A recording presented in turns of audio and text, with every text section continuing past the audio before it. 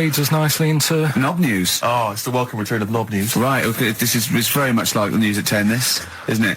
I do a bong, or in this case a schlong, and he gives me the headlines, the knob news of the day. Where have you collected all this knob news? Was there a lot of knob news this week? It was mental this week. The amount of stuff. The way it works, you give us the bong, I'll give you the headline, okay. Steve decides which stories we're going to talk about. And now on XFM, knob news. Schlong. Man grows knob on his arm. Schlong. Man gets doctors to make him a second knob. Schlong. Turkish prisoners made hole in cell wall to produce third inmate. Schlong. Doctors accidentally remove man's testicles. So, well, can I straight away go for the accidental removal of the testicles? Well, it's happened before, hasn't it? We've talked about that before. Well, how did what did he go in for a tonsillitis? What are they called? Tonsillectomy. And he went in the wrong way. What are you talking about? How can they accidentally remove his testicles? It says he didn't look at his folder, and the doctor said to the fella, "Oh, we've removed your testicles and we wanted to take out your prostate gland." So that's what happened. There's the story. This is what I mean. That's why I don't like going to the doctors. It happens, doesn't it? Because all these sort of it's when they say things like, "Oh, it's just we do loads of these operations." That's when they're not concentrating. Brilliant. Do you know what I mean? When they say it's procedure, that's like having a boring job that you do every day when you're not going to be concentrating. I prefer them to go, "This is a tricky one, this." I know what you mean. I do know what you mean. People, you watch TV programmes about, like, you know, removing someone's second head or whatever, and there's like the best surgeons from all over the world. It's televised. They can't make a mistake. They can't go, "We took his legs off by mistake." Whereas the fella who's having a prostate's like, "Oh, do you want to do it? I'm sick of doing that." Yeah. And they're probably doing a crossword whilst writing it. Of course they are. I've seen that actually in operating theatres. They're doing a crossword. That's what I mean. Yeah. I was just examining some of the other knob news, Rick, a little bit more closely. Man gets doctors to make him a second penis. I'm sure we're all interested to know what happened there. Yeah. A German who persuaded doctors to give him a second penis has lost his wife after he showed her the result. Biker Michael Gruber lost his original penis in a motorbike accident, and doctors built him a second one using a mixture of skin, bone and other tissues. Bone? Apparently, the penis worked so well that he was even able to father a child with his wife Bianca. But Gruber was still not happy and asked doctors to repeat the operation and build him a better organ, to which they agreed. From his hospital bed, he said, "I've got 2 penises, but no wife. I'm hoping when I get rid of one of the penises, I'll get her back." What do you mean? Sorry, he had 2 put on. What side does he wear? So he's had both. So he's had 3 then. Yeah. This is probably the thing that happened with Hitler when he had 1 ball, but he had 3 at one point, didn't he? So he just get one in the other ball. Appalling. And the only thing that would redeem the show is if he kisses the nipples. Because the nipple phone in if you want to speak to Carl. If you know the number, call in and try and persuade Carl while this record is on. We'll answer the phone.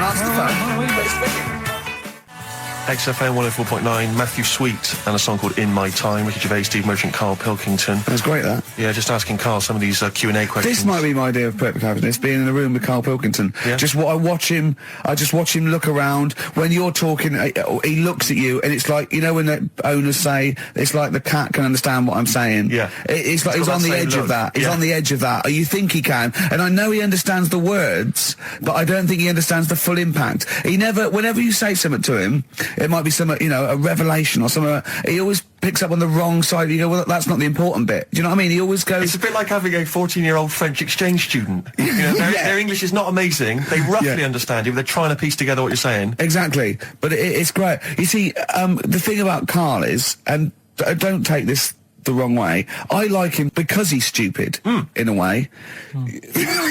No, I'm not being funny, but do you know what I mean?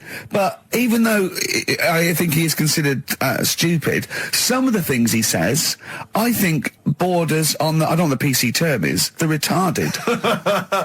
Do you know what I mean, Karl? Anything in particular you're thinking of, though, Rick, when you think of... Well, he was talking to me the other day because I'm trying to write a show called Science, and he's sort of going to help me out with some of the research, and I want him to do some on the DVD for it, right? And he was talking about it, And he was talking about, he says that in the future, they reckon we'll be able to, soon, he said, they'll be able to take us into space, and it's going to cost us £150,000. He said, what's the point? There's nothing up there. He said, when they went up there, right, he said, when Louis Armstrong went in 1966, right, he said, it was nothing there. So there was him, a fella called Buzz. There was one and third bloke that didn't even get out of the spaceship. He said he went all that way. He didn't get out to stretch his legs. How good can it be? Forget it. That's him summing up space exploration. Don't you agree with that? What's the point in going up there? Because are we talking about the finger in the arse again here, or space? Oh, what is the point in going? Because you're expanding, human endeavour, aren't you, and the human understanding of the world and the universe. It's like, what else are we going to do as a civilization, as a people, if we're not constantly searching and and reaching out into the far distance? But there's nothing there. Then. I know some people you grew up with that haven't left their street, but that's not everyone. But what is it? What do you mean there's nothing there? What has got to be there for it to be a worthwhile? Like, just something. To be honest, what would you be happy with finding out on the moon? Video? Just something. I don't think they looked hard enough anyway when they got there, because they seemed to get out, have a bit of a dance about, and then they came straight back. And I sort of think, did they look properly? It's not a day trip, is it? But what I mean they is... took that car out there, didn't they, and drove around a bit? Yeah, but only a little bit. What I mean is, say if an alien landed in Africa, there's not much there, so they'd go... What do you mean there's not much there? Well, it's a bit barren, isn't it? What, Africa? Just in general? Well, so anywhere like that, the desert or whatever, what I'm saying is, have a good look round. Probably where all life came from, and probably 500,000 species of animals live there. Buildings and that, and stuff. Oh, buildings. Well, just stuff. Yeah. I mean, did they look properly? Or did they just land, get out, go, a bit dusty, whatever, right, let's go back? I just think it's a bit pointless. Especially when we haven't done everything there is to do here. Go on. Well, I don't know, but I'm sure there is stuff that needs sorting out. Well, I know the place that there's no medical man has been in this room. Yeah. There's definitely an unexplored cavern sitting right. All right, Steve. Would you go to the moon if someone said there's a space? He doesn't march at a concert because he's scared his glasses to fall off. Of course he wouldn't go to the moon. They'd spin him round in training, his glasses would come off, and that'll be it. He'd feel sick. My worry is I'm not sure would I be able to wear him under the helmet? Imagine him! Like I went paintballing once, and I had to wear the glasses underneath the mask, and of course it was a bit hot weather, it was awful, it was steamed up in there. I couldn't see anything. I got shot straight away. I was out of the game. It was pointless. It cost me like £8. Yeah. You don't have to be that fit anyway, do you? You're only sort of sat there. Well, yeah, but what are you talking about? Think of G-force alone and weightlessness. Of course you've got to be... What? Yeah. I think when you said think of G-force, he thought of G4. Follow up with... But there's always something... I mean, when we were out the other night, Steve, right, there's a programme on about a spider that's a foot long and eats chicken. No one's talking about it. What do you mean? What do you mean? No, well, I'm sorry. I had to stand up because I thought I was going to explode. What do you mean there's a spider that's a foot long and eats chicken? There was a programme on about it, how there's this spider in the jungle or something. But I missed it because it was out, but no one's talking about that in the papers. And to me, that's a worry. Why? In case it nicks your Sunday roast. What do you mean? But if it likes chicken now, Rick, in like 2 years' time, who knows what it might I know, it move up the evolutionary ladder, it start liking Carl, then humans. No, I'm not saying about the chicken bit, because I eat chicken, that isn't that shocking, but the fact it's a foot long, and no one's, it's just on a Thursday night, no one's talking about it. What do you expect, though? What do you expect from this? It's got its own PR. What do you want? What do you want this spider bee to be famous? Where is it? Where is it? In the jungle. It's not worrying anyone then, is it? It's not going to move. Well, why? It's not going to... What do you mean? What do you mean it's not going to move? Well, how's it going to get here? Is it going to get on a bus? There's waves and that, they come in bananas and all that. So, don't worry about it. So, I'm not if you're going to be like that. Anyway, listen, we better line up Babushka. We better play that, surely, because I know you need to analyse those lyrics. That's very important to you, I know. We've still got that cork hitting. Cork on their head's going to be great. We're going to put his little head down and really give it a firing. Sponsored by Lindauer Sparkling. Refreshing. First of the game to die, Morrissey, XFM 104.9. I'm Ricky Gervais, with me Steve Merchant and Karl Pilkington. Well, Karl, you failed miserably. The scientists stuck away. Right, one more chance. What's happened in the last couple of weeks? Just one more chance to... What have you seen in the last couple of weeks? Well, like I say, I don't really watch the news and that, so Right. I can't tell them about that. But in a way, I think they're better off not knowing. I think that's the only good thing about being out there, isn't it? Not knowing about the bad stuff going on. Yeah. So I can't help them there. They don't need to look at the weather, do they? No, don't enough. No. But tell you about the Pope and that. Yeah, it's pretty extensive. What about the EU Constitution and the no votes? What do you make of that? What are your views? What's the problem there? Oh, this isn't No, but it's better this isn't not knowing. broadcasting, though, is it? This is nothing. Come up with something. Well, the fat baby then, the fat baby that they found that was on the telly. Right. Well, what was that? It's just a little fat baby. That Oh, for I don't know what. It's just a little fat kid and that. what? Tell what? It was What on is? the telly. It was on the telly. And But that, what was on the telly? You just said fat baby, fat baby, fat baby, fat baby on telly, fat baby on telly. You meant to be telling them what's happened in the world. Tell me about the fat baby on telly. It's just they've found some. There's this illness called Momo, right? And they've just got this woman had a kid. It's really sad. It was on Channel 4 and that, right? And kid's born. You sure it wasn't Jimmy Carr? Kid's born and that, right? Momo? It's called Momo. Isn't that yeah. a Black Music Award? No, right, little fat baby and that, and there's only 3 of them in the world. These little fat babies, Right. and So one of them. they're in danger. How fat? Are you not telling? What do you mean? How fat are they? 6 stone. It was only 2. And there's 3 of them in the world, and there was this one, and there was one in Brazil. Are they like endangered? Is that the problem? Because there's only 3 of them in the world. I'll be worried. Is it like a conservation campaign? Hunted for their flesh. No, it's sad. If you, I know it's easy to shouldn't joke and laugh, that, but if you you've can make seen an it, you'd interesting go, comeback, it's a bit sad and that. Well, I haven't seen it, and I know nothing about it. Well, I've told you, there's 3 of them in the world. Okay, what else was on telly? Something I watched the other night, that was just good. Again, you know, I learn stuff from the telly. I don't watch the news. Yeah, well, you don't learn stuff from the telly. Yeah, I'll tell you what, though. You told us there's a fat baby in the world. Forget about them. There's a spider eats chickens, and there was a fat kid. Forget them in Iceland, right? Yeah. We'll give them Rockbusters later to do, right? Iceland! But what's the name? I tell you what is interesting, Steve. What? I didn't know that much about it. Autism. Okay. Oh, good. With some more entertaining stuff on XFM 104.9. No. Just to cheer up people. Go on, and what? Come on. No, right. Have you heard about it, Steve? What it is? Autism. It scares me to death when he comes up, when he touches on a serious subject. We've been talking about wheeling a dead pope round, the Chinese don't age well, and ginger people are hated. And now we're going to touch on a really, I mean, No, I said- my heart's in my throat. Go Yeah, on, Carl, I then. said Tell me your baby. insights to autism. Right, well, there was this, again, Channel 4 coming up with some good stuff at the moment, right? It might have been Channel 5. He said talking about Time Out. I said something about in Time Out, and he went, yeah, do you read that? I went, yeah, I read it, get it every week, yeah. He went, there's no point though, is there? He said, because it's like a telephone directory. You know, if you want to look something up, you look it up, but you'd never sort of browse the telephone directory. And I went, that's an interesting point. He went, although I did.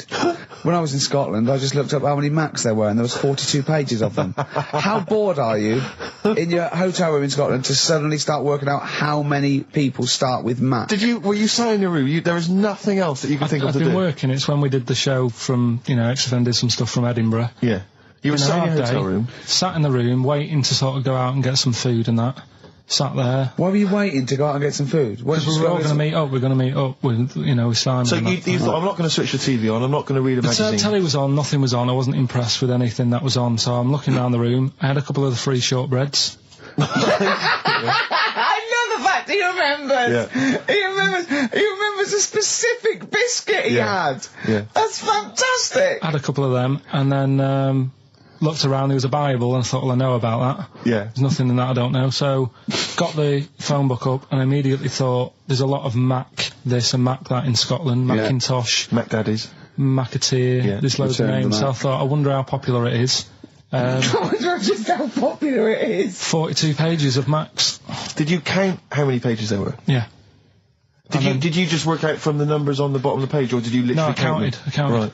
And how many do you reckon are on a page? There's a lot in there. If someone could tell you approximately how many names they get on one page. How long did it take you, this whole procedure? What, the counting? Yeah. Not that long. No, it's just 42 counting pages. Yeah. It's not that much. They're all And what together, did you luckily. do once you digested that information? What did you do with that information? Did you tell Stored people it, when you haven't I? I mean, look, how long ago was the Edinburgh Festival? I stored it along with the biscuit. I'm working through a load of animals, right, that I'm finding out whether we need them or not, right? Right. Because, like, jellyfish, to me, I'm a bit puzzled by them. I don't really know why we need jellyfish, and I spoke to some Turtles expert. eat them. What? Turtles eat them. Yeah, I know, but do we need turtles? Do you know what I mean? It goes on and on, doesn't We it? need humans. Well, you know, I mean, I might get to that bit, but Yeah. I need to sort out the animals first. I've got a lot on. So the thing is, I've left the jellyfish. We know we need them, right? Right. So octopus, Yeah. right? I know they're pretty brainy. Incredibly brainy. A story that I heard, I don't know if it's true, but there was some science lab somewhere, right? Yeah. Where they had some octopus in it and they had some crabs. Yeah. And at night, the octopus was like getting a bit bored on its own in the dark and that, and they sort of come alive in the dark, don't they? Yeah. They like the dark. Yeah. And the octopus had its eye on the crabs, and at night when it's dark, it was getting out of its little cage, crawling along the floor, getting in the crab's cage, getting them out and eating them. I don't doubt it. We put jam jars with the lids on with crabs in, and they'll open the jam jar and... You're joking? Yeah.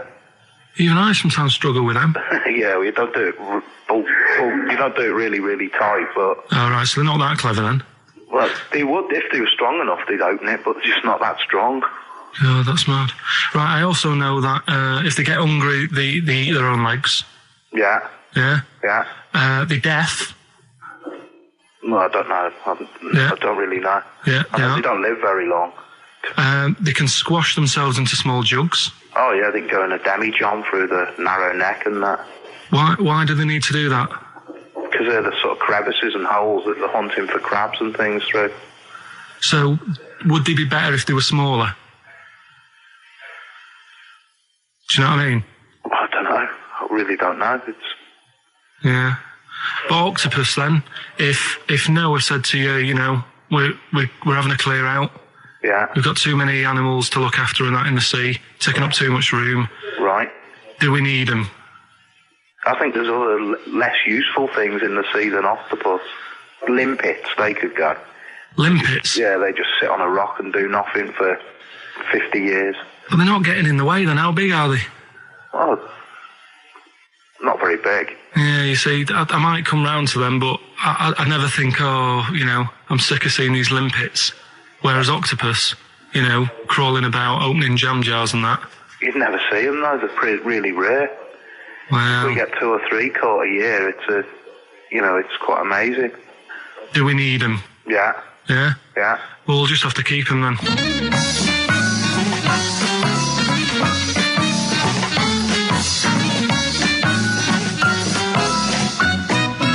I love that Carl can confuse a scientist. Yeah. Yeah, because all systems of logic break down. I know, Everything they've ever even the learned. scientist was going, well, get rid of Olympics. Yeah. That is Who brilliant. was that guy? I think his name was Chris, And where was he from? in a place called Megavissi, where I went one year. Megavissi. And is he he's a scientist, is he? I think he's got a fish shop or something like that. He's got a fish shop. No, he doesn't. Well, like an aquarium type place. Oh, right. So, A fish shop. it wouldn't fish and chip shop. It wouldn't be past him that he, a Winkle store. He's got a Winkle store at Poole Harbour. Yeah, that's an expert. right then, which leads us nicely into... Knob news. Oh, it's the welcome return of Knob News. Right, okay, it's very much like the news at 10, this, isn't it? I do a bong, or in this case a schlong, and he gives me the headlines, the knob news of the day. The big, where have you collected all this knob news? Was there a lot of knob news this week? It was mental this week. The amount of stuff. The way it works, you give us the bong, Yeah. I'll give you the headline, Okay. Steve decides which stories we're going to talk about. And now on XFM, knob news. Schlong. Man grows knob on his arm. Schlong. Man gets doctors to make him a second knob. Schlong. Turkish prisoners made hole in cell wall to produce third inmate. Schlong. Doctors accidentally remove man's testicles.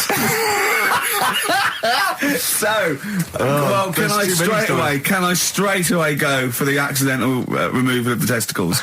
Well, it's happened before, right? We've talked about that before. Well, how does it, what did he go in for a tonsillitis? What are they called? Tonsillectomy. And he went in the wrong way. What are you talking about? How can they accidentally remove his testicles? It says he didn't look at his folder, and the doctor said to the fella, "Oh, we've removed your testicles and we wanted to take out your prostate gland." So that's what happened. There's the story. This is what I mean. That's why I don't like going to the doctors. Yes. It happens, doesn't it? Because all these sort of it's when they say things like, "Oh, it's just we do loads of these operations." That's when they're not concentrating. Brilliant. Do you know what I mean? When they say it's procedure, that's like having a boring job that you do every day when you're not going to be concentrating. I prefer them to go, "This is a tricky one, this." I know what you mean. I sort of do know what you mean. People, you watch TV programmes about, like, you know, removing someone's second head or whatever, and there's like the best surgeons from all over the world. It's televised. They can't make a mistake. They can't go, "We took his legs off by mistake." Whereas the fella who's having a prostate's like, "Oh, do you want to do it? I'm sick of doing that." Yeah. And they're probably doing a crossword whilst right it. Of course they are. I've seen that actually in operating theatres. They're doing a crossword. That's what I mean. Yeah. I was just examining some of the other knob news, Rick, a little bit more closely. Man gets doctors to make him a second penis. I'm sure we're all interested in knowing what happened there. Yeah. A German who persuaded doctors to give him a second penis has lost his wife after he showed her the result. Biker Michael Gruber lost his original penis in a motorbike accident, and doctors built him a second one using a mixture of skin, bone and other tissues. Bone? Apparently, the penis worked so well that he was even able to father a child with his wife Bianca. But Gruber was still not happy and asked doctors to repeat the operation and build him a better organ, to which they agreed. From his hospital bed, he said, "I've got 2 penises, but no wife. I'm hoping when I get rid of one of the penises, I'll get her back." What do you mean? Sorry, he had 2 put on. What side does he wear? So he's had both. So he's had 3 then. Yeah. Yeah. This is probably the thing that happened with Hitler when he had 1 ball, but he had 3 at one point, didn't he? So he just kept one in the other ball, gave his mum one, and kept the other one. Well, nice. we're supposed to. I mean, of all the thing, I mean, it is horrible. We're not like having a go. This is what I always worry about when we play. But at the end of the day, that's what he's singing about. So we're not having a go. No, and it's not a real person. It doesn't really exist.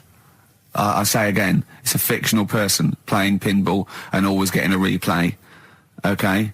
This fella's saying that he's good at pinball, he's played from Surrey to Bromley, but this little deaf and blind kid, he can't believe it. He cannot believe it. If you had to lose something, Steve, right? It wouldn't be money. That's fair enough. Your sight or your ears. What? That's too much. I can't decide. That's too painful.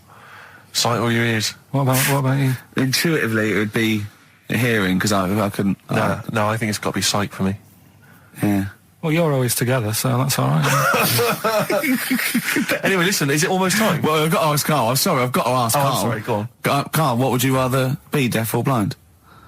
When does this question ever really come up? When the doctor goes, "Well, listen, you've got well, we can operate, we can either lose your eyes or your ears. It's up for you." This is never a decision that has to be made by anyone ever in life. But go on then, would you rather be blind or deaf? It depends where you live. So. I'm not even sure these are PC terms, blind and deaf, anymore. Would you rather use your sense of sight or sight of hearing? Depends where you live. What do you mean it depends where you live? Well, say if you lived in, like, a barren sort of, you know, Africa or whatever, right? Naught to see, right? Sure. So you could lose your sight. Sure. But if you lived in a woman's locker room... Well, if you lived in... Quite noisy. Yeah, it's quite noisy. Stop banging that door. Yeah, I'll have my sight, lose my hearing. But if you live in, like, New York, loads to see, but a little bit noisy. Sure. So... Perfect. That is a brilliant answer. Unbelievable, once again. The first cut is the deepest. Let's hear it, Rick. On this album as well is The Killing of George. You know, Georgie Part 1 and 2, remember? About the gay bloke. Georgie Boy was gay, I guess. His favourite song. Carl's favourite song, right? And I was going, oh yeah, I remember that, yeah. I said, and I said, did not intend to take his life. He just pushed it when he gets mugged and killed. Do you know what he said? I was sitting outside, I was singing, he went, well, as I said, they go out too late. They go out too late? He meant gay people go out too late. He went, no, they do. I went, what do you mean? He said, well, they're always out, they go out when people are coming home. He said, if he'd have been in bed by 10, he'd still be alive today. That's a sobering lesson. And he went, there's one that works here and he's shattered every Monday. Oh, if you're gay and you're listening, just be in bed earlier. Yeah. When sensible people go out. Yeah. You're right, we're not on the continent, Carl, If you're gay and you're not in bed by 10, go home. Yeah. I don't get it. Now, right, okay. You know, you've been told not to mention it. Yeah. And you're like a little kid. Yeah. And once things are in your head, Yeah. it's difficult not to mention it. I mean, when I was a kid, Yeah. right? My mum's sister Hazel was seeing another bloke. It's weird because she's a lesbian now. That's really weird. That must have been an interesting Christmas. But anyway, she was seeing this bloke, and he looked like Ken Dodd, apparently. He looked like Ken Dodd. Looked like Ken Dodd. So people said, don't mention it because it gets on his nerves when you like meet him and you go, oh god, you look like Ken Dodd. So I said, all right, his name's Will or whatever. And I was introduced to him. First thing I said, nice to meet you, Ken. Did you do it as a joke, or did you? No, because you know when you know, it's like, I'm not allowed to say that. I can't say that. I mustn't say that. Can't. And then I saw him. I thought, Jesus, does look like him. It just came out. Was it Doddy who turned her into a lesbo, do you think? Well, he wasn't a good-looking bloke, so possibly. She started going out with Esther Ranson now, which is weird, out of the frying pan. What was the story with the lesbianism then? How did she announce that to everyone? What age was she when she realised? Well, I mean, we're not a close family, do you know what I mean? We're not a sort of family who keeps in touch with everyone. And I think my mum called her up one Christmas and sort of said, you know, how's the Diddy men? How's Nutty Ash? And she said, oh, no, I don't do that anymore. I'm knocking about with Sandra or whatever. Right. And it was like, oh, right. No. Right, educate me, Carl. Right, well, Go on, say, right. Educate me. Well, what we're looking at this week, we've done war, we've done we've nailed that. We've nailed war. We summed up war with a little French bloke whose battle cry was "John's got a moustache." Right. So, and last week we did science. What would you do on science then? Airy kid. Brilliant. Right. Yeah. So this week we're looking at medical problems. I'm sure we do Airy kid every week. Medical problems. Then I've got a couple of things under the banner of then educate me. Yeah. We've got this is interesting, right? Do you know if you have an operation on your brain, right? What they do is I mean, this is why I'd never go to the doctors. I don't like doctors because this sort of stuff freaks me out, right? They can operate on your brain, and what they do is they put you to sleep first, cut your brain case open. Your skull, yeah. The brain case. Yeah, yeah. And then wake you up and operate on you. So you sat there with your head open, messing with your brain, and you don't feel anything. Well, there's no nerve endings, is there, in the brain? But still, it's not right, is it? What, you think they do it for fun? No, they go on, Reg, wake him up so he looks freaked out. Is it necessary that you're awake, do you think, or... Well, they need the brain active, don't they? Yeah, but it is when you're asleep, you're having mad dreams. I had a mad dream the other day. Go on. No, I might tell you about it later, but there's no sense to it. But, so your brain's still... Where's this conversation? Yeah, I mean, it'll turn out, I go, no, Carl, I was there, that wasn't a dream. Yeah. No, but... So, I mean, if I had an operation... On your brain, heaven forbid. Well, operation anywhere, I'd like to sort of think, well, I'll have an injection, I'll go asleep, but when I wake up, it'll all be sorted. Yeah. The fact that... Your brain case is open. And they wake you up and you think, oh, is it all done? And they say, well, have a look in the mirror. And your brain... See, I don't think they do that. I don't think they try and frighten you when you're doing an operation. Yeah, I don't think that you go about your business and they sort of follow you around, dabbling. Yeah. No, but it's almost like they are having a bit of a laugh with you. Right, well, I'd just like to say now that they don't. Anyone who's going in for an operation on their head, do not ever listen to anything Carl says. Why have you got to be awake? Because you'll be bored anyway, you'll be sat there. They give you a telephone directory, look, and they say, look how many Macs are in there. That's the Scottish telephone directory. And, you know, time flies when you're counting that sort of thing. No, but do you know, like, when you... What are you telling me? What are you I'm just asking saying me? how weird it is. It's weird, isn't it? It's like, do you know when you go for a haircut, right? It's a bit embarrassing. Well, I don't anymore, but when you go for a haircut, it used to be... When you go for a haircut? It used to be a bit embarrassing when, like, they'd wet your hair and they'd make you have that sort of Hitler cut because your hair's wet, and I used to hate it, and I think, do you have to do that? Do you know what I mean? You know It's what I mean, similar. don't It's you? very similar to open skull No, surgery. what I'm saying is, it's almost like barbers like to do that to make you look daft and feel daft for a bit, and there's women coming in and out, and you're sat there with a daft haircut. Yeah. And this is what that reminds me of. Do you think they do it in a shop window, this brain operation? I'm just saying, it's a bit Do you weird. think, why are we doing it in John Lewis's? Just so more I people love can the idea that that's what doctors are doing. Let's make this guy look a bit stupid. Yeah. Open his brain Look case. at the twatty look with his brain out of his head. Take a Polaroid. Reg, take a Polaroid. Look at him. Look at his face. Right, clock his face when I give him the mirror. Get this on camera. Put this fake nose and glasses Sorry, on. is that? Did you teach me something then? Was that I thought educational? you that your brain case can be open with you're awake, and you just sat there sort of letting them get on with it. Brilliant. I've learned that. I'll never forget that. Right. Remember the cheeky freak of the week that we were talking about? That illness where people age quicker. The 5-year-old girl that was older than her mum, and he said to you, what, if you ran off like you wouldn't serve her fags and beer? And you went, no. He went, why not? And you went, because it's a 5-year-old. Yes. Right? He went, oh, she's got enough problems. Give her some fags. You remember that, don't you? Sure. Yeah, right. So another dilemma for you, right? Picture this: you're running a restaurant, right? Door goes, right? Few people. Most of them look normal. You notice the woman at the back, crawling on all fours. Top half is woman, right? This is real. Yes. This isn't like a comic or anything. This is on, Yeah, was on the internet. I've seen it. They're called dog people, and her legs just come straight down. They're like little twin legs at the back, and so they walk on all fours because it's easier. Dog people, right? Yeah, You've not got dog people. They're human beings All with deformed back legs, so they walk. It's easier for them to get around like that because they can't stand up because they can't stabilise, and also it comes straight out of their hips. Right. So you're running a restaurant. It's a busy night. You haven't really got time for any hassle. She comes in. Would you serve her? The premise being what? That he doesn't serve dogs. Because the restaurants don't allow animals in. Right.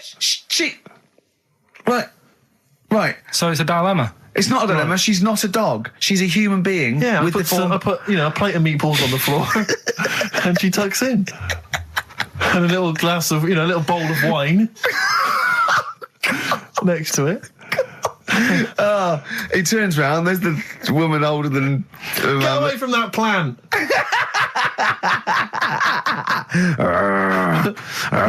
Is service included?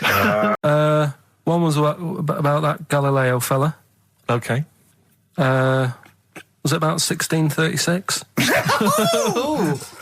Was it? I think it might have been not earlier. bad. Go on. Did some stuff with light and that. Yeah, he did lots of physical experiments. Yeah. Is that it then, Carl? Is it? He did some stuff with light and that. What did he do with light? What was that? Well, I think he invented the first Telescope. telescope. So I think it's a particular lens though. And he did experiments where he dropped famously two different weighted balls from Pisa, and they hit the ground at the same time, showing that it doesn't matter, the weight doesn't matter, but air resistance does, and stuff like that.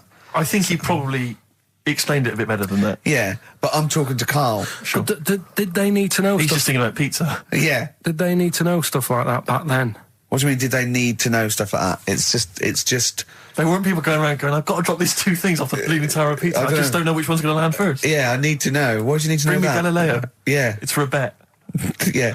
No, but if I was knocking about then, I'd be like, stop messing with that. We need a telly. Or, do you know what I mean?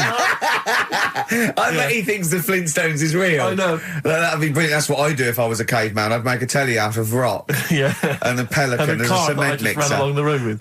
Yeah, exactly. Yeah, we need a car. Yeah. Well, we haven't really got the internal combustion engine. Can you stick your feet through the bottom? Yeah, just get me a car, for Christ's sake. Anyway, so I learnt that. And then, we went. It was a great day, wasn't it? Brilliant round of golf, absolutely brilliant. Such a beautiful place in Stoke Poges, like a really posh place. And are you a good golf player? well, we'll get to that. Oh, okay. Oh, blimey. Wow, Well, he bought the shoes especially for it. Oh, brilliant. I'd love to have seen him in those little shoes. I know, and they were no good because they were metal spikes. We had to change them. He was annoyed straight away. He spent over £22 on these golf shoes. We hired a buggy that was brilliant fun. I was bombing along, wasn't I? I don't drive, but it was great on that buggy. Well, you've been on a buggy with me, and you were a bit scared. Yeah. What I nearly killed us once. I was just taking banks and things, but you don't see sort of bunkers, and he'd scream and go, stop! And he'd put his foot down the brake, and then I reversed. At one point, he sort of did a handbrake turn next to the lake, and then we had to reverse, right? And you just flick a switch and put your foot down. He did that without looking. I looked behind, there's a big oak tree there. He screams, watch the tree, right? So Dukes of Hazzard. I kept jumping in and leaving him behind because I had to go to my ball. Because anyway, so the first shot, I got on the driver. I honestly did one of the best shots I've ever done. It went straight down. It was great. I thought, phew, got away with that because it's always the first one because it's a clubhouse and you want to look good. Yeah. So. He tees up, and I've been saying, buy some balls. He just got 6 balls. I was going, what if you lose me? I won't lose 6 balls, right? He tees up, right? Whacks it. It goes miles, like right angles, straight into these the woods, right? He turns around, he goes, go and buy some more balls. So I'm laughing because it's like impolite to laugh, but he broke the ice for me, and I was falling around. And then his second shot, I go, you're off a 3 now. If you take another shot, he went, oh, right. So it's his third shot. He puts the ball down. He hits the ground before it and misses the ball altogether. And I was on my back, wasn't I? Unbelievable. Actually rolling about on his back. And we were terrible. I went round 107. He went round in like 119 or something. Sure. It was just rubbish. How long did it take? 5 hours. Of course. And there was no one around, luckily. But it was fantastic. So then we go and have our meal. What annoys me, I said, right, I'll go for a run. He went, I'll have a bath. I said, I'll see you at 7:45. At 7:55, I have to call him. He's not ready, so he's let me down there. I can't stand lateness or laziness. Lateness. Yeah, and he's let me down. Do you know his excuse? He fell asleep in the bath because there was no light bulb. There's no light bulb in the bathroom. So instantly he fell asleep, and he was late. No, do you know what I mean, though, Steve? If you're sort of, like, nice and warm and what have you... I was tired anyway. I've been stressed out for 4.5 hours, right? My life flashed in front of me a few times in that buggy. So it's all sort of wears you down a bit. I thought, right, I've got a headache. You're going for your run. I'm going to have a bath. I walk in, put the light on. For some reason, it didn't come on, but I thought, it's all right. I'll just... doesn't matter. You can have a bath in the summer, so it's light anyway. Well, there's no windows in the bathroom, so... So you were in the darkness? So I'm in the darkness. I nod off because I'm shattered. He calls up, hassling me. So I said, well, it doesn't normally take that long for me because, I haven't got, like, long hair. I've got a dryer and so I can sort of one wipe. Yeah. He's already 10 minutes late, though, when I called. Well, 10 minutes. 10 minutes.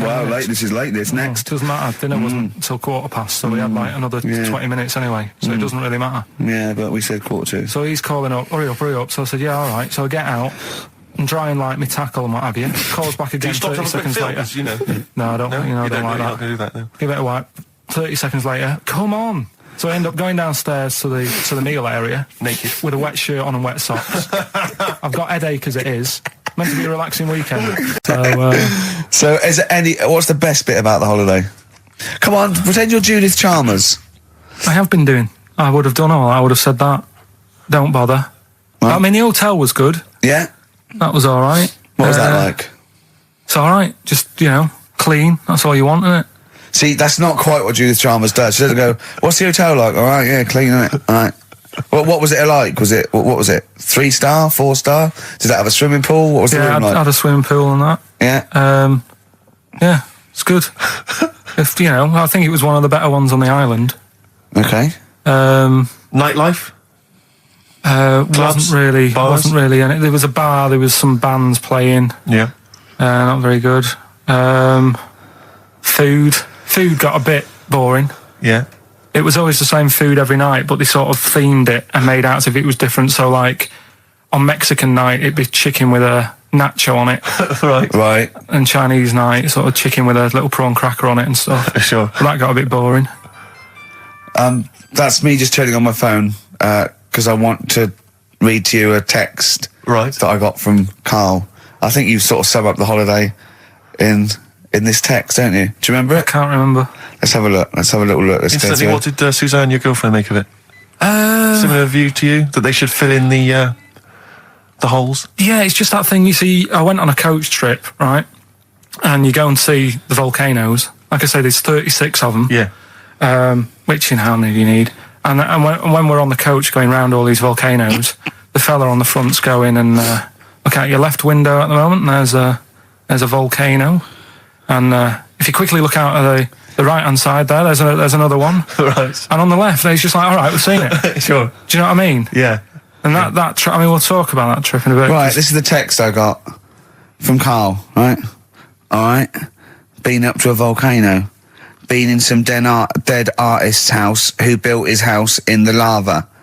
They said they would show me science with volcanoes, but all they did was chuck some water in a hole and it shot up in the air. No dwarves in the canteen, no scousers here, but there is a Swede woman with a big head. She looks effing gormless with a cap on. If you want, I'll pay for you to take history again. Karl, we'd love to see you get a C or above. And Well, we're I'll willing pay to... for you, and I'll get you some books. Right, now listen. We can, let's get, I reckon, when are the exams? June? Something like that, yeah. We'll try and register next week, and I reckon you can get an A or B. I'm history. I'm In history. No, don't worry about it, it's just easy. I get you Brody's notes. If Heat magazine, they love you, Karl. They could probably sort something out. They could probably pay for a tutor. They got a lot of money, they sell a lot of magazines. I mean, it is always, almost always, and you found that out, I discovered this, it's always the Tudors and Stuarts. There's no fear for them not coming up. Now, what do you already know about them? You must already know stuff about Henry VIII and Elizabeth. No, because it's too long ago to even get interested in. Do you know what I mean? You can't. Is that why you relate to didn't- it. Okay. The Anderson thing, it was like, God, I bet my mum and dad were in an Anderson shelter. This is interesting. What, when they... Oh, my granddad would have, had something to do with this. But the Tudors, it's like, I don't know even if they had a family back then. Play record! We come back Hang on, Sorry, hang on. Steve, Because I need to introduce the new feature. Yeah, for the I record. don't know if I had a family back then. Carl, You're a listen, let me genius, just Karl. ask you now, right? If you can finish this sentence, we've got a chance. Divorced, beheaded, died. Divorced, beheaded. Died. What is it? We just need to do a little bit of work, but otherwise I think you're going to be fine. It's how you remember what happened to Henry VIII's wives. They're little... Divorced, beheaded, died. Divorced, beheaded. It's like spam. Support... What's it? Support, protection, anchorage, movement. That's how You're going to that's nothing to do with the Tudors No, and nothing Stuarts. to do with a skeleton. Yeah, see, no, we're not doing biology. Mnemonics and acronyms. What happened to Henry VIII's last wife? Did she die, or did she not die? Divorced, beheaded, died. Divorced, beheaded. Do you know that the only king that has got a moustache is... No. The only king that hasn't got a moustache is the King of Hearts on the playing cards. Karl is genuinely... I don't know if he's actually upset or embarrassed, but it doesn't matter. Why does it matter? You were 15 and didn't go to school. If you were my friends, I think you would have just said, oh, we can't find them. Why? But you just wanted matter, to know. What's to do with that? Well, what do you mean? What do you mean? It's ridiculous. Do it again because you want to learn, because there's great things in the world to learn about. Don't worry. Look, GCSE is vocational. Is vocationally for a 15, 16-year-old to go on to do A-levels or whatever, or to get results. But you don't need that because you've done very well. You don't care about the Tudors and the Stuarts. I mean, I mean, I've had a couple of jobs, not this one, because you don't need qualifications to get a job. Obviously. Yeah. In the radio. Yeah, obviously. You're absolutely right. But Yeah. the ones that I have got in the past, I did, because I didn't collect them, I had to lie. And I didn't like go mad. I didn't say I had A's and stuff. But I didn't put history down because I didn't even know I did it. So it's a bonus. I kind of treated myself to like a D and a couple of C's and that. So it's like, well, there's not I love the fact that Carl even then was honourable. It's like, I'll at least put down the ones I think I took and lie, but the ones I didn't take, I won't lie about. Yeah, and don't give yourself a B. Exactly. If they're going to find out you lied, give yourself a B next time, It could Carl. backfire, couldn't it? I mean, my brother's a bit mental, and he used to do things like go for jobs and say, oh yeah, I've done this before. Like being a mechanic, and he's never even picked up a spanner. And yet, he'd have the confidence to go and try and fix cars. Well, I'm not that daft, but God, and he. Who do you blame for this? That's just an easy way out. I have to blame myself. No? Yeah. What was the teacher like? Well, there's loads of different ones. I didn't like... I mean, the history teacher, it is my own fault, because with her, she's a bit mental. And I used to kind of stop the lesson by saying, oh, miss, tell us about your fireplace you've got that is made from a gravestone. Because that's what that would stop any English teacher in their tracks. And she loved telling you about it. Yeah. It was like, oh, I learned that from a teacher. So that's why I didn't know about divorce, head loss, and all that. Yeah. Dandruff legs. Horse, head loss, dandruff legs. But remember now, divorce beheaded died, divorce beheaded survived. That's all you got to remember. So, yeah, the things that annoyed me was like, you get bored, sat around the pool after a couple of days. I'd read my book. Yeah. You know, there wasn't much going on the... Not even any crabs to throw sand at, was there? No crabs or anything. They wouldn't bother with Lanzarote, right? So, decided to go on a little trip. That's when I saw the volcanoes and that, 36 of them. So, we go on the trip, and the thing that annoys me, it does happen every holiday that you go on. If you go on a sort of a package thing, they have these trips, right? And you pay about 40-odd quid, and they give you some wine, so it make it feel like you're getting your money's worth. But, how many of these trips have you been on then? Loads. Probably about 12. More holidays than I've had. Go on. Yeah, so anyway, so you're on the coach, right? And they take you for the volcanoes. They took us in the middle of nowhere. Yeah. Right. There's nothing else round there. Sure. It's like I say, it's like Mars, but with holes in the ground. Yeah. Right. And they sort of drop you off, and they go, right, everybody, see you back here in an hour. There's loads of volcanoes for you to look at, and a coffee shop over there. And you know for a fact, right, you don't need an hour there. You could just say, well, just keep the engine running, because I'll have a look in this hole, we'll get back on, give us 5 minutes. Don't need an hour. Absolutely. Yeah. We went, it was a great day, wasn't it? Brilliant round of golf, absolutely brilliant. Such a beautiful place in Stoke Poges, it's like a really posh place. And are you a good golf player? Well, we'll get to that. Oh, okay. Well, he bought the shoes especially for it. Oh, I'd love to have seen him in those little shoes. I know, and they were no good because they were metal spikes. We had to change them. He was annoyed straight away. He spent over £22 on these golf shoes. We hired a buggy that was brilliant fun. I was bombing along, wasn't I? I don't drive, but it was great on that buggy. Well, you've been on a buggy with me, and you were a bit scared. Yeah. What? I nearly killed us once. I was just taking banks and things, but you don't see sort of bunkers, and he'd scream and go, stop! And he'd put his foot down the brake, and then I reversed. At one point, he sort of did a handbrake turn next to the lake, and then we had to reverse, right? And you know, you just flick a switch and put your foot down. He did that without looking. I look behind, there's a big oak tree there. He screams, watch the tree, right? So Dukes of Hazzard. I kept jumping in and leaving him behind because I had to go to my ball. Because anyway, the first shot, I got on the driver. I honestly did one of the best shots I've ever done. It went straight down. It was great. I thought, phew, got away with that, because it's always the first one because it's a clubhouse and you want to look good. Yeah. So. He tees up, and I've been saying, buy some balls. He just got 6 balls. I was going, what if you lose me? I won't lose 6 balls, right? He tees up, right?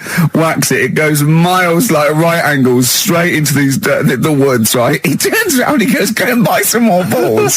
So I'm laughing because it's like impolite to laugh, but he broke the ice for me, and I was falling around. And then his second shot, I go, you know, you're off for 3 now. If you take another shot, he went, oh, right. So it's his third shot. He puts the ball down. He hits the ground before it and misses the ball altogether. And I was on my back, wasn't I? Unbelievable. Actually rolling about on his back. And we were terrible. I went round 107. He went round in like 119 or something. Sure. It was just rubbish. How long did it take? 5 hours. Of course. And there was no one around, luckily. But it was fantastic. So then we go and have our meal. What annoys me, I said, right, I'll go for a run. He went, I'll have a bath. I said, I'll see you at 7:45.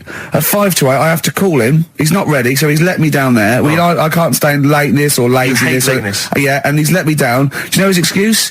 He fell asleep in the bath because there was no light bulb. There's no light bulb in the bathroom. So instantly he fell asleep, and he was late.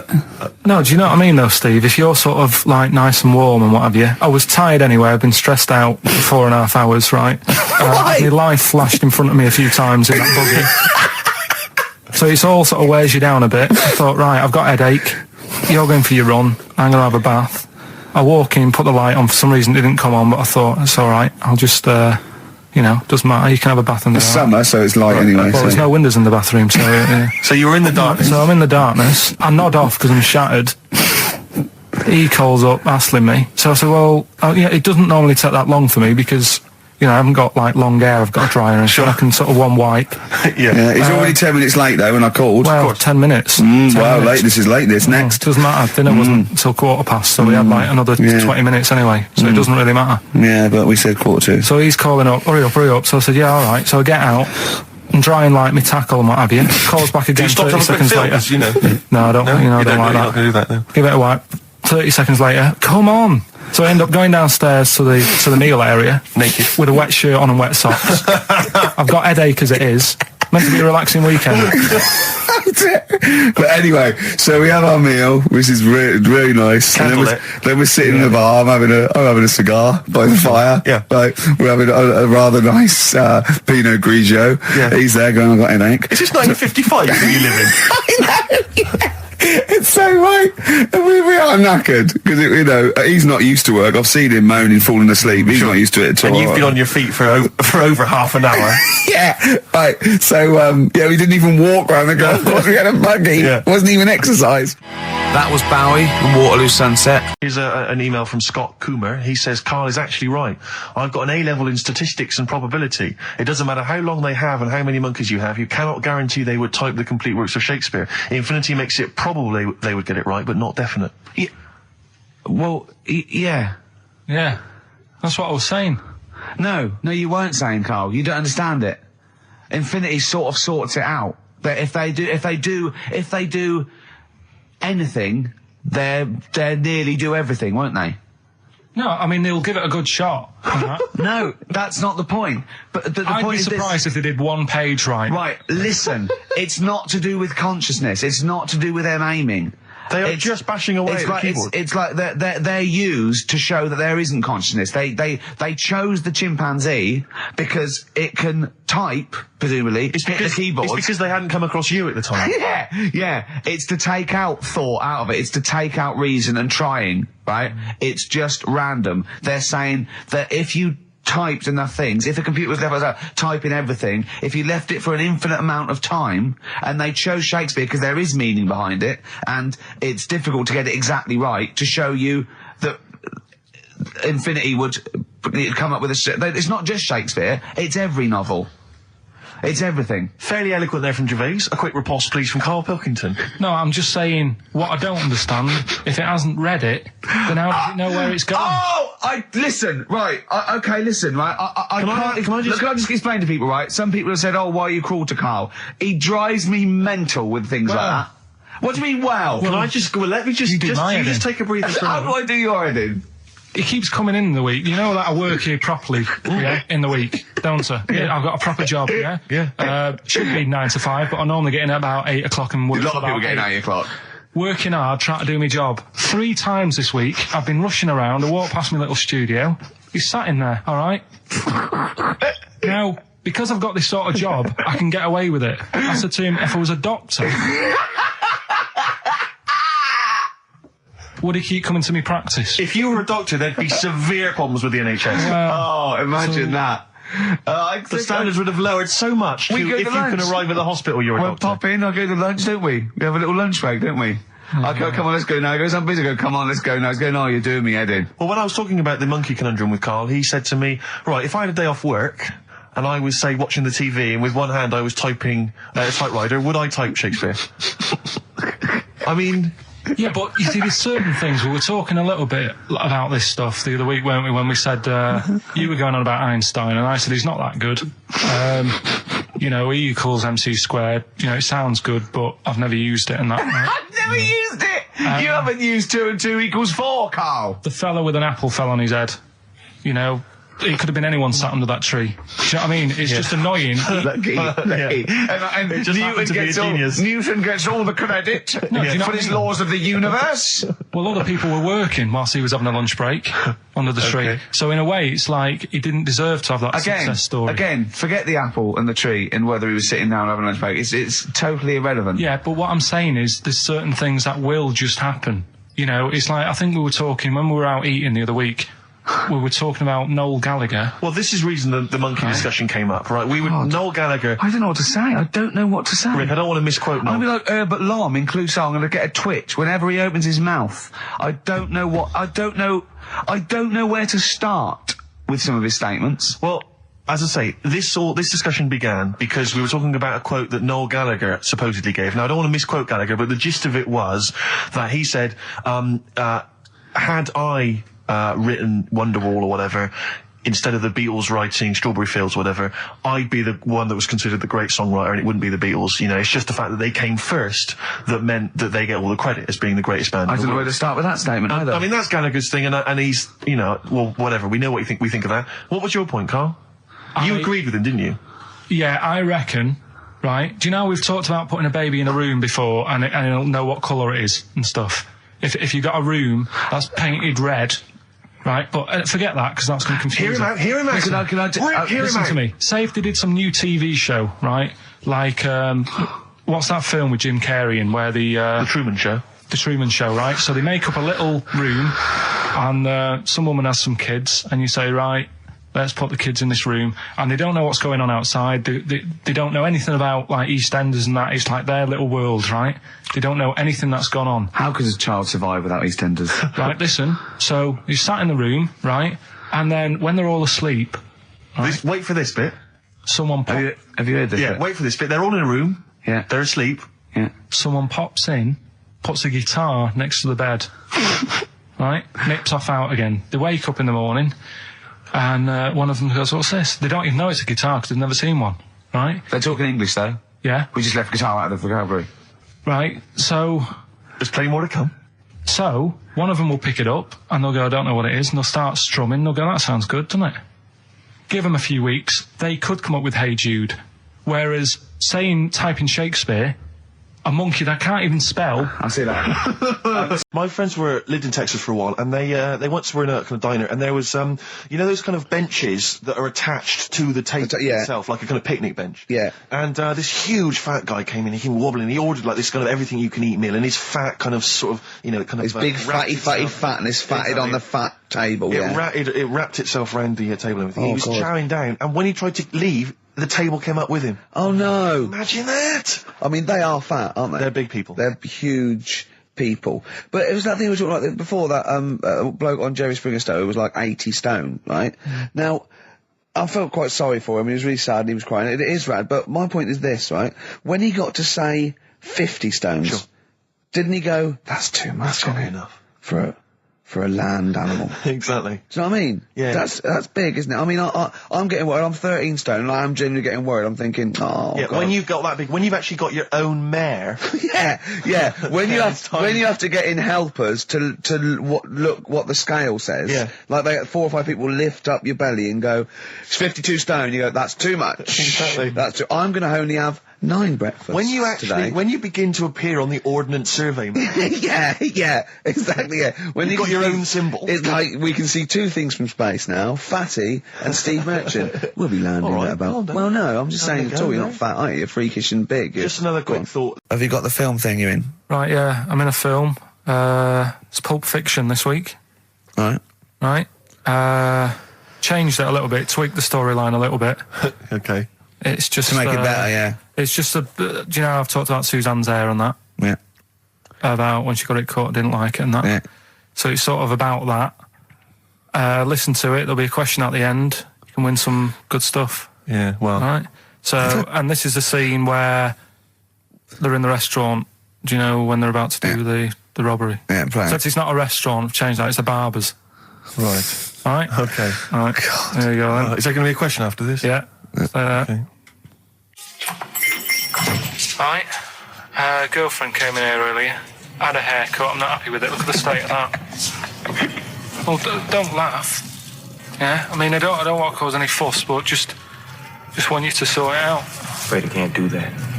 Well, you can do that, because it looks a mess. Look, my friend, this is just where you and I differ. Well, you've got to do something, because look at it. When she came through the front door at home, I thought Dave Hill out of Slade had walked in. Funny, I was thinking the same thing. Look, I don't want to cause any problems or anything. She hasn't even seen it properly yet. She sort of had it cut and came straight home and didn't look at it. Suzanne, just look in that mirror. Look what they've done to your head. God damn it, what is it? Suzanne! No! We're not going to do anything stupid, are we? I'm the manager here. There's no problem. What do you mean it's not a problem? Look at the state of her hair.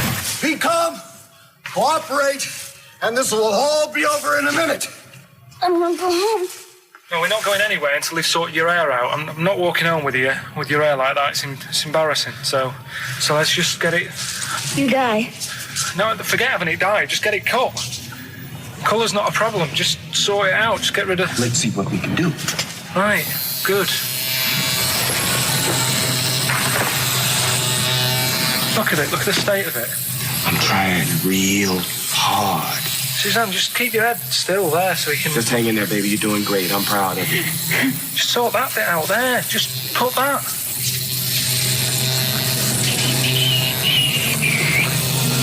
My barber says I've got the hair of a Chinaman. Have you heard that before?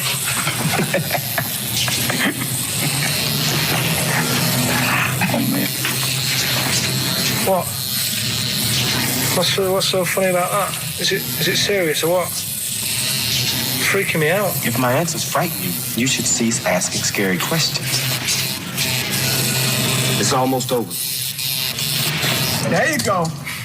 No, it's not brilliant, but I'll have to do, won't it? I reckon we'll have to buy her a hat on the way home. Yeah, that's probably a good idea. Do you think Suzanne's listening? It's alright, isn't it? I like the fact that in that she's represented with a sort of dimwit southern accent. Yeah. Your girlfriend. So I'm sure she'll have appreciated that. Alright, It was nice, yeah. It was a nice... I don't know what kind of copyright infringements. Did you witness a murder while you were doing this? Yeah. It was like that sort of Sliver film where that bloke had loads of tellies watching people's lives. So that was going on in my mind. And then I was washing up and I picked up the plate and I thought, oh, it's amazing, isn't it? The human body. The way you can just sort of, I want to pick that up, and you do. Yes. And the way your hands work, right? You've got 5 little digits, but it's just the right amount to do what you've got to do, right? So I'm cleaning the plate. Sorry, Carl. Stop. It's just the right amount. Might be one of the most genius things I've ever heard said. I would love David Attenborough to phone you up and say, Carl, how do I word this about the evolution of the mammalian front limb? Just go, we'll just say it's the right amount. But it is. One extra would get in the way. Yeah. And one less would just make it that little bit more tricky when picking up a bit of a slippery dish. Sure, or buying gloves. Yeah. A slippery dish. So then I was thinking, imagine like going to the doctors and they're saying, yeah, everything's all right, your heart's good and everything, but... Your art's good? What, your Larry's, or...? Yeah, your heart, you're in good form and what have you. It's good news. I had Giano in earlier. He's not looking good. Yeah. I had Fat Smaller. But you're all right, but... Your hands need to come off. Right. Blimey. But, that's bad. Like, I'd get a second opinion initially. God! But I better good news, I've got a nice pair of feet I can sort you out with. Yeah. And he puts them on, and then I was thinking, right, first of all, washing up, what would that be like? I thought, Steve. that'd be tricky. Yeah. And then the second thing was, it'd probably ruin the sort of the shape of your jumper. Because you have to keep putting the feet through there. Yeah. And then I thought, I could still cycle in. Okay. To work. You could run in. Well, that's the thing. You'd be really fast. Well, that's what I was thinking. I thought I could still cycle because I could balance. If Tony Blair came to you and he went, Carl, listen, I'm having a bit of trouble here. I don't know what to do. I've tried everything. I've tried spin. I've tried being tough. I've tried backing down. I've tried getting other countries involved. They don't want to know. What do I do? What do I do? I don't know. You don't know? Tricky one. It's a tricky one, yeah. I don't worry about it. If it's going to happen, it's going to happen, isn't it? Yeah. Do you know what I mean? Yeah. Just get in the bath, put a mattress on top of you. That's it. Sorry, why are you doing that? Ooh, slow down. Why are you doing that? That's what they say you do, isn't it? If it kicks off. If what kicks off? If there's a war and that, you get in the bath, put a mattress on top. Right. Did they do that in the Second World War for 6 years? Was that making bunk beds? That's just what I read somewhere. Yeah. Is the bath full of water? No. That'd be daft. Okay. But I think they were enamel baths then, though. I think they'd stop a bit of shrapnel. I think the plastic ones you get nowadays would probably melt on you. And the mattress, where your dad has cut it in half, all the foam would come out and the springs would get you in the eye. Oh. The first cut is the deepest. Let's hear it, Rick. On this album as well is The Killing of George. You know, Georgie Part 1 and 2, remember? About the gay bloke. Georgie Boy was gay, I guess. His favourite song. Carl's favourite song, right? And I was going, oh yeah, I remember that, yeah. I said about, and I said, did not intend to take his life. He just pushed it when he gets mugged and killed. Do you know what he said? I was sitting outside, I was singing, and he went, well, as I said, they go out too late. They go out too late? He meant gay people go out too late. He went, no, they do. I went, what do you mean? He said, well, they're always out, they go out when people are coming home. He said, if he'd have been in bed by 10, he'd still be alive today. That's a sobering lesson. And he went, there's one that works here and he's shattered every Monday. Oh, if you're gay and you're listening, just be in bed earlier. Go out when sensible people go out. Yeah. You're right, we're not on the continent, Carl. If you're gay and you're not in bed by 10, go home. Yeah. I don't get it. Now, right, okay. Someone's mentioned Daphne from Scooby-Doo, and but I've always had a soft spot for Velma. Velma? Because Velma's got glasses. I mean, I'd have She's clever. Can I tell you what would have happened if I was in that environment? I was maybe on the... Your glasses would have got tangled up. I'd have always had I'd always been making a play for Daphne, right? And Velma would have fancied me, but I'd have always ignored it because I was playing for Daphne. And then when I finally realised it was never going to happen with Daphne, I'd have blown it with Velma. Maybe not, though. Maybe not. Sometimes those, they might, appreciate honesty. Go, listen, I've been hitting on the good-looking one. Yeah. Oi, Four Eyes. Yeah.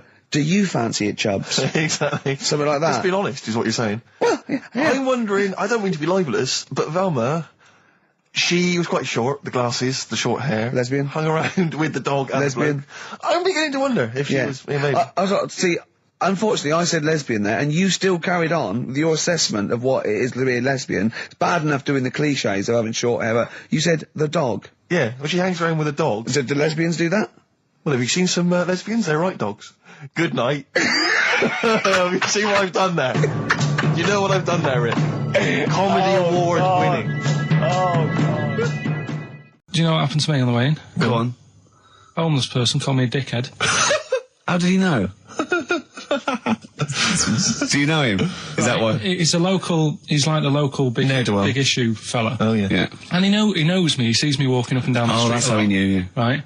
So normally I have a bit of a chat with him and that, and I walk past him, and I can be a little bit cheeky with him because I've been cheeky with him in the past with stuff. You pinched his arse. No, just saying stuff like, "God, you're always there. I mean, you got home to go to," and stuff like that. Yeah, no, just breaking the ice. No, he knows, and he'd laughed at that last time, so I thought I can be a bit cheeky, right? So he goes, "Do you want a big issue?" I said, "No." He said, "Come on, I've got loads of them," right? So I sort of said, when I was a kid, and I used to do a free paper around the free papers one, I said, just put them in the bin and go home, right? And he went, yeah, but how am I going to get any money doing that, you dickhead? You see, I can see his point. He is homeless and having to sell newspapers to get 50p or a quid or whatever. Yeah, and sometimes I treat him, right? And today I didn't have any money. I had a takeaway last night and I normally give them a quid. And I felt bad not being able to do that because I didn't have any money on me last night. Right. I couldn't look him in the eye. Did you explain this to the homeless person, the traumas of the takeaway without the tip? Did you explain that, you've had it hard as well? I go, look, you don't I had food delivered to my warm flat. Yeah, it was you don't know what that's like. You don't know what the trauma is because you can't have food delivered to your flat because you haven't got one. So please don't look at me like that. You should have said. But most people ignore him. At least I gave him a bit of acknowledgement and sort of... took the mick. Yeah. I didn't think I was. I just was being friendly. No, I know. You got to be careful with the homeless because this is true, and this is you know when the clocks went back recently, so you got an extra hour in bed. Yeah. And I was at Cash Point with a friend of mine, and there was a homeless person sat by the Cash Point, and we were getting some money out, and she said spare some change, and my friend thought, he's a bit awkward. He's just trying to make conversation with her. He went, clocks go back, extra hour in bed. Oh no. I gave her £2. I felt so bad. He didn't do it intentionally. He didn't realise what he said. Just making conversation. Bumbling. It's tricky making conversation with the homeless because there's so many areas you've got to avoid. You know, what was on the telly. Yeah. You know. Although I get recognised by homeless people and think, are they? I don't know where. But you got to remember that's very much your demographic. Rick. Yeah. You know, people who watch TV through the window of Dixon's. In Dixon's. Yeah, there was a Ricky Gervais as well. Yeah. They can smell the alcohol on you. They think you're one of them. I had some exciting news this week, Carl. You'll be pleased to find out. I'm worried that you might get a little bit jealous because it's obviously going to impact on your world quite strongly. Because I know you think you'd like things to be quite samey. You like the status quo to be maintained. You like the fact that in the past, we've had some crosswords. Because I remember. What did you think of me when I first walked in? When I first came in on the first day of XFM? I don't know why you're making a big deal. Do you want to bring it? I'm just being honest, though. I'm just being honest about a lot of people who see you for the first time sort of go, well, he's a bit weird. I love that, Steve, that you brought it up, and then you're again. But I'm sure that wasn't what he said before. No, did he say before? Yeah, well, he's a bit weird. Yeah, well, he looked at you, and I knew. I could see by the look of his face. You know when your kid and your kid's sort of scared of something, and they go, "Why is your kid?" He goes, "Oh, he doesn't like pigeons or spiders." Right. It was like that when I saw Carl, and I brought you in, and I went, "What do you think of that, Carl?" I could see the look on his face that he was disturbed. Sure. And then, as he said. You get used to it, don't you? Yeah, you get used to it. And you have changed a little bit. Your hair's a bit smarter now, and you got some nicer glasses and that, I think. Or I might have just got used to it. Whoa! Don't bring it up, Steve. Don't look at me like that. So you say that you think some other people in the office thought the same? Do you know that for sure? Carl. Did you discuss it? Carl. Yeah, I think they do, yeah. Okay, leave it there then. But not just in the office, as you walk through the building. It's worse than you ever thought. Well, no, it's not worse than I ever thought, because as you well know, Ricky Gervais, what did I do on Thursday morning? Oh, is this the thing, For those that perhaps are not of the female persuasion listening, there's a magazine. Apparently it sells quite well. It's one of the sort of female, issues magazines. I think it's called Company Magazine. It's like your sort of, I guess it's a bit like your Moore or your Vanity Fair or whatever. Anyway, they run every year the 50 most eligible bachelors in Great Britain section. Ding dong, hello. Who's in there this year? In the top 50 of the entire country. And then they vote, and they put them in order and see who's the most eligible bachelor. But that's 50 people, right? It always annoys me slightly because bachelor, it kind of seems like a more sophisticated word for loser. Yeah, no. Which always sort of unnerves me and also slightly. they try and do a different 50 every year, so they're getting pretty desperate to get different ones. No, because also a lot of people who are sort of like successful, are married, so there's very little to... No, there's a huge... I don't know if this is international. It could even be international. I'm not sure, actually. So I could be up there with the likes of Justin Timberlake, etc. So, Fred Durst... Yeah, that sort of person, So anyway, this is what's exciting, right? Although I'm slightly frustrated because they were telling me that last year... All right, because what happens is the readers of the magazine, they vote for who they think is number one most eligible bachelor, right? Last year, the prize was a 2-week trip in the Bahamas, okay? This year, I'm rather annoyed, because all I'm going to win is a moped. That's the prize this year. That's the prize this year, a moped. Backtrack. What? Sorry? Last year was a 2-week trip to Bahamas, and this year just a moped. All I'm going to get is a moped. All you're going to win is a moped. Well, it was just because you were saying about the... our living. We are broadcasting now, aren't we? This is actually going out. This is live. This isn't us sort of like... Yeah, but you were just talking about how I lived in an odd village. Yeah. With kids with big heads and all that, right? And what I wanted to do... What is that again? There's 2 kids with big heads. Yeah, they just had sort of big heads and webcams and that. They went to my school. And when I spoke to my dad the other day, because I'm going to see my mum and dad tomorrow. Oh, yeah. So I said, have we got any school photographs with the big-headed kids in? And he said, no, nobody bought those sort of school photos, because they were in it, so it was always a bit ruined. So I said, well... No, he said sales were, because he obviously talked to other dads and stuff like that. And he just said, no one bought them. But anyway, so... I would love them. Yeah. That's why I'd buy them. Yeah, but I wouldn't stand out, would I? If it's on the mantelpiece. Yeah, well. So, but anyway, so I was talking about, you know... When you say they had big heads, what do you mean? Do they look like someone from Doctor Who? They were just quite big. But they weren't related? No. So why did two blokes with big heads and webbed feet? I lived in a weird area. There was a chemical plant close by. I can't believe you've never told us that before. That explains a lot. Not just the freaks in your neighbourhood, but... No, there was loads of weird stuff going on. There was this, like I said, there was this woman who used to, like, live in one of the council flats, right? And she had a three-wheeled, sort of big... What do you call it? Son. Three-wheeled son. He was the weirdest bloke we ever knew. What do you call it? Like a big tricycle, but for an adult rather than one for a kid. It was a big one. It wasn't a motorbike, though. It was a... No, it was a push bike thing. Right. Yeah. And she used to sort of ride down the road with a fella sat in the basket on the back with his, like, legs dangling over, and they'd be going to, like the pub and what have you. Was it a different fella each time, or the same one? Yeah, same little sort of bald-headed fella. So it wasn't collection for, like, organs and things? Bring out your ill. And then people just throw Grandad just in the back and go, right, we get £4 for Grandad. But she's got a lovely pair of testicles on him. They're very low, but they bring out your dead or nearly dead. She used to pick on her husband quite a lot. They'd be in the pub and what have you, and they'd be sat by themselves, but she'd always be sort of, you know, having a go at him, moaning at him, sort of pushing him about and that. So my dad and his mate, right, they went round to their house, knocked on the door, she answered, and he said he was a copper, right? He said, you know, Detective Pilkington, gonna come in and have a word. So I'm just going to make a note of impersonating a police officer. Yeah, but for the good, he went in and sort of said, now, I've heard... superhero. Yeah. I've heard, you know, you picking on your husband a lot. Yeah. We'll be keeping an eye on you. Do it again, and there'll be trouble. And she backed off after that. She was all right. And how was the husband? Was he still in the basket, though? Was he allowed to ever sort of, like, ride up front with her? Or was he just always in the bar? She'd sort of stopped picking on him in public places and stuff. That's good. Just you can't get done, can you, just for doing that? I think impersonating a police officer. Well, you probably did. There was no gain. I think you can't impersonate a police officer full stop, but I think they'd probably be lenient on him that he was, you know. But let's face it. He's not going to be caught because why would anyone know about it? It's not like his son's going to say it on a radio station, is it? And stitch him right up. Is this something you did generally? Kind of a little bit of light vigilante work? Just whatever, him and his mate, just, you know, if they saw something going on, they go, what can we do? Sure. What little scam can we do, or whatever. Oh, that's fantastic. That is brilliant. Right, go on, Carl. We're going back to 1829. Yeah. All the way back there to 1829. It's a retro conjoined twin link.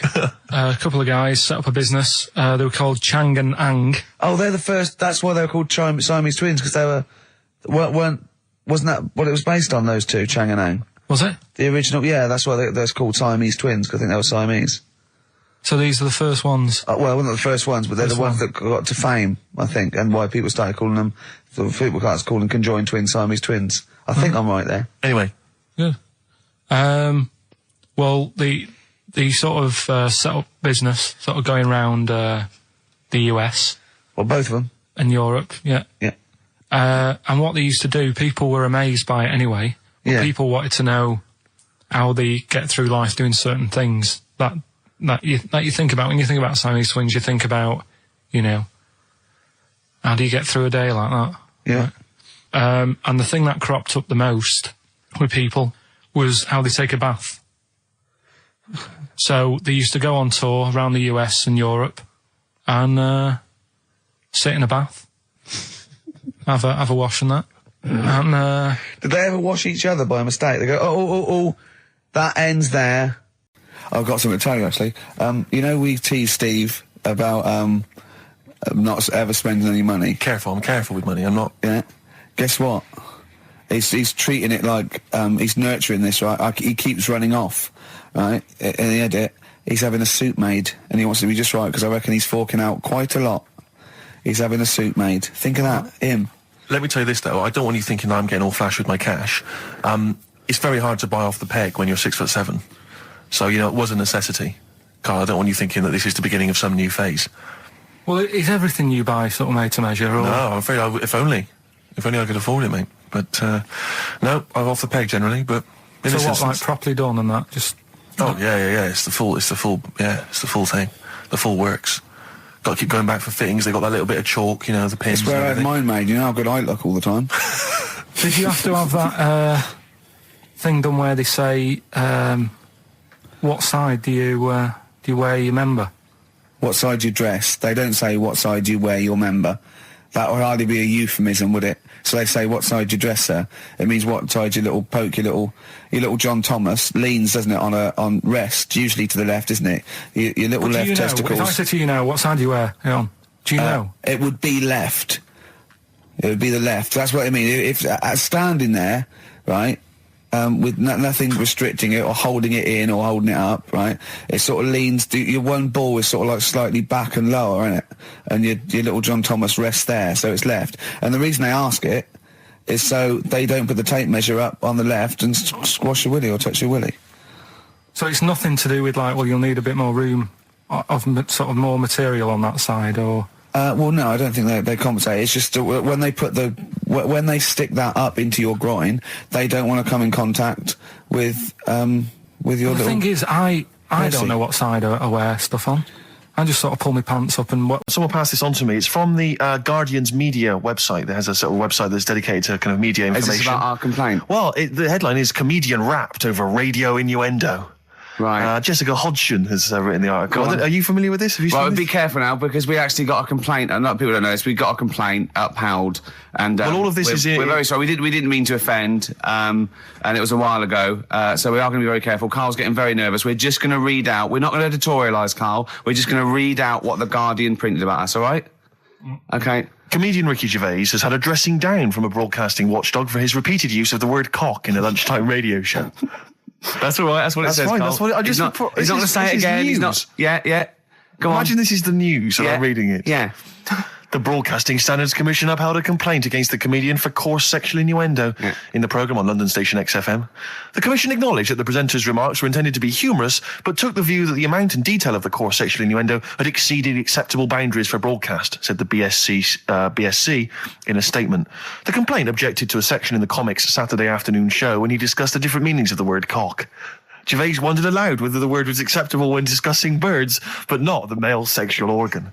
A BSC spokesman said the comedian went on and on about it for nearly 5 minutes. XFM, a self-styled alternative radio station, said in its defence that its remit was to provide cutting-edge programmes for a youth audience.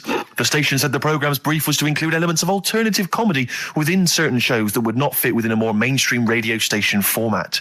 In this particular show, it was not the presenter's intention to shock when they took a humorous look at how the English language could be construed in different ways within different contexts.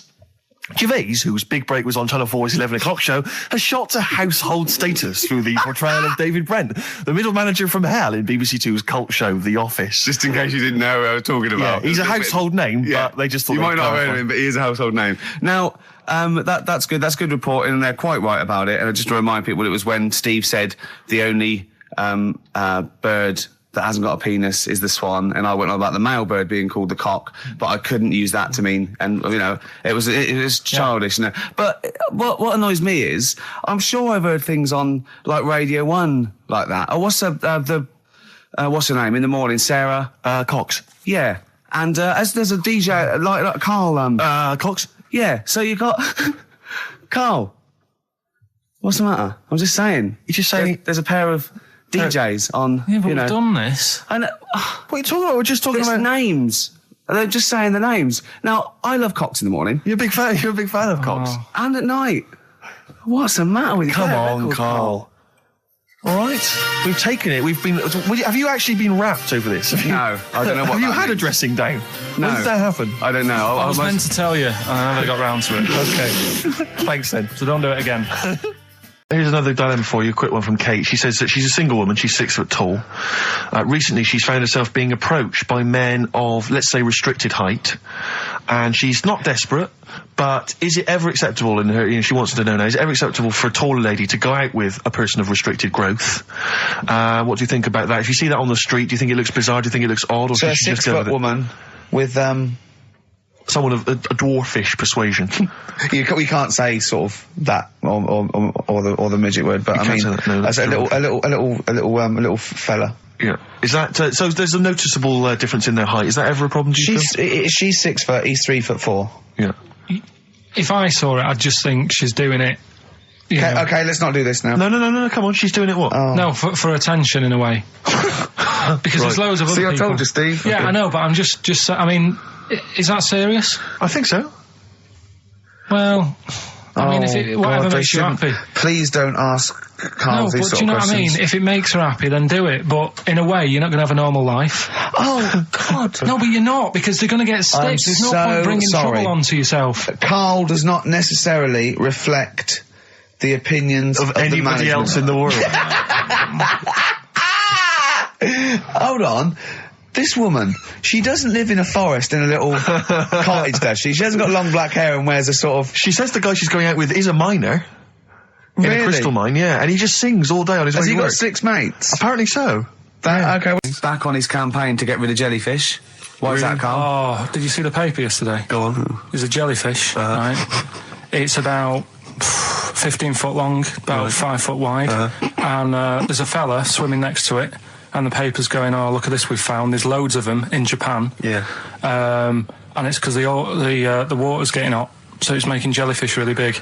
Oh dear. How's the campaign going to get jellyfish get rid of them? What was your point about jellyfish? They don't do anything? There's no point. They get in the way. It ruined me holiday, because I got stung by one. Yeah. But you think the same thing about Liverpudlians, and we can't just go around, wiping out things that ruin your holiday. Well, let's do the jellyfish first, and then we'll move on to the scousers. Yeah. But yeah, I don't know what they do, and I'm trying to look on the internet. I've been busy this week. You're jellyfish now, not scousers. Yeah. You don't know I don't know what they do either. To sort of try and work out what would happen with the sea if it didn't work, because they say if there's no... See, this is what we're talking about. People who listen for the first time, they've got to listen to every word you say. You want to find out what would happen with the sea if it didn't work? If jellyfish weren't in there, do you know what I mean? Because stuff like coral, apparently the sea would be in a right state if you didn't have any coral in it. Fish, do you know what I mean? I always worry about how many fish we're sort of eating. Because you go past... Sorry? No, do you know, you go in Marks and Spencer's or Selfridges... There's loads of fish in there. And there's really fancy stuff that you think they've killed that, and it looks good on the counter, pretty impressive. Yeah. But is anyone going to buy it? Yeah. Do you know what I mean? It's a big, a shark sat in ice. Yeah. And you go, yeah, they've got a lot of fish... You sure you won't go around the Tate Gallery? Do you know what I mean? I've never seen a big shark sat in ice in Selfridges. They do it. And it's you go in the morning and you can go back at night and the same shark sat there, and it's... So you know it's the same shark, do you? It's the same one. So what, same face? Are you sure he just hasn't lost his mum? And he's just he went shopping with her Christmas shopping, and he's just he's stranded, he doesn't know where, he's just waiting. You know I'm right. I've never seen a shark in Selfridges. Well, all right, then say maybe that's one day a week, but on other days they'll have Shark Monday. I think, Selfridges. Today at Selfridges is Shark Monday. Yeah. No, it's just that... So your point is that there's all these fish not being eaten. Yeah. So and they're being killed. They're taking them out of the sea, no one's eating them. And you're worried, that the sea's going to rise because the more things you take out? Well, we're just going to run out. Because the fish drink it, don't they? And that keeps the water level down. Yeah. No, well, you know what I mean. There's stuff that worries me. You're worried that... Was it you who said that you were worried that... Because, there's sponge in the sea. Yeah. But if they took it all away... No. Is that him? That's a Stephen Wright joke. Is that Stephen Wright? What was the joke? Sponges grow in the sea. That kills me. How deep would it be if they didn't? There's that one that a bloke, was going to get a phone call at 4 o'clock to find out if his business was, okay, right? And if he didn't get the phone call, he knew he was broke, destitute. So dead on 4 o'clock, the phone didn't ring, so he went up to the roof, his office, and he jumped off to commit suicide. And as he was passing his window, the phone was ringing. Oh, no. Karl, it didn't happen. Didn't happen. Think it through. Think it through. Who told that story? Who told that story? As he hit the pavement at 120 miles an hour. He's the only person who could have known that series of incidents. Also, why didn't he wait? As his life's at stake, why didn't he wait till 5 past? I'm going to give it 5 minutes just in case. In case the lines are busy. Yeah. And what sort of bloke goes, I'll call you at 4, okay, if your business... Well, call me anyway. No. If I don't call exactly 4, then, no, you commit suicide. Commit suicide. I would, because if I don't call at 4, that's the end of it. Well, call me anyway. No, that's not the way I work. Why can't you just call me and tell me the other way? Well, I'm telling you how I do it. If you're bust, I don't call. Can't you just call to verify in case something goes wrong? What if it's engaged? If you want to be engaged, just commit suicide at 4, please. We're talking about embarrassing stories and stuff, and I don't know if I've told this on the radio before. Have I told you, Carl? I'm not sure. But this was when I was working at the BBC. This is not even long ago, and I'd moved to London, and I was fairly new in London. And I was working at the BBC, and I had this BBC hire car. And I've never told it. If there's anyone listening who works for the BBC, I don't know if I can still get in trouble for it. But this BBC hire car, and it was like I'd been ferrying kind of actors and people and production people around all day in this car. And I was driving back, it was quite late, it was about sort of 7 or 8, and I was driving back, and I pulled in to get some petrol to fill up the car every day. And I went into this garage to fill up some petrol, and I was there, and these two blokes came in a white van, right? They pulled into the forecourt, and I was filling up the car, and they went, "Hey, do you want to buy a couple of speakers?"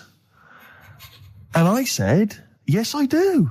Yeah. Because, to tell you the reason, it was like I was so flattered that they thought I'd be the kind of bloke who would, A, need some kind of classy speakers, and B, would like to buy them on the sly. Do you know what I mean? Yeah. I thought, they like the They've seen me. They've seen I look a bit of a hustler. Exactly. Yeah. I'm a street sort of guy. You can see by the way I use my walk. Exactly. Yeah. So I couldn't believe my luck. So they drove behind the garage, the little sort of garage bit at the back, and I went round there, sort of casually went round there, sort of locked the car, went round there. They went, open the back. You had 2 speakers in there. I said, "Are you sure these aren't knocked off, mate?" He went, No. We work for Dixon's. This is the story he spun me. We work for Dixon's, right? And we're delivery men. And if we make a delivery and the person's not there to sign for the goods, then we have to bring them back to the warehouse. But if we can sell them on the way back, then that's really good for Dixon's. Dixon's must love that. And instead of thinking, are you sure some kind of troubleshooter didn't... I mean, did someone go into Dixon's and go, you're not getting in the garage forecourt market? Jones. Exactly. Get a couple of lads in a white van. Exactly. Yeah. So anyway, I sort of bought this story, and I was a little bit dubious, and I went, right, let me hear them then. And he wired them up to the car stereo, and boom, boom, boom, they're playing. So it was some groovy hip-hop. I was thinking, great, these guys know what I'm into. Yeah. And he's giving me the talk and stuff. And I said, I'm a bit worried these are knocked off. He went, no, listen, we got a bloke at Dixon's who can confirm this is fine, right? Phone him up, use my mobile, right? And quote this reference number, right? So I phone out, and I goes, I go, hi, some guys here in a garage forecourt trying to sell me some speakers. Just wanted to check. He went, it's fine. I went, should I just read the reference number or whatever? He went, if you want. And X14, and I'm like, yes, fine. Yeah. Okay. You know what that was, don't you? That was actually Mr. Dixon himself. Exactly. Yeah. Exactly. So I'm thinking, well, they sound great. They're giving me for a knockdown price. I'd say they were like 400 quid. They were like 200 quid or something. It was a good bargain. I was in the market for some speakers as well. Yeah. So while they were loading them in... It's all kosher. I phoned Dixon. Exactly. I phoned Dixon. That's fine. Yeah. So while they're loading them in the back of the BBC hire car, right, I'm in there paying for the petrol, right, and the guy who's serving goes, all right. He goes, what were you doing around the back with those blokes? Right? Because obviously there's security cameras filming this whole transaction, right? And he goes, what are you doing around the back? And I went, brilliantly, there's some old mates. Some of my mates were just having a chat and that. He went, oh, right, okay, like giving me obviously the evil eye. So I went back to the van. So I'm in the car now, and I'm driving with one of the blokes who's in the van with me because I didn't have the money on me. So I had to go to the cash point to get the cash, right? So I'm driving with him, and the other guy's following me in the van, and he was like a northerner like you, and he's giving it all the, all right, I tell him, my girlfriend's a DJ, she's got some of these speakers, they're fantastic, and he's giving me this. And then my mind starts working. Now that I've got a bit of time to think, I'm thinking, wait a minute, this all sounds a bit dodgy. Yeah. It dawned on me, Rick. You fool, are you? You're streetwise. Exactly. You're streetwise, Steve. Not only that, I was thinking, how am I going to get them home? I've got to drop the car off at the BBC. How am I going to get these huge speakers back to where I live? And how can I pay for them? Because I've just spent £100 on Find the Lady with a couple of blokes in the square. It seemed like a fair game. Some of his friends were winning. But so I explained to him, I said, I can't get them back to Brixton where I was living at the time. He went, don't worry, give us an extra 20 quid, we'll take them home for you. Oh, that's good. Delivery. They do a whole service, you see. And there's also a backup guarantee. Did they have the guarantee, the 3-month guarantee? They didn't. No. But I said, I'm not sure about that. He went, well, why don't you put them in a cab, send them back, and your housemates can collect it? I was like, oh, no, there'd be no one in. And I was beginning to sort of get a bit conscious of maybe this was a bit of a scam after all. So I pulled into a little side road. I said, I'm not sure I'm into this now, actually. He went, what are you talking about? It's 200 quid for a pair of speakers. It's a bargain. You never get a bargain like this, mate. I'm going, not too sure, actually. I don't think I want them. He went, 150 quid, mate. 150 quid. I went, no. He's 100 quid now to you. And I'm thinking, thinking, wait a minute, this doesn't sound like the kind of work that Dixons would be doing. Dixons don't do that when I go in. This is it. Dixons never negotiate in that way. When I go, they'll look around and I leave. They go, "Where are you going?" Exactly. I go, "We'll have anything then. Have anything for a So quid." I stopped the car, and the white van pulled up behind me with his mates in. Sure. And I said, "Can you get them out? I'm not interested." And he went, "Oh, 100 quid, mate. Oh, you," and he was just going, "You tosser, you obviously want some speakers." And he was having a go at me.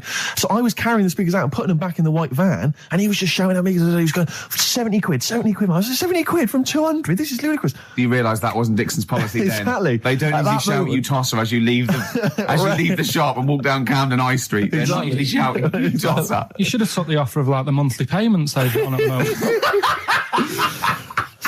So I eventually put them in there, and I sort of knocked the deal on the head, and I got back in my car, and they were in theirs, and I just looked in the rearview mirror, and they were punching the dashboard, like with aggression and venom, like we let that deal slip through our fingers. And I've never been so terrified in my life. I just sat there, and I was just thinking, oh my God, all I was thinking now is, what if I go back to the BBC, and they go, "We've had a call from the police, the man at the garage, he saw you doing a dodgy deal." I love it. Yeah. Well, what you do is you put the hire car in a drain in your front garden, and then go in and out of the toilet, just pouring bleach down or Ajax, and then never know. Yeah, this is a question. I was discussing this yesterday. This is not a bit of shit. This is not a joke. I genuinely have always been slightly perplexed, and we were discussing it last night. The notion of the birds and the bees. Yeah. Now, I don't mean, the birds and the bees. I understand how, Why they use the birds and the bees? Yeah, because, well, you see, I always, as a child, I assumed the bees were having some kind of relations with the birds. No. So what is there anything to do with the birds and the bees, or is it literally, just like a euphemism? It's just, the birds and the bees. No, but they... Do the birds do anything with the bees? No, not at all. It was where parents... just take them out, parents used to sidestep the issue by saying things like, when a lady blackbird and a man blackbird, they meet, right? They make a little nest. And then because they're in love, they have an egg. Yeah. And that was it. I understand that. That makes sense. But why the bees? Why the birds and the bees? Well... Probably, I don't know. I don't know. You see, within nature, forgive my ignorance, within nature there is no relationship between bees and birds, is there? No, not at all. No, not at all. Nothing's going on. But probably what it was, if the parent found it hard to say, Daddy puts his penis at Mummy's vagina, it was much easier to say, like in the insect world, billions of them queue up and just fill the queen with spunk for about a day. Sure. Thus avoiding the embarrassing intercourse. Exactly. That's what I think, Carl. What do you think? Were you talking about the birds and the bees? Did anyone bring that up with you? No, it was just in that class, wasn't it, when they put a video on. That's what we had. No, we had a film. And they just said, I watched that. And then... what film, though? Basic Instinct? It was just like, two people. And all sat round the telly and watched it. One girl fainted. And they said, right, that's that. Next week, prisms. Or whatever. And did it teach you everything you needed to know? Well, how much do you need to know? Yeah, true. No, true. Except one kid in my class still thought a baby came out of an arse. Afterwards, he didn't understand. I think what they should have shown on those videos is technique as much as anything. Yeah, I suppose so. Because it was largely just instructional. Wooing. Wooing. What it didn't tell you was how to get into a position where this might be of some interest. That should have been the first 4 weeks of the course. Yeah. This is Rockbusters with Karl Pilkington. Go! I can't do any photos because it's been nicked by a German. And what's the initial? AC. Right? Next. Second clue. If you keep eating, this bit of your body will get bigger. PC.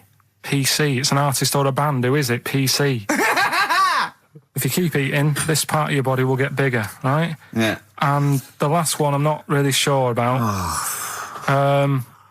If you... He's actually winging it now. Imagine if this was Mastermind. I'm not sure about it. I know your specialist subject Come is... on! Okay, go! The place where you go to take your dog a walk and that. The place where you go to take your dog a walk. Forget it then. No, we'll do it! No, do it! Get you! Tim Burgess. Oh my Corazon, is that? Yeah. What's that mean? I have no idea. Phone in if you know. No, don't bother. Oh, email then, at least. Okay. I'd like to know these things. Sure. We were doing Rockbusters just before the ads and the record. Rick, I know you were enjoying it. Yeah, come on, get this clue out, Carl. There's 3. What is it? Right, the first one was... No, we don't got the first 2. What's can't the do third? any photos because it's been nicked by a German. Yeah. Second one, if you keep eating this bit of your body will keep getting bigger. Yeah, it's different every time. Go on, what's the third one? Where you take your dogs for a walk and that, or you might go there on a Sunday. What? Sort of... Oh, Jesus. Rick, Right. Please, Rick, just be quiet for just a moment. Right, okay, do this clue. Right, start from now. This is the 3rd Rockbuster clue. That was a Freudian slip. Yeah, God, we'll get done. Oh. Right, go on then, go.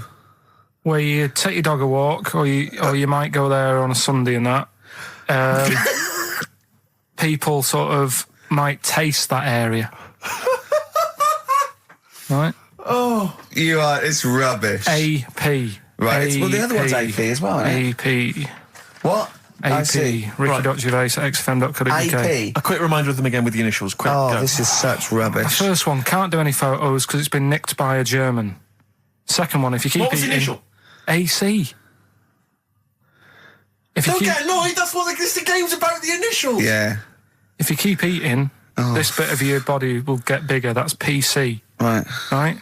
And where you take your dog maybe on a Sunday and you go for a walk there and that, have a taste of it. Right? Different. AP, just email in and you win some stuff. Ricky.Gervais at xfm.co.uk. What rubbish. I wonder why we stopped this game. No, there's this lad who called Mark, right, who I used to go to school with, who used to call me that. And his mum, right, was like obsessed with cleaning. And I was never allowed in their flat. He makes the place look untidy. So she used to, I don't know if it was just me or all his mates, but I used to turn up and she goes, yeah, he is in, but you know what you've got to do? And I used to have to go round the side of his flat, and he had a computer, right, which I used to play. I didn't have one at that point, but he had one. And I used to have to go round the side of the flat and stand at his bedroom window with his window open, and I'd be sort of leaning in playing the game. You are joking. I'm not. His mum... You had the weirdest upbringing I've ever heard. The things you were willing to do. It's the strangest. What is this town like? No, I stopped going. Was there always music? Right? There's the horse in the house there. Oh, look at these 2 kids with big heads and webbed feet. All right, Ronnie. All right, Reggie. What was it like? She was obsessed. It is like you've grown up in a cartoon made for children. Yeah. No, his mum was really obsessed with cleaning. Can I play it through his window? I used to... Mrs. Ramsbottom, can I play it through Mark's window? Aye, you know what you have to do. She used to be up till about 3 in the morning. Pilkington again? Have you washed your hands? What, up till 3 in the morning? Washing? She used to be up doing the tiles in the kitchen. Washing until 3 in the morning? It was at 3 in the morning. And for ages and ages, that saying that out on the tiles, I used to think that came from, like, his mum. Because she was out, like, cleaning them late. So, till I was about 13, I thought that saying, out late, on the tiles... Yeah. Was... And now you're not confused by anything. Well... There's no misunderstandings in your life now, is there? So he was allowed to walk in and out of the house, was he? No, he was alright, and he used to come round to ours a lot, and my mum used to get these pies from Hagenbach's, right? So... I don't know what that is. It's at that bakery where they used to chuck the cakes out the back, I'll tell you about. Yeah. And you at 6? He loved it, but I could never go round to theirs, or if I did, it was like, well, yeah, he is in, and I'd go, alright, and then I'd walk round the side of the flat. Stand outside. Why did you ever knock at the door? Why don't you just go around and knock on the window? Just to check he's in, because he wasn't always in his room. If he was in the lounge, he'd have to go to his bedroom, and then that's used to meet you. This is the strangest. And you'd play a computer game through the window. You say it was a flat. It wasn't like a 5th story one, and you had to get in one of those kind of cleaning contraptions and like winch your way up. There was a big bust up in the week. I'm only allowed to wind him up. I'm not allowed to wind him up socially now. I'm not allowed to. What am I not allowed to do socially? I think squeezing the head, socially, has been crossed off. Right, okay, and I agreed to that because it got to a head where, Carl was really upset and he was thinking of just giving it all in, weren't you? Yeah. Yeah, why was that? Because you were just winding me up too much. Yeah. I mean, do you want to bring it all up again? I don't mind. What was I doing? It was just. I mean, I should say now that there was a conversation where we were all sort of really walking on eggshells. It was frosty. It was a conference call, and Carl was on one end. And I'll tell you, it was. I was very much a media. I was very much a UN mediator.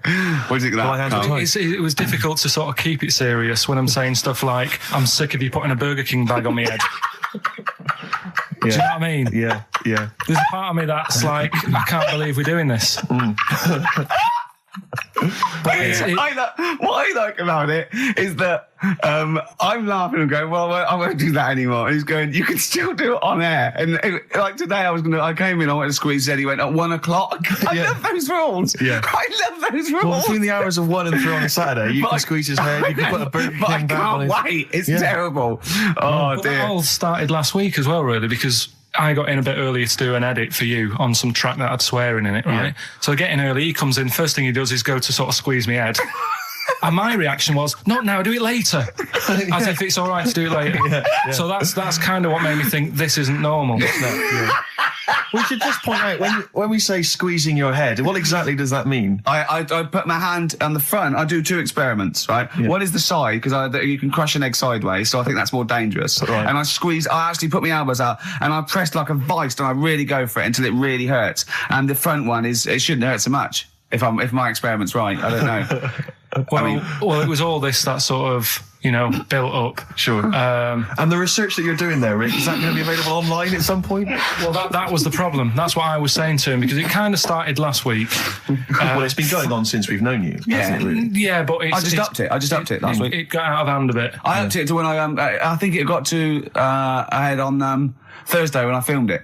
That was it, yeah. That's right, yeah. I brought in a cameraman to film me torturing him. And there was some people from the 6th floor being shown round. Yeah, some management and that, showing probably clients round. You know, sort of, they've probably been on all the different floors, same what all the different radio stations do. This is XFM, the sort of this sort of noise going on. Yeah. You see them all look down and saying, don't do that, right? Sure. They might want to spend a load of money. Yeah. Right? Yeah. And he's doing that, he's wrestling with me, he's filming it. So that's when I just thought, It's mad, isn't it? And then when we were having the argument on the phone, I was saying, has this been some sort of experiment? Yeah. He did. He said that, and of course I lost it. Yeah, but it's all good now. Do you want to squeeze his head before we play the next? I won't at the moment because we've got to get on. It's not right, and that annoyed me as well because I was trying to find out where he was going. I was filming him. I was going on waiting for Carl. Told Johnny he's meeting a mate at 6, which annoys me on 2 counts. And I'm just doing it to the camera, So I'm gonna follow him and just turn up and go, all right, where you been? But then when I came in, he went, I'm meeting a mate, and he told me where it was. So I told him that spoils my fun. Of course. Because you'd want to just track him down. I don't want him to like it. Yeah. All right. Now, whilst I was in Cornwall, I wasn't online. I didn't have the internet, so it was like, oh, what am I going to do? And I didn't come back till yesterday. I thought there's loads going on that I don't know about in the monkey world and stuff. I was hoping to get some from the zoo that I was meant to be going to. Of course, that didn't happen. So I said to my dad, do you know anything about monkeys? Or have you got any stories with monkeys? Brilliant. This is what Trevor McDonald does. Turned out... 9:45, he goes, got nothing. Dad, anything happened? You got anything politics? Anything politics, Dad? No. This isn't monkey news, I'm just giving you this free. Yeah, brilliant. Turned out one of his mates used to have a chimp. Right. What do you mean one of his mates used to have a chimp? Well, two of his mates. I was thinking it sounds a bit far-fetched living in Manchester, like. But if there was 2 of them... He had a chimp, had to thump it in the head. You're doing what? Answering back? Oh, God! Tried it on with his wife. Had to thump it in the head for trying it on with his wife! I love it. It's a proper fist fight in a pub in Manchester. Oh. I'd call him up, but he's one of them who swears all the time. Right. Oh. I mean, it'd be good to get him on and let's interview him. Can we not interview him pre-record? We can bleep out the swear. I'd love to hear his story. Do a lot of work, that. Yeah, well, Well, we're not scared of work, are we? No, I mean, I'll get myself if you can't be bothered. Yeah, I'll have a word, I'll sort it out. Yeah, try and sort that out next week. Sort that out, yeah. Well, don't tell us the rest of the story then, let's let him say in his own No, words. but there was another one as well. When you say you can get him on, but he swears a lot, you mean the monkey? I'm assuming he's more coherent than your dad's mate. But there's him, and there's some other fella he knows who had a funny name. I'll have to find out, because you'll love his name. But he was a drag artist. Yeah. And, I think he said my dad went round one day, I don't know why, right? Went around there, knocked on the door, chimpanzee. Carl, I don't know what you're doing, mate. I don't know where this place you live, next door there's an horse in the front room. There's chimps running round. Mad. Anyway, Chimpanzee! Is that it? Is that the end of the story? There's a chimpanzee in the door and that's the end. You sure it wasn't a drag artist before he'd shaved? no, Sure it wasn't your gran? Because I like the really airy ones that decide they can be female impersonators.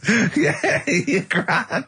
Kind of, you've probably got experiences of your own that you might want to talk about, but people ask me what Ricky's like in real life. And I don't want to get grotesque. It's Christmas, people are listening, people are eating sandwiches, but he has a flatulence problem. I don't know if you're aware of this. It is... It's not a problem. Right. Well, it is for us. It is for us. Yeah.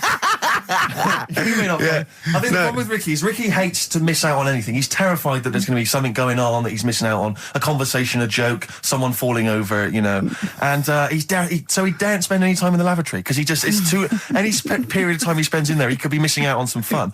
So he kind of tries to get his lavatory, occupying time down to a minimum, an absolute minimum. Plenty of pissing. There's loads of that, but none of the other activity. Really, I mean, you keep that. Really, it's like you're in, you're out, and sometimes I don't think you've done the full job, Rick. Yeah. And today, I tell you this, my eyes were bleeding. It's intense. It's just a word of warning because the kitchen at XFM is out of bounds now. No one's going in there until the new year. A to J in the library. A to J in the record library. I'll tell you this, I don't know if like Tony Blackburn's in the building. His wig will fall off. But seriously, not that he wears a wig. He doesn't wear a wig. But if he's going down now, maybe he wants to play some Beach Boys. I mean, seriously, forget I'm a celebrity, get me out of here. Good time's gonna come, innit? Right, Carl, come on in, educating Ricky. So, don't let the cat out of the bag, that's where that comes from. Comes from a crafty butcher. Right, go on then. So the next little headline is, Wash Up With You. Wash up with you, go on. You want to know about that? Yes.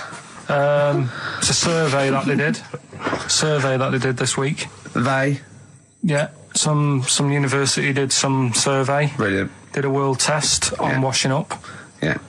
And each country were given 140 pots to clean. Brits were the quickest. Yeah. Yeah. Turkey were the slowest at washing up. The Turks. It's not because the little fellas that work in the kitchens with no... Is it? They can't reach. Spain were the cleanest, and the Germans were pretty good as well. So... I don't know where to start with this. Honestly, Steve, I don't know where to start with that. Sorry, what was that? Wash up with you? That was it. But was that it? Survey of washing pots and pans. I didn't understand. You said who? You said Italy were the cleanest. No, Spain. No, Brits were the quickest. Yeah. We were the quickest, but Italy was the Spain was the cleanest. Turkey were the slowest. Yeah. Spain were the cleanest. But why weren't we clean then? Because we were washing up. Why were we not paying attention to the? We did it rubbish. We did it quick. We did it quickly, but I don't understand why it was being rated on. Who was doing it? Was it Annette Newman or Ainsley Harriott? She's quick. Both of them are quick. Yeah. Well, they've got like kind of loads of slaves that do it for them. Did we use fairy liquid? Don't know. It didn't have. Did we use a whole bunch of Boy Scouts? Didn't say that. Just like it just said, that. Who had the softest hands? Who had the softest hands? So it didn't say. I didn't. Why is it we don't get notified that this is taking place? I don't know. When I was a kid, no one ever said, we need recruits because we're doing a survey on who can wash up the quickest. Are you disappointed in yourself with that one, Carl? It is pretty dull, to be fair, and that is why we've got to bring in either con merchant or a wine merchant. Or shut up at your face. Yeah. Well, it's funny you say that, actually, because in a survey, it came up this week, it's quite extensive. Mancunians take more sick days than anyone else. Mancunians take more sick days than workers in any other city in Britain and Ireland, according to Manchester-based employment firm. Survey by Peninsula found employees in Manchester take 11 sick days per year, whereas closest rivals Edinburgh and Dublin take an average of 9. Liverpool, Newcastle, Birmingham, Cardiff, only 8. Is Reading mentioned there? Or no, it's not even in there. They don't take days off. London is only 7. So the point is, I mean, I don't know you can take anything from it, but if you were an employer and you had a Mancunian and a Liverpudlian and they were equal on everything else, but you really couldn't afford them to be away, Liverpudlian's going to probably be away for 8 days. Sure. The Manx going to be away for 11, phoning in sick. And so what can you? I mean, just analysing the data there. What would you extrapolate from that? I really don't know. I mean, call in if you've got any clues, or email us in if you've got any. I don't know why they. I think maybe. I don't know. Mancunians. I don't really know many people from Manchester. Well, I only know one, but I know he was off sick because he put on wet trousers and he got a cold, I think. Yeah. Well, he just said he was. Didn't come in for. He left early as well once. Yeah. But I don't know. I mean, that's the survey. I don't know. I mean, it's evidence because it's statistics. So there you go. It's guaranteed evidence that that's proof. Any thoughts on that, Ricky.Gervais at xfm.co.uk? I mean, oddly enough, you're from Manchester, Carl. Yeah, I am, yeah. What are your thoughts on that? On what, sorry? On the survey. Wasn't really listening. Sure. Well, Mancunians take off more sick days. They call in sick. I mean, presumably spuriously. Yeah. I mean, because they've got the same body. They're biologically the same, so... they're obviously making up. They're lying. Yeah, some of the days. Maybe there's just the 3 extra they're making up. Yeah, they're moaning. Probably because we work a lot harder than the others, so we're tired, so you're sick, so you need time off. Probably. Seems unlikely. I mean, the Scousers, to be honest, take them on, let them work in your office. But you know how many computers are going to go missing? Right, that... So offensive. Is offensive. Right. This is a survey that proved you just made that up. You just carried on the myth that Liverpudlians thieve. Now that's not true. That is not true. Well, it's not. Well, some of them do. There's been no survey that you're more likely to thieve if you're from Liverpool than if you're a Manchester. So that hasn't been proven yet. So all I've got is the evidence from a survey of, I think, 3,500 people. It's proof that Mancunians take off more sick days. XFM 104.9. This is April Come She Will by Simon and Garfunkel. Brilliant. So, if you're from Manchester, sorry about that. I mean, it is true. We weren't making that up. We weren't doing a stupid stereotype like Carl did with Liverpudlians. It's just a survey that... Do you know why people tink the glasses before they have a drink? Why they tink? The verb to tink. I do know that, Carl. Is it about poison? It is. Here we are. What, would it make a different noise? Nope. Brilliant. Go on, explain Why? it. You explain it, Steve. No, don't, Steve. You explain it, Carl. Go on. I've started, so I'll finish. Come on, Carl. Explain why they tink the glasses. Ages ago. Yeah. Only people with money had drinking or something. That's like one of my film reviews. Years ago. Welcome to History Now. Now, ages ago, only people with money had drinking or something. Keep going, Carl. Keep going. Like spirit and stuff. So they'd it's like businessmen with money. It's easy for you to say. This is getting to be cruel, isn't it? This is amazing. Yeah, go on. Why did you open your mouth, Carl? What were you hoping was the best that could happen? Because you were trying to make me look stupid before with the planet, so I'm... Whereas you know... Yeah, go on, no, come on. Businessmen with money have got to drink and ching. Okay, so then... So they'd nip round to have a chat about whatever they're earning money with. And they'd say, right, do you want a drink then? And they'd go, oh, yeah, that'd be alright. Yeah. So, rather than, like, just pouring it out of a bottle into a glass and saying, there you go, it could be going, hang on a minute, it could be poisoning me ear and trying to, like, nip my business idea. Yeah. So what they'd do, it'd sort of pour a bit of his drink into the other person's glass and you get that tink noise. And that's like, cheers, you know. No, Carl, I just have a slight amendment there. I think what it was you're absolutely right that they would then test each other's drinks to show that it wasn't poison. But over the years, that was reduced to just chinking the glasses by way of saying, let's not actually bother going through the whole rigmarole. They just did the chinking of the glasses. Yeah, that's good. It was exhausting though, wasn't it? I know. Was it worth it, do you think? Well, I like that, because people carry that with them now. When they do that, they'll think, oh, that bloke's definitely not trying to poison me. Yeah. So the horrible thing is that now, when I do the glasses, I can laugh and go, they don't know I've poisoned them. Exactly. You should always do the pouring back and forth. It's a shortcut, it's a slippery slope. You know, just be careful. You know, I've never been a religious type. You know, if people want to do it, I let them do it and what have you. Good of you. But out of all of them, I want one that's not going to take over your life. I don't want one where you've got to get up 3 times a day and you've got to go and pray and that you've got to get up early. Forget that. It's getting in the way. But if it's something like... I was walking to work the other day, right, across Oxford Street. There's a little Harry Krishna fella there. And he sort of had a leaflet and stuff. And he said, are you interested? And I said, what do you do? And he said, well, we're against getting stressed out and what have you. And he gave me a plum. They hand out food for some reason. But I sort of asked a few questions.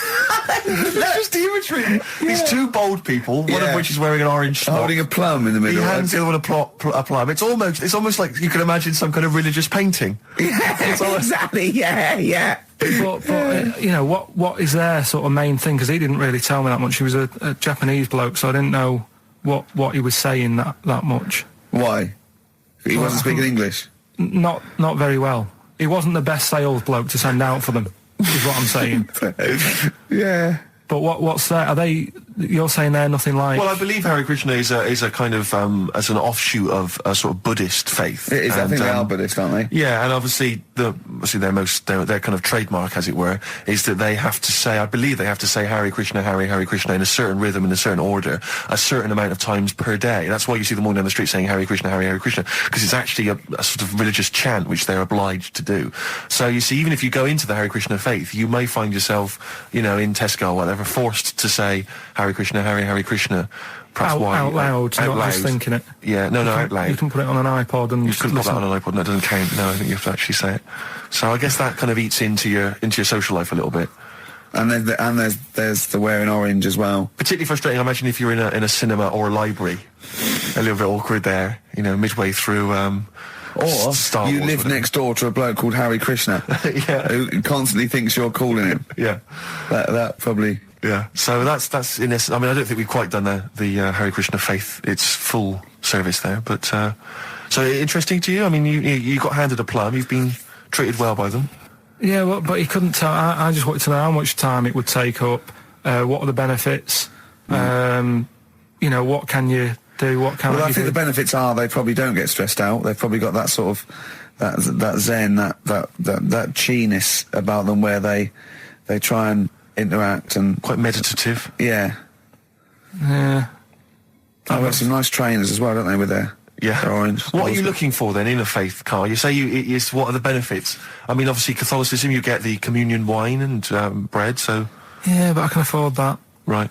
Probably just I like the Crusaders. I was forced into joining that as a kid because a mate sort of joined it, and he sort of said, "Are you joining?" I sort of swore at him. I said, "I'm not doing that." Right? Yeah. He said, "Right, if you don't come with me, I'll tell your mum that you just swore." So I was like, "Oh."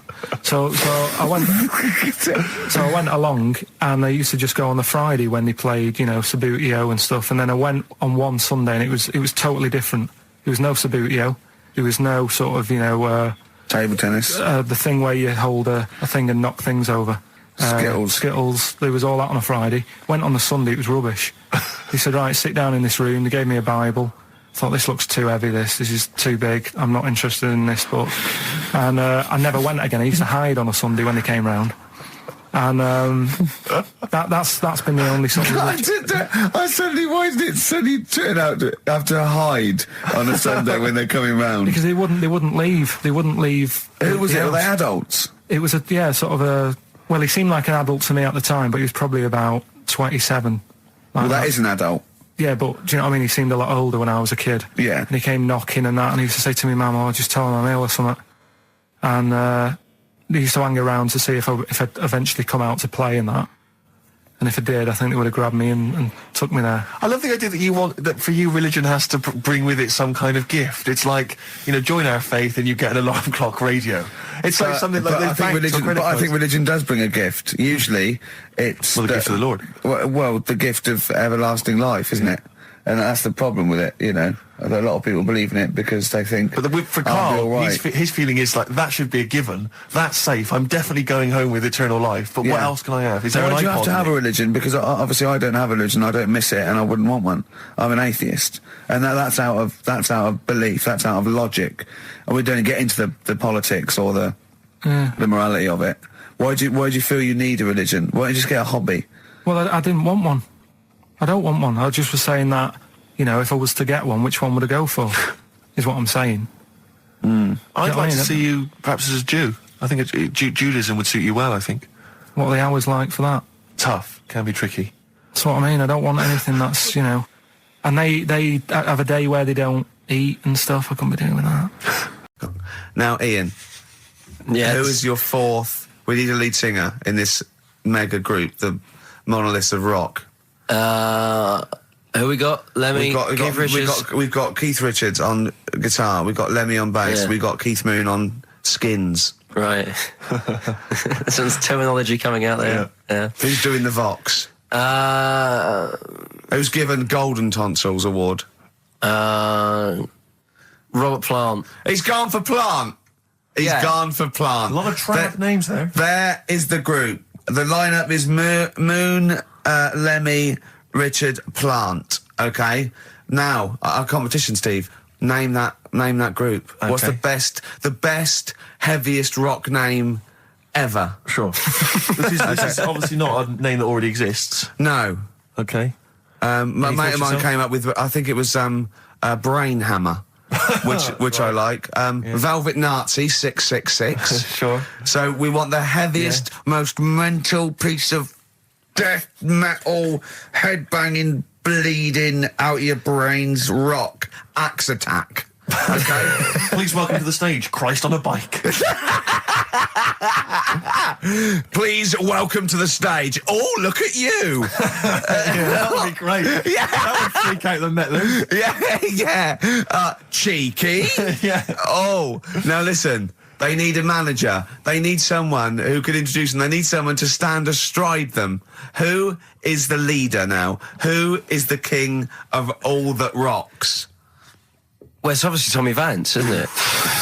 Do you know what worries me, Rick? We've said Vance a lot today. I'm wondering if the kids today, do they know Tommy Vance? Are they familiar with him? If they don't know, they shouldn't be listening. Okay. Fair enough. So, Vance is their manager. He needs to... They're on at Wembley. He's got them on at Wembley. They're the greatest rock band of all time. We need the name. Please welcome to the stage. What are they called? Phone in, email in, and the prize, we're going to get some... We'll rummage through the bins as Get Carl normally some does. old tat like Carl does, some VHSs, some CDs, greatest air guitar ever. Betamax. Yeah. Do we need to give out the numbers and stuff? Well, can email, Don't get can't them they? to phone in. You don't want to talk to him, Ian, seriously. No, you don't want to, you know when, what's his name says to Agent Starling as she's going to meet Hannibal, don't let him inside your head. Yeah. Don't talk to the listeners, Ian. Exactly, it's very much the same Please thing.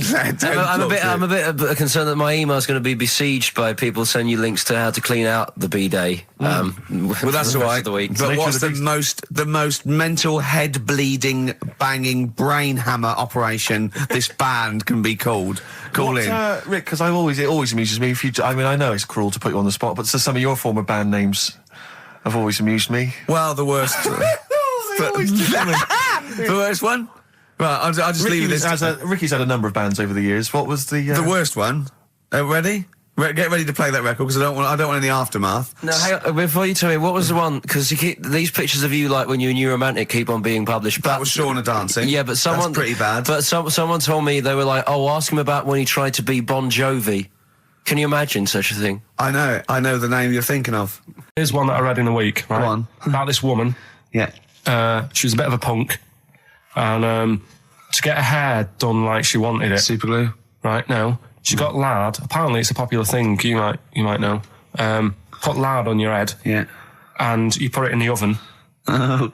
Now, apparently the heat that you get from the oven is different from the sort of heat you get from an hairdryer. Right? And she had to do that to get the style that she wanted. But anyway, she comes into money or whatever, treats herself to a microwave. Right? It's not true. Opens the door, jams the things, like the little catch. So the microwave works. She jams it with a screwdriver or a knife or something. Yeah. Puts the microwave on, sticks her head in, boils her brain. Don't be ridiculous. Right? Well, why is that ridiculous?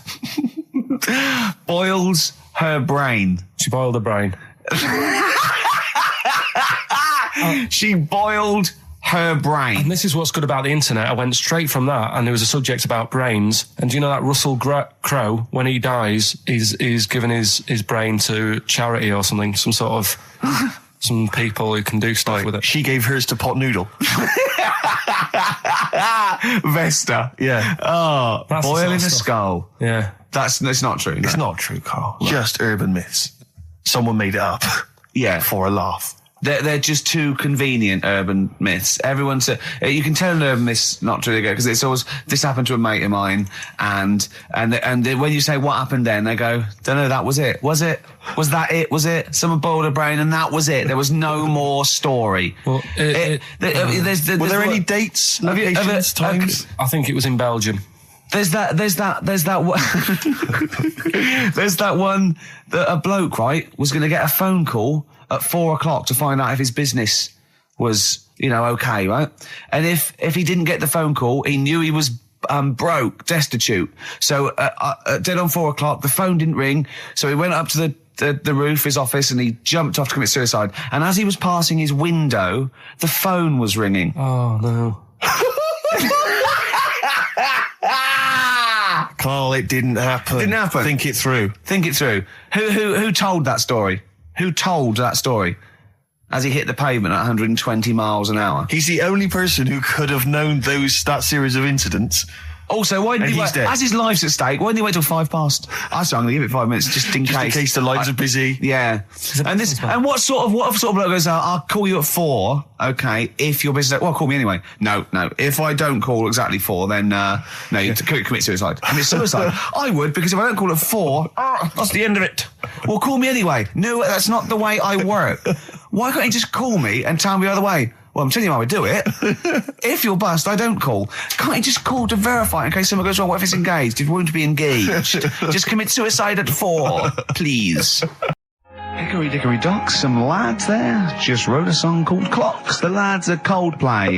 And the song is? Clocks.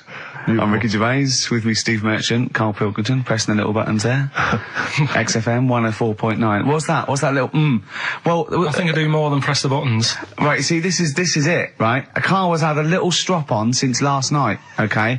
And He's had a little strop on? Yeah. You said strop on. I just wanted to clarify.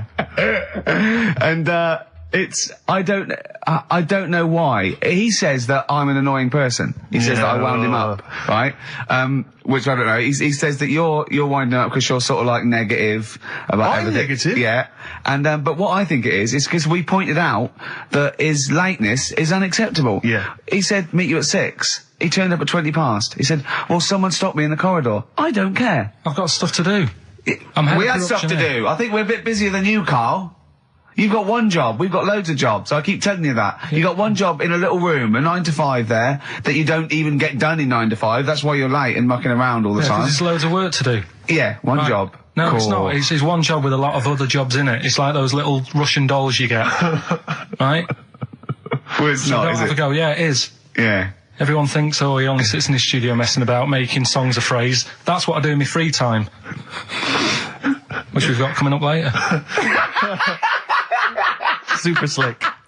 I still think 20 minutes late is an outrage, though. Yeah, 20 minutes late is... Yeah, but I didn't say bang on 6, I said around 6. No, you didn't. You said 6, which means 6. Well, it doesn't. Wait, sorry, it doesn't? If it was a newsreader, I'd say, yeah, you've got to be on time. Do you know what I mean? If it was a 6 o'clock news, I wouldn't want to be late. But it's the fact that I said to you, I'm busy, I've got stuff to do. No, you didn't say that. You said 6 o'clock to sort out tomorrow's show. I didn't. I know what I said. So yeah, well, you don't, because I remember you sent me a text. You didn't even. It wasn't even a phone call. You didn't even have the politeness to call. Stephen has stitched him up by being a little bit more precise than him. It was a text, and it said, "See you around 6 tomorrow?" Question mark. Around. You just said it. Well, around 6. That doesn't count. That doesn't mean anything. Well, yeah, no, he does. What? So all right, you told me he said 6. Well, he did. I'm paraphrasing. 6 o'clock, Rick. To me, even if it was around 6 o'clock, that would be 5 to 6 or 5 past 6. It would not be 20 minutes after the event, because that is late. Well, you can't even. You've got nothing. You see, you haven't even got an excuse. Yeah, but then I turned up, right, and I said, right, well, let's not argue about this. Let's come up with some good new features. Thanks, Ruth. And Suzanne was sat on the floor in front of me, and she was like, rub my neck, it's hurting. So I thought, and I hate doing that, it really it bores me. Well, she's your girlfriend, for goodness sake. I know, Dale Winton's different, you're getting paid for that, go on. So I thought, the only way to shift her, I'll let one go, right? So I did that. I love love that. It's such a loving relationship. I love that. That's great. So like doing the washing up badly. Yeah. She won't ask me again. What have you done? I've smashed the cups up and I've written in excrement across the wall. Well, that's no good, isn't it? Well, I won't do it again then. Give me the marigolds, I'll do it. I've nailed the cat to the fridge. What's up with that? Yeah. Go on. But yeah, so I did that and it worked. She sort of got up and said, and my dad said, what do you do that for? What was he thinking? So I said, I hate rubbing a neck. Does me head in. So he says, I've never trumped in front of your mother for 40 years. Sorry, where was this? Chigley? Why is this family talking like this? Young Carl, I've never trumped in front of your mother in the 35 years. What? I don't know what... No, it's just that he said, we've done a lot of things in the family. Hold on, what did he say that for? What, he's never trumped in front of your mother? He just offered that information up. Well, he just was surprised that I did it. He said, where have you got that from? Yeah. Whoa, he's lowering test times, I'd have thought. What do you mean? You have to imagine there's a class of farting. We haven't told our kids about farting. He doesn't do it. We haven't told him about it. We don't do it in front of them. You have to learn it, do you? No, but there's a place. That's what I was always told. Go on. There's a place for that. Cornwall. Because I remember when we, I was growing up on this estate. This is going to be good. Go on. No, it's not. It's just an example of how this doesn't work. Go on. So we don't need to worry, sort of thing. Sure. Right? Okay. So I'm growing up on this estate, and there was this woman about 4 houses down, right, who's a bit rough. All right. Didn't fancy her. Oh God, no. Right, but she had a baby. Well, tell me about her first. I'm interested in this woman. Why was she? It was a very... So like being a man in a dress. I mean, I didn't grow up in a posh house or anything. And I'm not saying that if you live in a bit of a rough house, you're a bad person. What did she look like? But anyone can Tattoos? clean up. Looked like Tony Green with a fag on. They didn't clean up much, right? Oh. Which, even if you've not got a lot of money, you can still try and make a place look nice. Yeah. Right? But she didn't. And a kid used to take a horse into the house. Sorry. Whoa, Neddy. What do you mean a kid used to take a horse into the house? Where did he get a horse? Must have nicked it from somewhere. Must have done. You've seen a horse in it? No. What, is that from outside the saloon round the corner? Yeah, was it just tied up with a bit of lettuce? Right? Oh, that's great. Did Big Jake come looking for it? I'd been out. Oh. So let me get this. This was before the lynching stopped or after? Where did he get a horse from? What do you mean he must have nicked it? His mum said, where'd you get that from? I bought it. All right then, but keep it out of the kitchen. I don't want you going Catlin rustling. Where did he get a horse from, Carl? And how long did he have it for? Was he leading it or riding it? Mum, open the door, I can't stop. I can't stop it. Open the patio door as well. Looks like we got us a runaway. What do you mean? I don't know, but the thing is they couldn't afford to buy one because they're not cheap. So I'm just guessing. Maybe that's wrong of me. But I think... He had a horse? Yeah, right. So that's why the family didn't have any money. They'd spend it on the horse. No, I don't think, that's what I'm saying. I don't think they would have bought it. So anyway... Yeah, it's wise to whisper, Carl, in case they're listening. Yeah. And they could be in the room next door. It's not buying it, it's keeping it as well. Oh, so I was like in the car with my dad coming into the avenue, and you used to have to drive down it to turn round and sort of go back to our house. You had the traditional method of transport. Yeah. And the horse was in the lounge. Reading a paper. Just like walking around. Oh God! What? And when I was doing, I tried to earn myself some money once by flogging little flowers in plastic cups. What? This is genius. It just keeps coming. What do you mean you tried to flog little flowers? What do you mean? Wait. Let's play a record. Let's play a record and come back to this, because it's always going to just unravel and unravel. It's going to go on for hours. Let's play a track, Carl. Deeper and deeper. It's like an onion, isn't it? We've created a whole world here where there's a man living with a horse. Just walking around the lounge. I come from the West Country. I've never heard anything like that. I just think of a big sort of like orange carpet, and it's got a rediffusion telly, and this horse going, I'm fed up in here. Exactly. This is really... I am not taking the rubbish out again. Yeah. Caught by the River on XFM 104.9. I'm Ricky Gervais, Steve Merchant, hello, Karl Pilkington and everything. No, I'm going to be honest with you. Go on. A little bit hungover, didn't feel very well. Yeah. I don't know if I'm hungover or still a bit drunk. I don't feel... You sound like you're still a bit drunk. Yeah, so what I'm worried about... You do every week, so... But what I'm worried about is that the standard will slip. Yeah, Sure. if I'm not right on the ball. And the other thing is, I haven't had a lot of time to prepare the show today, so I don't feel, 100%. Yeah, I haven't done the Carl. Right. Look, have you finished that sentence? I don't make me laugh because it hurts as well. And there's another side effect to me being a little bit hungover or drunk or whatever, right, is that I can be annoying. Right, yes. Because just to amuse myself, I sort of like turn my body off a little bit and just poke and like that and annoy people and that. I want to sort of like. Well, you do the physical equivalent of freewheeling. Don't you? You just I sort of want to climb on Carl and go to sleep on him. Yes. Do you know what I mean? Yes. They'll both annoy him and it'd be comfortable. Yes. Which is, can be annoying. Just a little thing just to make this show a bit easier. If you'd put your hand up when you want one of us to speak, because I'm not quite sure when the sentences are finished. The hands are up. Okay, good. So, the hands are up. Okay. Okay. Good, alright. Okay. Are you gonna just keep them up for the rest of the show, or? No, Carl, do what you, huh? Good, alright. Do you want to, is there an excuse as to why you're a bit hungover? Too much wine. Okay. Last night, yeah. Yeah, good. Thanks for that. Because this is the only work you've got to do all week, isn't it? It's like, unless I'm very much mistaken, you don't have to do anything. You just sit at home eating cheese. Yeah. Then occasionally you do a bit of sort of shadow boxing, and that's exercise. And then you sit and watch TV. Yeah. Is that roughly what you did this week? Yeah. Uh-huh. So this is the only 2 hours you had to do anything for all week. This is you had to prepare for this. Yeah, but who can plan a hangover? Yeah. It's like it's like I always remember seeing in the swimming baths, there used to be those signs that would say no running, no jumping. Yeah. That makes sense. No bombing. Fair enough. No petting. No petting. It's like you're not allowed to kiss in the swimming baths. And I love the idea that it's probably some kind of lifeguard who sort of maybe saw his ex-girlfriend getting off with some bloke in the water and thought, right, there's no petting anymore in here. What do you mean? No petting. You're not allowed to kiss her. Or no one. You're not doing this just because you used to go... Nothing. There's not a problem. Okay. Not a problem. Just leave and don't kiss. You want to swim, but don't kiss. There's no petting. Did you just write that on yourself in biro? Yeah. No. What's this no fiddling downstairs in or out the swimming pool? No. No fiddling with her downstairs? No. Right. It does annoy me though. I was saying to Ricky the other night when we were walking somewhere. Taking her for a drink afterwards. You can't enforce that. People who kiss and that in the street. That annoys me. Yeah, people showing their affection for one another. No, they can hold their hand and that. Yeah. Sure.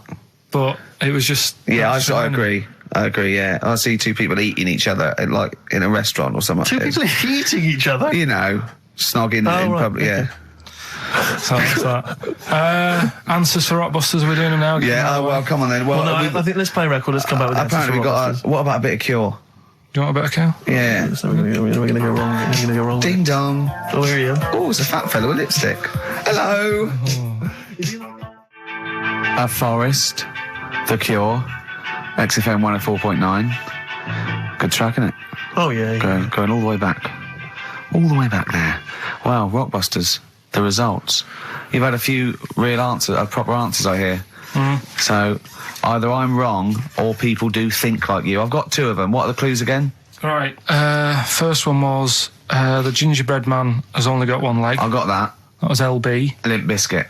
Right. Yeah, the that third works. The third one that I think you worked out. Yeah. Have a holiday in Italy. Chewing Breaks. TB, Chewing Breaks. Yeah, this is the one I can't get. If there's a reason why I can't get this, we're not doing Rockbusters. Can I give the answer to this one? Yeah. What's the clue? The clue, these people from the East Midlands swear a lot. Yeah. TTB. TTB. The answer? TTD. Yeah, go on. Give the clue again. These people from the East Midlands swear a lot. Tourette's Trent D'Arby. Right, you're never doing Rockbusters again. Tourette's Trent D'Arby. Right, you're not doing it. You've blown it. You see, you sneak that one in. Yeah, but I always like to sort of give two that, are fairly easy, and then you sort of work out the men from the boys then, don't you? Yeah. Well, I mean, if I'd have done a character called Tourette's Boy, friend of the little Chinaman, and it went, ding dong, oh look, it's Tourette's Boy, friend of holy fuck, you'd have been annoyed. Do you know what I mean? Oh, who's your mate, Durette's boy? Holy fuck. You'd have been annoyed, wouldn't you? Is that a character from Lenny Henry's show? I can't remember whether it's Chris Moores or Lenny Henry. Yeah, one of them. Anyway, the winner, lucky old Richard Perks from Birmingham. He's listening presumably on Sky, and so nice to have him listening. And that's Richard Perks. He's got those answers, all of them right. In fact, most people seem to get Terence Trent D'Arby or Tourette's Trent D'Arby. Well, I think that's offensive. If you want to complain, what's the number? What do they write to complain about that? Using the same person you told people to write to and tell them I was a knobhead and shouldn't be on the radio. Last week when I was away. Did anyone do it? I think a few went through. Did you listen to the show? I listened back to the recording of it. Did you get any emails before you listened to the show? Yeah, when I got in. Did it upset you? What sort of things was it? Just stuff, I can't remember. Just it was weird because there was like a few of them in a row and I just thought, what's happened here? Yeah. Because we said that, yeah, because you weren't here. So what did you say? I just said phone in. We had a couple of genuine emails that liked the show, didn't they? Yeah. And I said phone in and leave messages or email Andrew Phillips and Karl Pilkington and just say the show was great. The show was brilliant without him. But they went a bit too far, did they? What did they say then? Oh, I can't remember. I mean, it doesn't bother me because I'm not bothered what people say, am I? No. Do you know what I mean? No, you don't care what you say to people either. Poor little Robin, he looked crushed. Whatever. Whatever. Well, it doesn't matter because he's doing well at what he does. He couldn't even hitchhike home because they wouldn't stop because his thumbs didn't show up. He was waiting there for ages by the side of the road. Do you know the difficulty he has buying gloves? I'm Ricky Gervais. Hello there. You're Steve Merchant. I am indeed. Karl Pilkington over there. Big day today. Really? Yeah, for Karl. He hasn't been looking forward to it. He's been whinging in the week. A couple of things. He thinks he's overworked. He thinks he's overworked here, and he's stressed, and he's got to do DIY. MTV are coming in, right, to give him the chance of his a lifetime to do just a little screen test, and he's going, well, I'm not going to look good, am I? They're not going to. Why? He said, well, I've got a round head, and I'll be wearing headphones. And he's not made an effort. He thinks, they'll put him off. He said, they won't even press record. He's got a spot on his head. I mean. You know, also, you're not looking forward to it. You're not excited about it. It's a great opportunity. Why is it a great opportunity? To get on MTV. No, but look, money for old folk. Yeah, but look what's happened to people like Jeremy Speak, or whatever his name is. Jeremy Speak, yeah. Yeah, and yeah, slightly different. Why is it?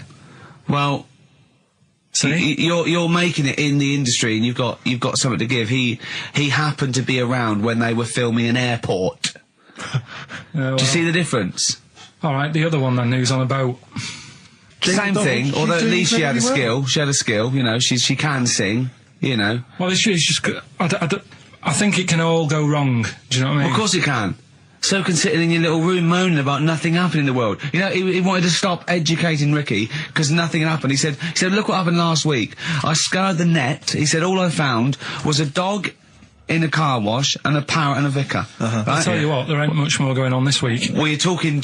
listen, me and Steve, yesterday, we took a day off to prove you wrong, and we've come up with two of the most incredible things I told you about, and they're amazing. So there are things out there. Or but just go for truth. Go for truth and science and discovery. Fact is stranger than fiction. You don't have to revert to sort of like God and ghosts. I know, yeah. Do you know what I mean? But the funny thing is, you know, like...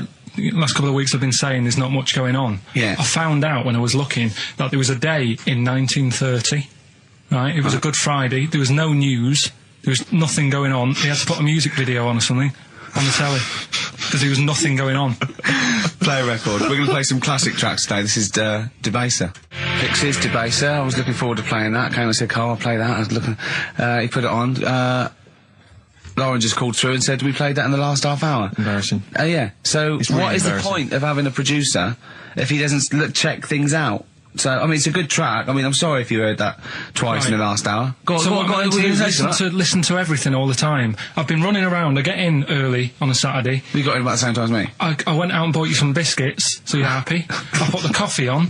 Yeah. I've sorted what prizes we're going to give away. I've been running to the library getting you certain tracks. Yeah. I can't listen all the time. I'm doing my best. Well, I'm not sure it's good enough, Tom. I mean, I'm worried when MTV come in, if they've heard this kind of shoddy production, they're going to start to wonder what is it. The same songs every 5 minutes anyway. Sorry, are you sort of overworked because you were on Zoe Ball show talking? Oh, hello, what's going on here? Well, I was exclusively on our show. No, I was in the car. I seem to remember, Rick, he was a nobody that got a chance to come on air and talk about that. And guess what he was getting auditions for MTV? Guess what he was talking about on Zoe's show? Oh, hello. All the jellyfish stuff and all that. About getting believe it. Recycling material that you've done on this show. I phoned in, right, and I went, stop doing material Zoe's boy. He just hung up on me. Well, I had a job to do. Who do you think you are? Your ego has just gone through the roof. Hang on a minute. What? I had a job to do in the week. They asked me to drive the desk for Zoe, right? They didn't say talk. Zoe, if she talks to you, you can't just ignore her. Yes, you can. Well, Who is she? Who does she think she is? You made a promise to us, a pact, that you were our kind of monkey. Yeah. What can I do? If someone takes time off, I've got to do it. It's my job. Yeah, but you don't have to talk. You don't have to use... You're the head of production.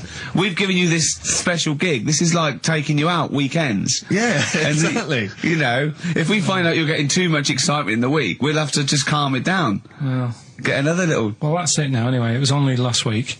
I feel like kind of solid. I feel betrayed. It's like you were having an affair behind our back. Yeah. And you rumbled it. He was doing all the stuff. He was doing all this like, oh yeah, jellyfish and this, jellyfish Yeah, because she was asking. And I thought it was a good way of promoting this show, actually. Oh, did you mention the show? Yeah, I did at some point. Did you? What did you say? I just said more about that on Saturday afternoons. So you talk twice? I only heard you talk once. So you're talking all the time? Well, about 5 times in the week. In the full week, 5 times. Deary me. And one, it was just stuff. You could never be a monk, could you? Chatting away all the time. Right, what have you got? I blame Ball as well, to be honest. I feel Ball's slightly responsible for it.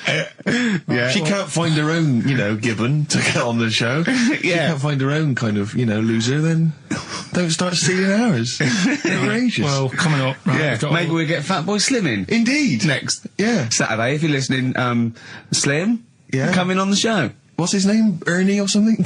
What's his name? Norman. Oh, yeah. Ernie! Yeah. I don't know. That's great, Ernie Ball. Yeah. He wouldn't change his name. I'll tell you what, though, talking about ghosts and that, do you know how I'm into them? Yeah. Right? How weird do you think this is, right? Well, it's not true. Before you say it, play a record. No, go on. Go on. Right, it's this woman. I don't even know if it's ghost, really. It's just a bit weird. Sure. Yeah, sure. There's this woman, and she's not a woman, she's a kid. Sure. Okay. Sure. She's walking down, like, a street in her area. It's a nice day and everything. Everything's normal. She's walking down, and a woman comes up, cycling past, right? The woman on the bike looks at the kid, absolutely terrified, right? Got a really scary face on her. Yeah. The kid's thinking, why is she doing that? Yeah. Right? So anyway, she thinks nothing of it, goes, I think she was playing in the park or whatever, goes and has a nice day. About 15 years later... Oh, right, yeah. She's, I don't know, I think she was going to work, right, on a bike. She was riding her own bike? Riding her own bike, cycling down the road. Oh, yeah. Looks at the kid. That's the thing that happened, like, 15, 20 years ago. Right. It's her on the bike looking at her as a kid. Right. Not another child. No. So it's her, she's seen herself. Carl? I mean, I don't know where to start. Firstly, where's this information come from? But I mean, why do you ever... I mean, I don't know what part of that you think can be true. I mean, honest, I'm speechless. I don't know what to say. What are you talking about? Bit weird, though, isn't it? But it's not true. It didn't happen. Nothing happened like that. She said it did. Well, she's wrong. She said she saw herself. She saw herself as a kid, didn't she? Did she carry on riding and as an adult when she was a kid. Did she stop and talk to herself? Or did she ride on by and think, that's a bit weird, there's me as an 8-year-old. I won't stop, I'll be late for work. Yeah, if I'm late again, the boss said he'd be in trouble. Yeah. Oh. Well, and where is this information? Did it happen to someone you know? No. You overheard it on the bus? No, it was in the 14 Times. Ah, right. Well, that's the answer. Good. We've got to the bottom of that. Right. Right, Silence of the Lambs. The bit where Jodie Foster was having a chat. Good evening, Clarice. Right. Just thought I'd come and see you. How very thoughtful. Don't mind me popping in though, do you? It's just no one else is interested in the sort of things I like talking about. People will say we're in love. Well, say what they want. Did you hear the show last week? We were talking about gay people, if they should have their own toilets or not and stuff. That was good. Yeah, it's alright, wasn't it? Got a good debate going. Enjoy doing the show. It's a favourite part of my week, really, just talking about weird stuff and that. Oh, Clarice, your problem is you need to get more fun out of life. I have a lot of fun in my life. You know, come and see you and spend a lot of time on the internet looking up weird stuff. We're reading something about a hairy Chinese kid. There's another thing, there's a fella who, no arms and legs, is known as a pillar man. Everything you need to find him is right there in those pages. Bizarre magazine. Yeah, I get this. The hairy Chinese kid, what annoys me is he could sort it out. He could just have a shave, couldn't he? Do you know what I mean? No, he cuts. Does he? Well, he used some like Emacs stuff.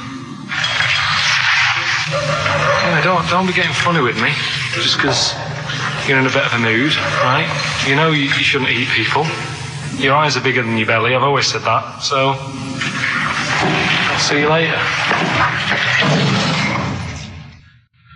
Interesting. Atmospheric, moody, and the question is... okay, here, how about this? How many films have been made featuring the character Hannibal Lecter? How many films have been made? They haven't got time to phone in now, have they? No, they can email in, they'll have time. Do you care? I don't care. No, exactly. Ricky.Gervais, XFM.co.uk, if you can be bothered. If you're interested in and you want a $4.99 copy on VHS of Silence of the Lambs. He's dissing that as well, Carl. Wasn't it that? Bit annoying, but that's it for this week. Huh? But remember what happened when it... No, it's not. It's 9 minutes to 3. How can that... Tell him, Steve. No. How can that be it? It's 9 minutes to 3. What's he doing? Is he playing a record? Carl, what can I do to get back on your quiz team? You're not. Right. Songbird Oasis, right. Send Carl a little present. Send him some essential oils or something, or, a little lavender pillow, or just a little message. Send him a little message. Tell him it's all worth it. He's getting all grumpy, aren't you? I just get sick of it, that's all. It's not worth it for going through the stress for 30 quid every Saturday. You lying little... You'd get more than 30 quid. Oh, not much more. Anyway, Steve, who's the winner? The winner is Mike McNulty. He correctly answered the fact that there were 4 films featuring Hannibal Lecter. There's a downer now, isn't there? There's a downer. I think it was you, actually. I mean, I don't know, Carl.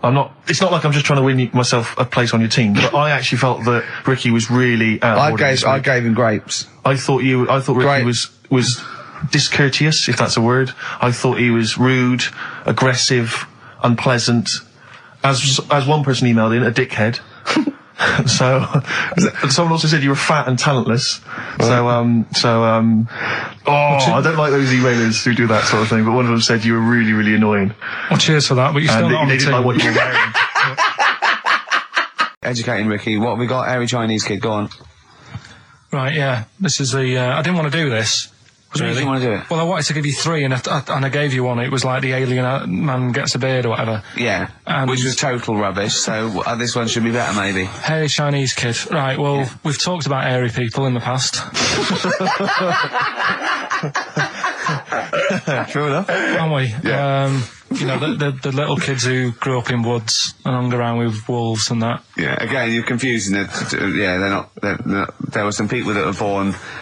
very hirsute. They were not the people who were brought up with wolves. Yeah. You just put that together in your Homer Simpson type mind. Right, well, this is like a sort of close to that sort of story. Yeah. But the weird thing is, right, Chinese people aren't that hairy as a nation. No, seriously, that's a well-known fact. They don't have that much body hair and stuff. Okay. So this little kid who was born over there, he was like covered in stuff. Was he? And it was only his nose that wasn't hairy. The rest of his body was caked in hair, right? And his hair sort of... What sort of hair was it? Thick hair. No, what I mean is, was it sort of like a pony's mane, so he just looked like an Ewok? You know what I mean? Just like hanging down sort of straight, dark hair. In the picture, it looked like it grows from his eyebrow. It grows from his eyebrows quite thick, and then it just goes all the way over his head. You don't think it was just really long eyebrows that he'd done a comb over? No, it was all over his body. It had a picture of like his back and that. Yeah. And had he styled it? Had he styled it at all? Did he have it a quiff or? No, it was just hanging all over him. Yeah. And they were like, you know, this is a bit weird happening in China, where we're not normally that airy. That was the scientist speaking there. And the local press and that were getting him down, calling him monkey boy and all this. Oh. And thinking Chinese press. What the doctor? Yeah. Oh, they're cruel, aren't they? The doctor, like those game shows. That's Japanese, isn't it? Yeah. And the doctor said. Was Carl talking through all that time while we were just like talking to each other then? Because I turned round and I still saw he was talking. So anyway, the local press came in to see the hairy boy, the monkey boy. Yeah, and they were like being tight and taking the mickey out of him, and the doctor said... showing him nuts. Said he's only airy. Said he's a healthy young kid. The only faults he's got is he's got a little bit of eczema and a boil. And he said everybody should just treat him the same, and I think he grew up a healthy kid. Yeah, so that's the end of the story. That's not a story. Why? But I've got nothing. I don't know what to say to that. So someone in China was born slightly hairier than the rest, and he was normal apart from eczema and a boil. That to me isn't a story. But if it is, I've got a million. I mean, it's sort of like bloke from Manchester went a bit bolder than the rest, got a job on radio. He was normal. I mean, that's not a story, is it? Did you say Nime at one point? 104.9? Did I? Other than that, it was textbook. Yeah, a desperate attempt at being articulate. Sure. But let myself down. With your See, this is the good thing about the boxing thing, because there's no chance of me, slurring the words. No, I already slurred my words. Yeah. So any damage will be totally fine. Yeah. Oh, the doctor's rushing in. I think there might be some kind of concussion. Jane just going, no, that's just the way he talks to me. But because I'm thinking maybe, did you start the show with that particular kind of manner? Just because obviously a lot of new listeners, I imagine, thanks to the massive poster campaign, and you obviously want to impress and charm. There's a few examples today of irony coming back and biting you. Yeah. That seemed like a funny idea at the time, me posing that. But Jonathan Ross phoned me up when they first went up and he just said, I've just seen a big poster of a predatory gay. Yeah, you do look a little bit... Hello, and what's your name? Would you like to sit down here? And then you're in the background. And also, I think the funny thing about having you as a partner, I mean, the only good thing is that you look weird and tall, like too freakishly tall and lanky. Oh, yeah, but in that one, no, because your background and you're smiling, you don't look as weird as you do in real life, or as freakishly tall. So it sort of ruins it a little bit for me. Look. Pilkington, what is He's not listening. He's just opening a packet. What are they? McVitie's.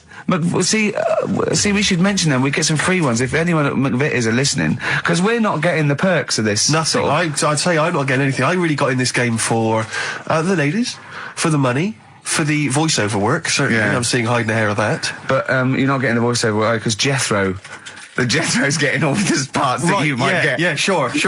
Yeah. Okay, Rick. Yeah. You were the voice of what? The drink driving campaign? You sound like a man who was run over in a drink drive incident. I mean, dear. It's like you don't drive. Yeah, but I didn't get any money for that, you drink I? Oh, did I? I can't remember. It's like, I mean, talk about... I don't drive, well, that's good, I don't drive. No, it said don't drink and drive, so I've chosen just to drink. But at least I can formulate sentences using the English language, and I'm not getting the voiceover work. The English language of the 14th century. Well, it's better English language and English language. Rather than whatever kind of Middle England language you speak, the language of the hobbits. All right, Carl. See, you're eating a biscuit. I can't believe it. Are you bored with this already? Do you know what? MTV called me last week. They called me again yesterday and said, when can they come down to do they're coming down next Saturday, by the way, to do a little screen test for you. They're going to sort of just film you with a little camcorder. You said this. They're going to film you. Are you alright? Do you want to, are you hungry? Do you want to go out and have a meal? I can't believe you're eating while I'm on air. No one can hear that. Do you know who I am? No one can hear Explain who I am. Well, that's Ricky Gervais, right? He's made his name on TV. Yeah. Okay, he's done any number of corporate gigs, and they pay silly money. So, I mean, this guy's earning, and really earning beyond his talent. All right? So I think I deserve a little bit more than a little mank eating a biscuit while I'm talking. Rick Gervais? Yeah. Have you won a BAFTA? Yeah, too. All right, so Yeah. just a little bit of respect. Yeah. Yeah. Carl, Well, what have you won? What have you won? I got a bronze certificate for doing a full week at school. That's great. It was only a bronze. What's that then? 3 out of 5 days. And I got me a little Crusaders badge, if you remember. What's the little Crusaders badge? The Crusaders badge for the religious club. So I was at the fella that you went and played. You had to go ping pong ball. So they wanted to talk to you about God. yeah. Yeah. You got a Crusaders badge, did you? Yeah, that's why I went. That's why I joined. That's why I joined. For the badge. I like the little badge. Did 4 weeks and then packed it in. But we're talking about MTV, right? And I was feeling a bit nervous, wasn't I? About like, the way I look. Right. And what have you. And then I watched a bit of Celebrity Big Brother and all the fuss that Mark Owen's getting. And he's not that good looking, is he? He's very. I want to be Mark Owen's mate. If anyone who knows Mark Owen or Mark Owen's listening, I want to be his mate. I think he's brilliant. I think he's a nice lad. But what I'm saying is, right, all the girls go mad over him. Yeah. And he's not that good looking, is he? Well, no, he's got. He is in a certain way, isn't he? That sort of non-threatening. But he's not stunning, is he? Do you know what I mean? No, but no. Well, what's your definition of a stunning? Yeah. Well, who do you like? Someone who you look at and you go, God, they're good Which looking. bloke do you fancy? What bloke do you think's attractive then? So if I was into men, Yeah. in fact, you can still say a bloke's a good looker without fancying him. Who do you think is attractive? Probably. I mean, it depends what you're looking for. No, just look. Just look. You think there's different looks as well. Of course, isn't yeah. there? Who do you say was attractive? Who do you say was like stunning in your definition? A good-looking lad. Yeah. Good-looking lad. Oh, look at him over there. He's.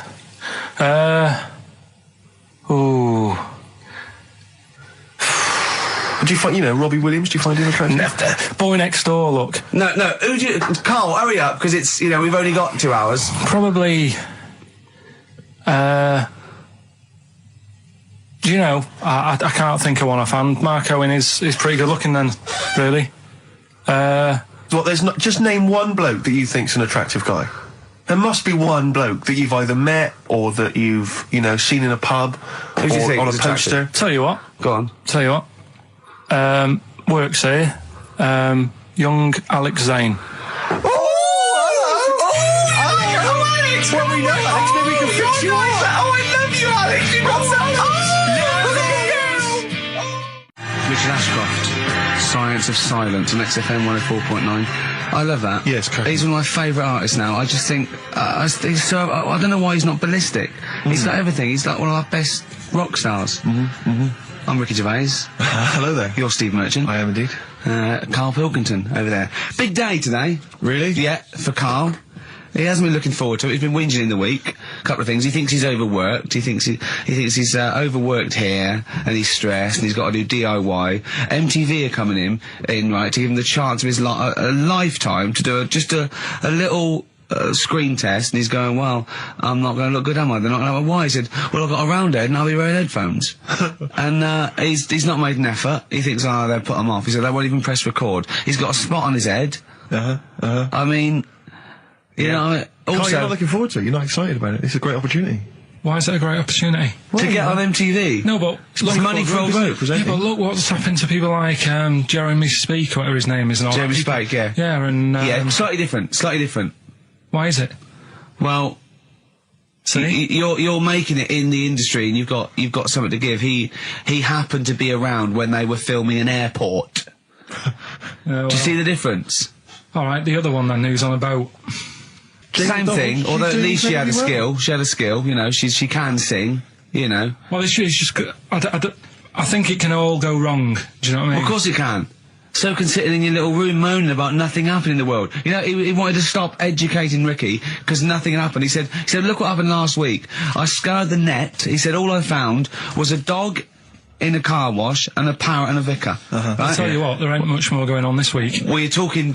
listen, me and Steve, yesterday, we took a day off to prove you wrong, and we've come up with two of the most incredible things I told you about, and they're amazing. So there are things out there. Always, but just go for truth. Go for truth and science and discovery. Fact is stranger than fiction. You don't have to revert to sort of like God and ghosts. I know, yeah. Do you know what I mean? But the funny thing is, you know, like, the last couple of weeks I've been saying there's not much going on. Yeah. I found out when I was looking that there was a day in 1930, right? It was a Good Friday. There was no news. There was nothing going on. They had to put a music video on or something on the telly because there was nothing going on. Play a record. We're going to play some classic tracks today. This is Debaser. Pixies, Debaser. I was looking forward to playing that. Came and said, Carl, I'll play that. I was looking. He put it on. Lauren just called through and said we played that in the last half hour. Embarrassing. Yeah. So what is the point of having a producer if he doesn't check things out? So, I mean, it's a good track. I mean, I'm sorry if you heard that twice in the last hour. Go on, listen to everything all the time. I've been running around. I get in early on a Saturday. You got in about the same time as me? I went out and bought you some biscuits, so you're happy. I put the coffee on. Yeah. I've sorted what prizes we're going to give away. I've been running to the library getting you certain tracks. Yeah. I can't listen all the time. I'm doing my best. Well, I'm not sure it's good enough. I mean, I'm worried when MTV come in, if they've heard this kind of shoddy production, they're going to start to wonder what is it. The same songs every 5 minutes. Yeah, no, sorry, are you sort of overworked because you were on Zoe Ball's show talking? Oh, hello, what's going on here? Well, I was exclusively on our show. No, I was in the car. I seem to remember, Rick, he was a nobody that got a chance to come on air and talk about that. And guess what he was getting auditions for MTV? Guess what he was talking about on Zoe's show? Oh, hello. All the jellyfish stuff and all that. About Can't believe it. Recycling material that you've done on this show. I phoned in, right, and I went, stop doing materials. He just hung up on me. Well, I had a job to do. Who do you think you are? Your ego has just gone through. Hang on a minute. What? I had a job to do in the week. They asked me to drive the desk for Zoe, right? They didn't say talk. Zoe, if she talks to you, you can't just ignore her. Yes, you can. Well, you Who can't. is she? Who does she think she is? You made a promise to us, a pact, that you were our kind of monkey. Yeah. What can I do? If someone takes time off, I've got to do it. It's my job. Yeah, but you don't have to talk. You don't have to use... You're the head of production. We've given you this special gig. This is like taking you out weekends. Yeah, exactly. You know, if we find out you're getting too much excitement in the week, we'll have to just calm it down. Well, get another little... Well, that's it now, anyway. It was only last week.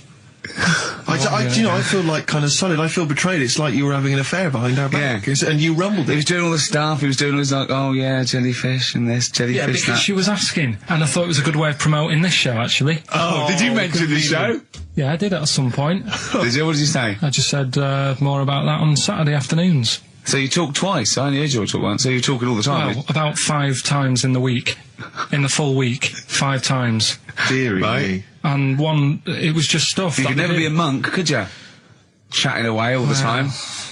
Right, what have you got? I play ball as well, to be honest. I feel ball's slightly responsible for it. Yeah. Right. Have you haven't done a business degree or anything, have you? Commerce. You did commerce. Where did you do that? What did you do with that? At school, I'd learn how to fill out a cheque, pay a bill, and I think I had a trip round Kellogg's. Did you get an O level or a GCSE? We know he didn't. You know. But was there a commerce exam or was it just a division of maths? Remember. What did he fill out a cheque? A subset of It maths. was an option. It was like, if you want to do it, you can. What was it? Fill out a cheque. Pay a bill. Pay a bill.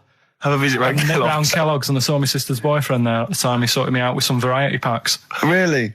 What was in them? You know, Rice Krispies and good stuff. Cocoa Pops. Space Dust or whatever it is. Space Dust. So, sorry, that wasn't Ken Dodd, though. No. That was someone else, wasn't it? That was an aunt. That was it, yeah. That wasn't Special K. Oh, dear. What about this then? Home Secretary David Blunkett admits that muggers rule some streets. Weird this, because when I was out with you... I don't believe it's going to be weird, whatever you say, Carl. No, when we were in that pub that night and we got talking about muggers and that, the tip is, what I tend to do, because I nearly got mugged once, act mental. You what? You nearly got mugged once? I nearly got mugged. Yeah. But I tried this technique of acting a bit mental. Right, and how did you act mental? Well, this guy wanted me trainers. And I was in Piccadilly Gardens in Manchester. It was quite late one night. And he come up, he said, I want them trainers. I said, you want them? I said, I worked hard for these. He said, how dare you come to me asking? And I got a bit livid. And I He looked at me like, oh my God, he's got a right one here, and he left me. Were you acting mental, or were you just mental? No, I put it on a bit. Were you not petrified though? Well, you don't think about it, do you, when you're sort of in the eyes of danger? Well, not you. Clearly, you're a brave man. So, what did you say? I just went a bit mad. I just kind of, because he said he wanted the trainers, and they were dear ones at the time. And I just, no, you're not having these. So I've crafted you. I said, I wanted these trainers. Yeah. And, went on to telling how I work at printers and I don't enjoy it. And, I put in all these hours and that, and I have to cycle home for about 5 miles. And did he give you his trainers? Yeah. Did you have a knife or anything? I just left. No, it didn't get that. Didn't get that violent. Well, that's very brave of you, Carl. Yeah, it's good. That's good advice, though. Just act mental. See, what's it? Should have tried it the other night. Oh, Liza Minnelli? Yeah. Well, she said, I've worked hard for these diamonds. Yeah. Not easy being the daughter of Judy Garland. You don't know what it's like. You know a lot about paying bills and writing out checks. Yeah. Tell us about Kellogg's. What was it like? What was in the factory? Was it just like squashing bits of corn? Pretty boring, really. Just loads of conveyor belts, boxes of cornflakes everywhere. Just what you imagine. Yeah. So is it more, this is where you might be working? This is where you're likely to work? Possibly. There was 2 trips. There was that and the trip to Manchester Evening News. Okay. And I left that early because I had a job in Cordon Bleu. In Kellogg's? Cordon Bleu, what's that? It's like a supermarket. Yeah? And I had to leave the trip early, and the teacher went mad saying they'd thought I'd got lost on the, in the building and stuff. What, you didn't tell anyone? No, because it was like day 2 of working in this supermarket, and I couldn't be late. I thought by the time I explain where I've got to go and everything, I'll be even later. Sure. So I just left, and then apparently they were searching the building and everything for me. Oh, wow. Stuck in a printer. Don't know. Stuck in a printer? I don't know. What was the printer's name? You worked at a supermarket called Cordon Bleu. Yeah. Cordon Bleu! Brilliant. That's great, isn't it? It's rubbish. Oh. Got sacked. What did you get sacked for? Messing about in a... back in the car park round the back. Yeah. Right, there was a grid, and all the concrete had gone funny, so when it rains, you got like a big lake. Oh, yeah. Right? And I got in, do you know those big metal trolleys you get to like put all the food in whilst you... Oh, yeah. And I got in one of them and pushed myself out into this lake. Of cement? No, of water. It was full of water because it'd been raining. Right. And I got stuck in the middle, right? And the boss was like, where's Carl? He's meant to be doing, facing up the beans.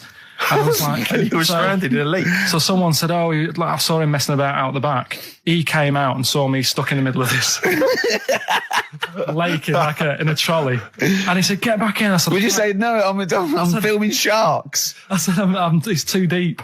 I can't get out. You'll have to pass me something. And he said, I'm not passing you nothing.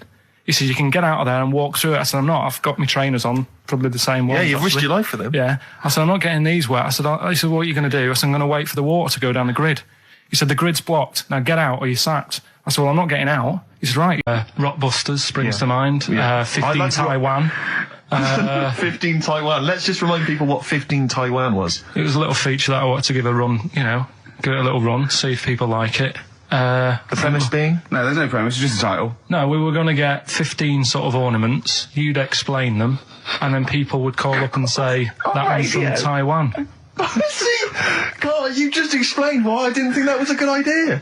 Yeah, by explaining the good... the funny thing is, Steve, right, I was walking down Regent Street on Monday, walked past one of these big stores, right, and they've got all famous quotes on the windows, right, and one of them was something like, an absurd idea is often a great idea. Yeah. Do you know who said that? Go on. Einstein. Yes. Which made me wonder, if you were his mate, would he ever have done E = MC squared?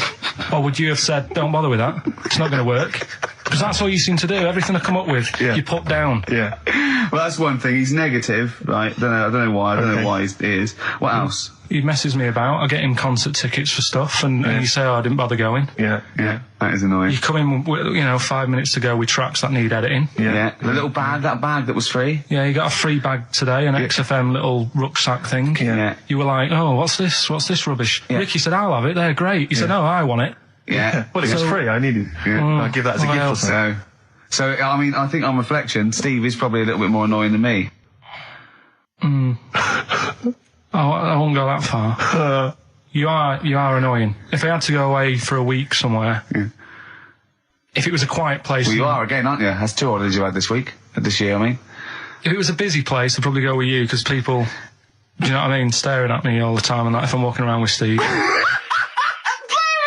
No, I'm just... Can I draw up a list of reasons I don't like you, Carl? Just being honest.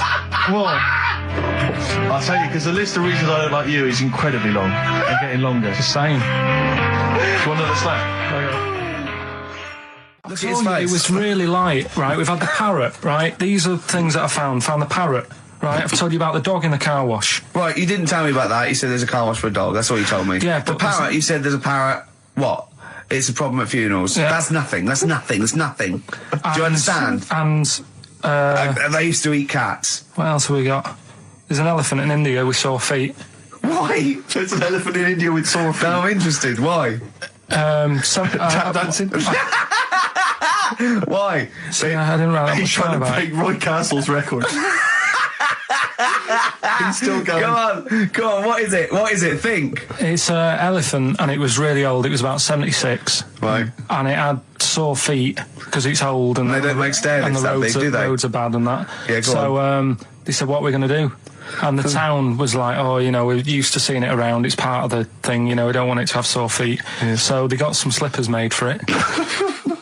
And it had like a picture of the elephant looking happy wearing some slippers. I love him! I love Carl, his world! Think of it, where did you see this picture? That was on the internet. Right. That's a lesson, though, for any elephants listening. You know, don't wear stilettos to work every day, because it can do your feet in. So that it's don't elephants have really bad memories? No, they have really good memories. Oh, do they? Yeah. Oh, well, that's good then. No, I just thought they'd forget where they put them. I thought there was something about elephants having bad memories and that. It goes on, where's my slippers? Yeah. I'm sure I left them by the test. So, sorry, there's an elephant walking around wearing slippers? Yeah, that's in India. What kind of slippers? Those sort of old man ones with the sort of check. Well, round ones, I imagine. Yeah. Big round ones. There was that going on. And is it happening? Is it happier? I mean, does it feel more satisfying? It looked it. Did it look? How can you tell the elephants, please?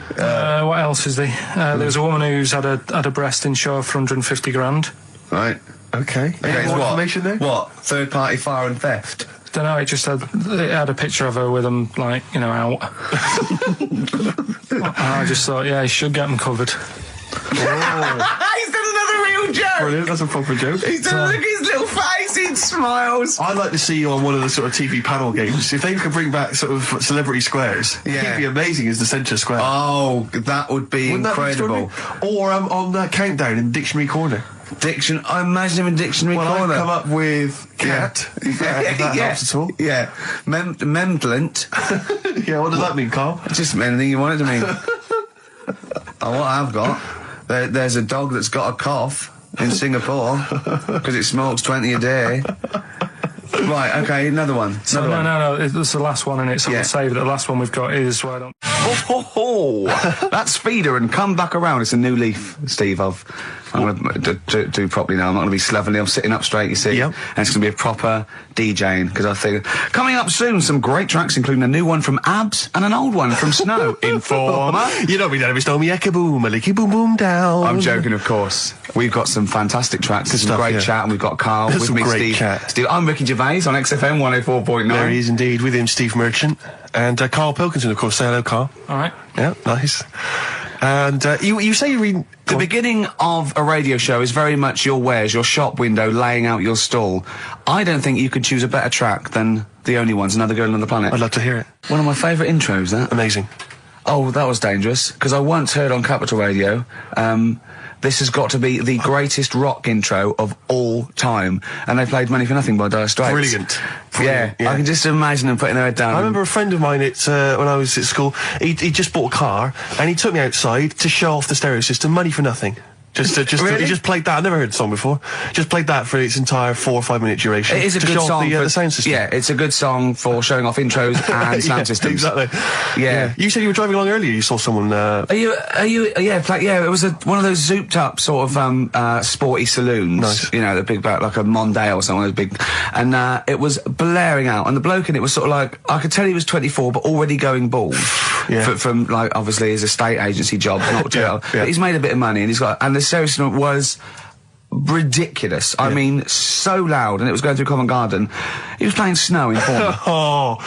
Do people remember Informer by Snow? It was a big tune in my I don't know. It's great. Yeah, I always enjoy it. Can I bring that in next week? Can we play Snow next week? Well, you can play a tiny little bit of Snow. Yeah. Informer. Do you remember Snow, Carl? Yeah, you loved it. Yeah, big tune. Yeah, loved it. Oh, did you? Big tune from the 90s. Happy song, isn't it? Rick, you were saying that you've turned over a new leaf. Yeah. Is that in all aspects of your life, or is that just in your broadcasting career? Because the reason I bring that up is because, do you want to describe what you were eating just now when we came in? Because you're a 40-year-old man, you've put on a little bit of weight, so presumably you're watching what you eat. Well, no, but it sounded exotic. I went into a cafe and they didn't have a cheese sandwich. Right. And, can I describe what it looked like to me? Right, it looked to me like a big slab of cheese. You've just got them to just cut off a big block of cheese, like the size of a CD case, or one of those double albums, right, of cheese, right, and just lightly melt that for me so it drips over my hand and it gets really greasy in the bag. But just lay some strips of bacon on the top. Yeah, but listen, you've embarrassed yourself. Is that what it was? No, it's a croque monsieur, so it's French. It's a what? A croque monsieur. A croque monsieur. Yeah, and so I thought, I've never heard of a croque You're having a let's see, you've embarrassed yourself. Is that how it's pronounced, or is it croque monsieur?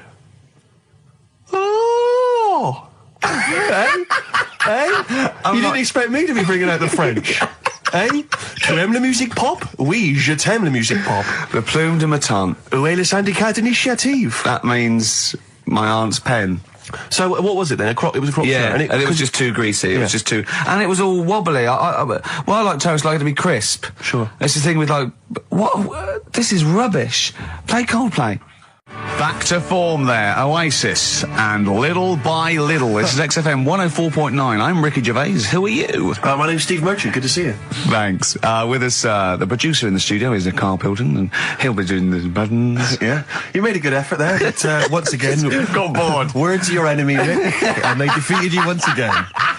Just run out of steam with the sentences. Every week I think, well, I'm really going to make an effort now. I've chosen some records. Yeah. That's it. That's it. That's as far as it goes, isn't it? Yeah. Maybe you should write out what you're going to say at the top of the show. Write that out. Get a nice big crayon. I like to keep a little bit of, you know... A little bit of something, a little bit of spark, a little bit of liveliness to it. Sure. How are you? Good to see you. Yeah, it's great. It's great to... it's great to be out of the house again.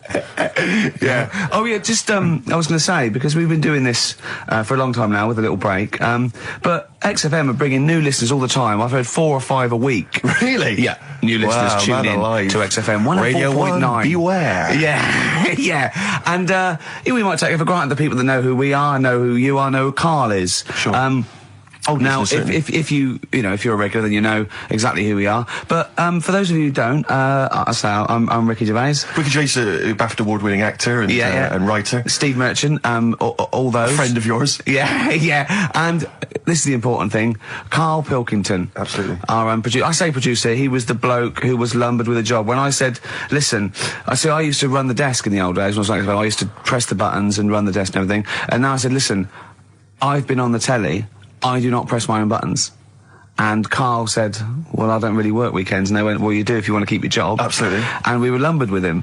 And then we discovered that he's not just a little dork, a little manky sort of idiot. Sure. He's got nice shirt. He's got, you know what I mean? He's got something else. Absolutely. He's got He brings another dimension, yeah. Yeah. And, he started having a little chat, and we discovered that he had quite a lot to say. Well, I think you're absolutely right, and I think I was wondering we should maybe play another tune, but after that, I just think we should re-familiarise our radio audience with Karl, and any new listeners, just somehow kind of let them get to know the real Karl again. Well, if you are new, you'll find that we like some old songs, some new songs, some chit-chat. We get serious sometimes, there's some tears and some laughter. Yeah. We kicked off with Oasis' new one, Little by Little. We're going to go back in time now to Iggy Pop and his Stooges with I'm Bored.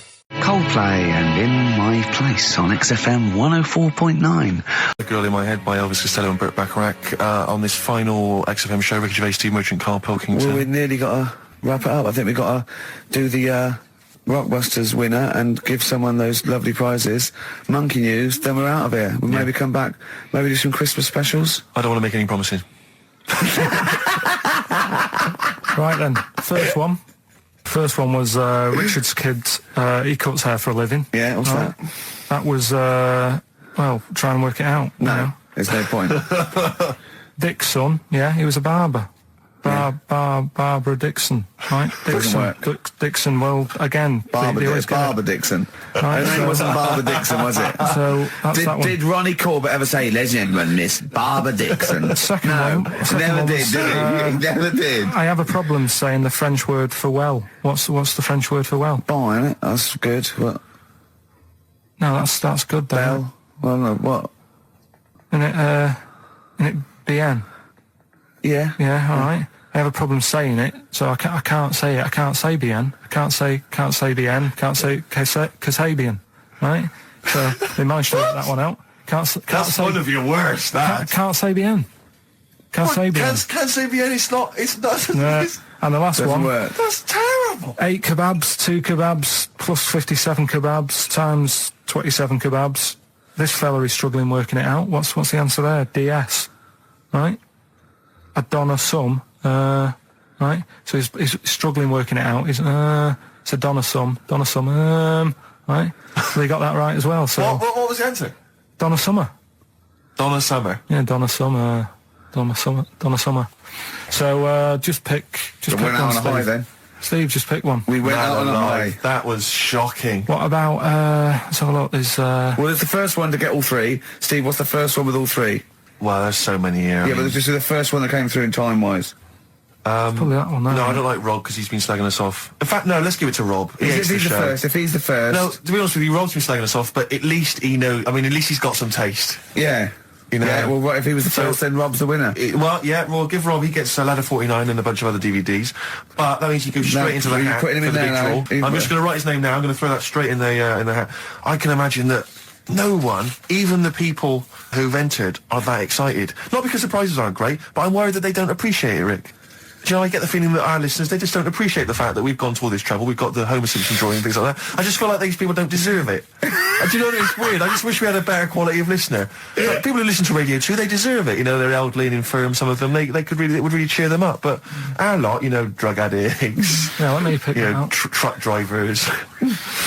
So I've just put all the names in the hat, all the previous winners from the previous weeks, and Rob as well. Is this Pilky gonna put it out? Do you want Pilky or do you want Ricky? Oh well, let's have the shaved monkey do it. All right, plunge your hand in there. It's just that's one, isn't it? That's it. Just pull that one out. Check who it is. Right, it's Gavin Thompson in Edinburgh. Well done, Gav. Are we going to get them up there? That's not his problem. You got to post them. You got to pay. They're amazing prizes. Yeah, but the Spinal Tap one, it's about 5 foot, isn't it? Well, they can post it. It'll cost them a few quid. It's a radio station. I think he should have to come and collect it. No, just because then it'll at least it'll prove that Where's he's he interested. from? Edinburgh. Give it to Bob Geldof. I'll give it to Bob Geldof. He's walking up there. He can jog it. XFM. Chewing breaks. Fishing for a dream. That's what we're fishing for, isn't it? We're fishing for a dream today. What's that mean? Poverty. I don't know what I was talking about. It doesn't matter what you're saying, Rick. No one's listening. No one's listening. Well, we've got to finish anyway. Think about the fact that think how small our percentage of listeners is anyway. Anyway. And then you two are on stage at the moment. This is like broadcasting during Christmas dinner. This is the same. It's just on the hospital radio. Yeah.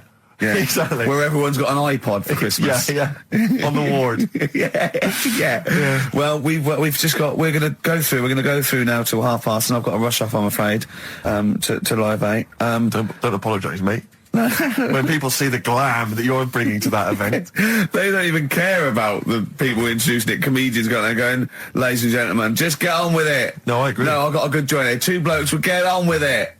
Bring on Madonna. But we're going to give it to them, Carl. We're going to go through to the end. We've done everything we have to do. And there was also a fella in the week who said that women shouldn't be wearing trousers. Why? Because they don't look good in them.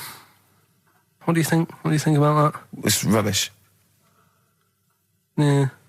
These are the only things that have caught your eye over the last couple of weeks. This is the entire news. Galileo did something with light. A French fella said women shouldn't wear trousers. See, that to me wouldn't pass as education. It's not education. I don't know where you could ever use that. I don't know when that would ever be applicable to life. I just like reading stuff that sort of reminds me of... Do you know what I mean? If I read it and it gets me thinking, I think that's a good little piece.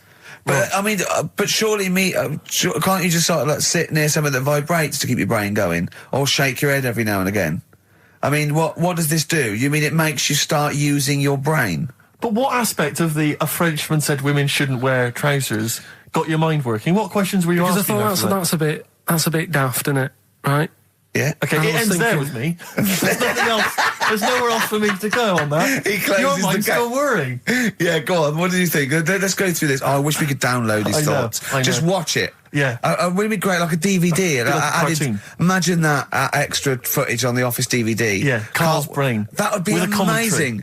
Oh, with a commentary. Go on. Women wearing trousers and that, right? On the estate that I grew up in, on right? There was a woman about 4 houses down, right? Rough. Now, she used to wear leggings. Yeah. Now, they're a bad idea. They are a terrible idea. I agree with you there, Carl. If you're a lady of what the colour? normo persuasion... Were they pink? No, they were sort of black, but with all bits on them. Oh, right. Do you know what I mean? Toast and just horse droppings. Yeah, go on, yeah. And she used to... she's quite a big woman. Sure. Pauline Quirk, I think we described her as. Looked like a light bulb. It is those kind of women that are attracted to leggings. Yeah, I know, yeah. They are drawn to them like a moth. Yeah. She used to wear them, and that's what I remember when I read this piece. And she used to work on one of those sex line things. Right. She used to do that. But what, was she, an engineer? The weird thing with her was, she had big eyelids. Right. Go on.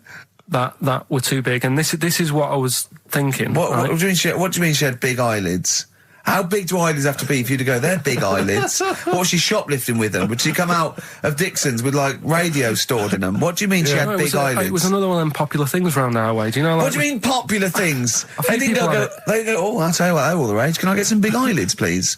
No. It was just like one of them things that people suffered with. Just big eyelids. They could hardly open their eyes. What do you mean? What do you mean? That's one of them popular things around where I grew up. People had big eyelids. They could hardly open their eyes. What does that mean? What sort of freak town were you born in? You had webbed feet people with big heads. You got women with big eyelids. What does big eyelids mean? Are you confusing her with the horse? Yeah. Did she have hooves? Look, what? Anyway, so there's this big eyelided woman with the leggings. And that's what I'm saying to you, though. That's...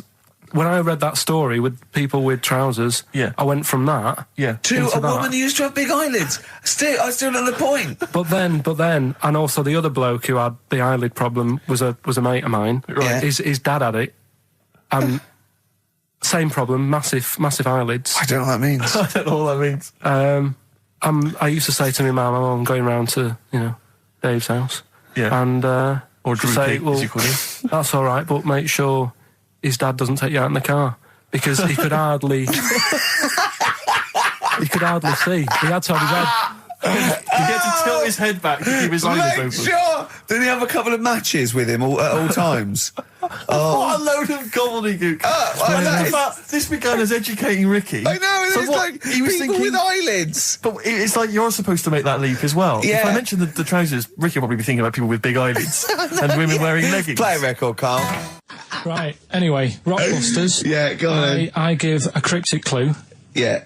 And a letter, and it makes up a band. He never said the word cryptic a few months ago. Just give the email address, ricky.gervais@xfm.co.uk. But if you want, I'll pay for you to take history again. Carl, we'd love to see you get a C or above. And well, we're willing I'll pay for you, and I'll get you some books. Right, now listen. We can, let's get, I reckon, when are the exams? June? Something like that, yeah. We'll try and register next week, and I reckon you can get an A or B. In history. In history. No, don't worry about it. It's just easy. I get you Brody's notes. If Heat magazine, they love you, Carl. They could probably sort something out. They could probably pay for a tutor. They got a lot of money. They sell a lot of magazines. I mean, it is almost always, and you found that out, I discovered this, it's always the Tudors and Stuarts. There's no fear for them not coming up. Now, what do you already know about them? You must already know stuff about Henry VIII and Elizabeth.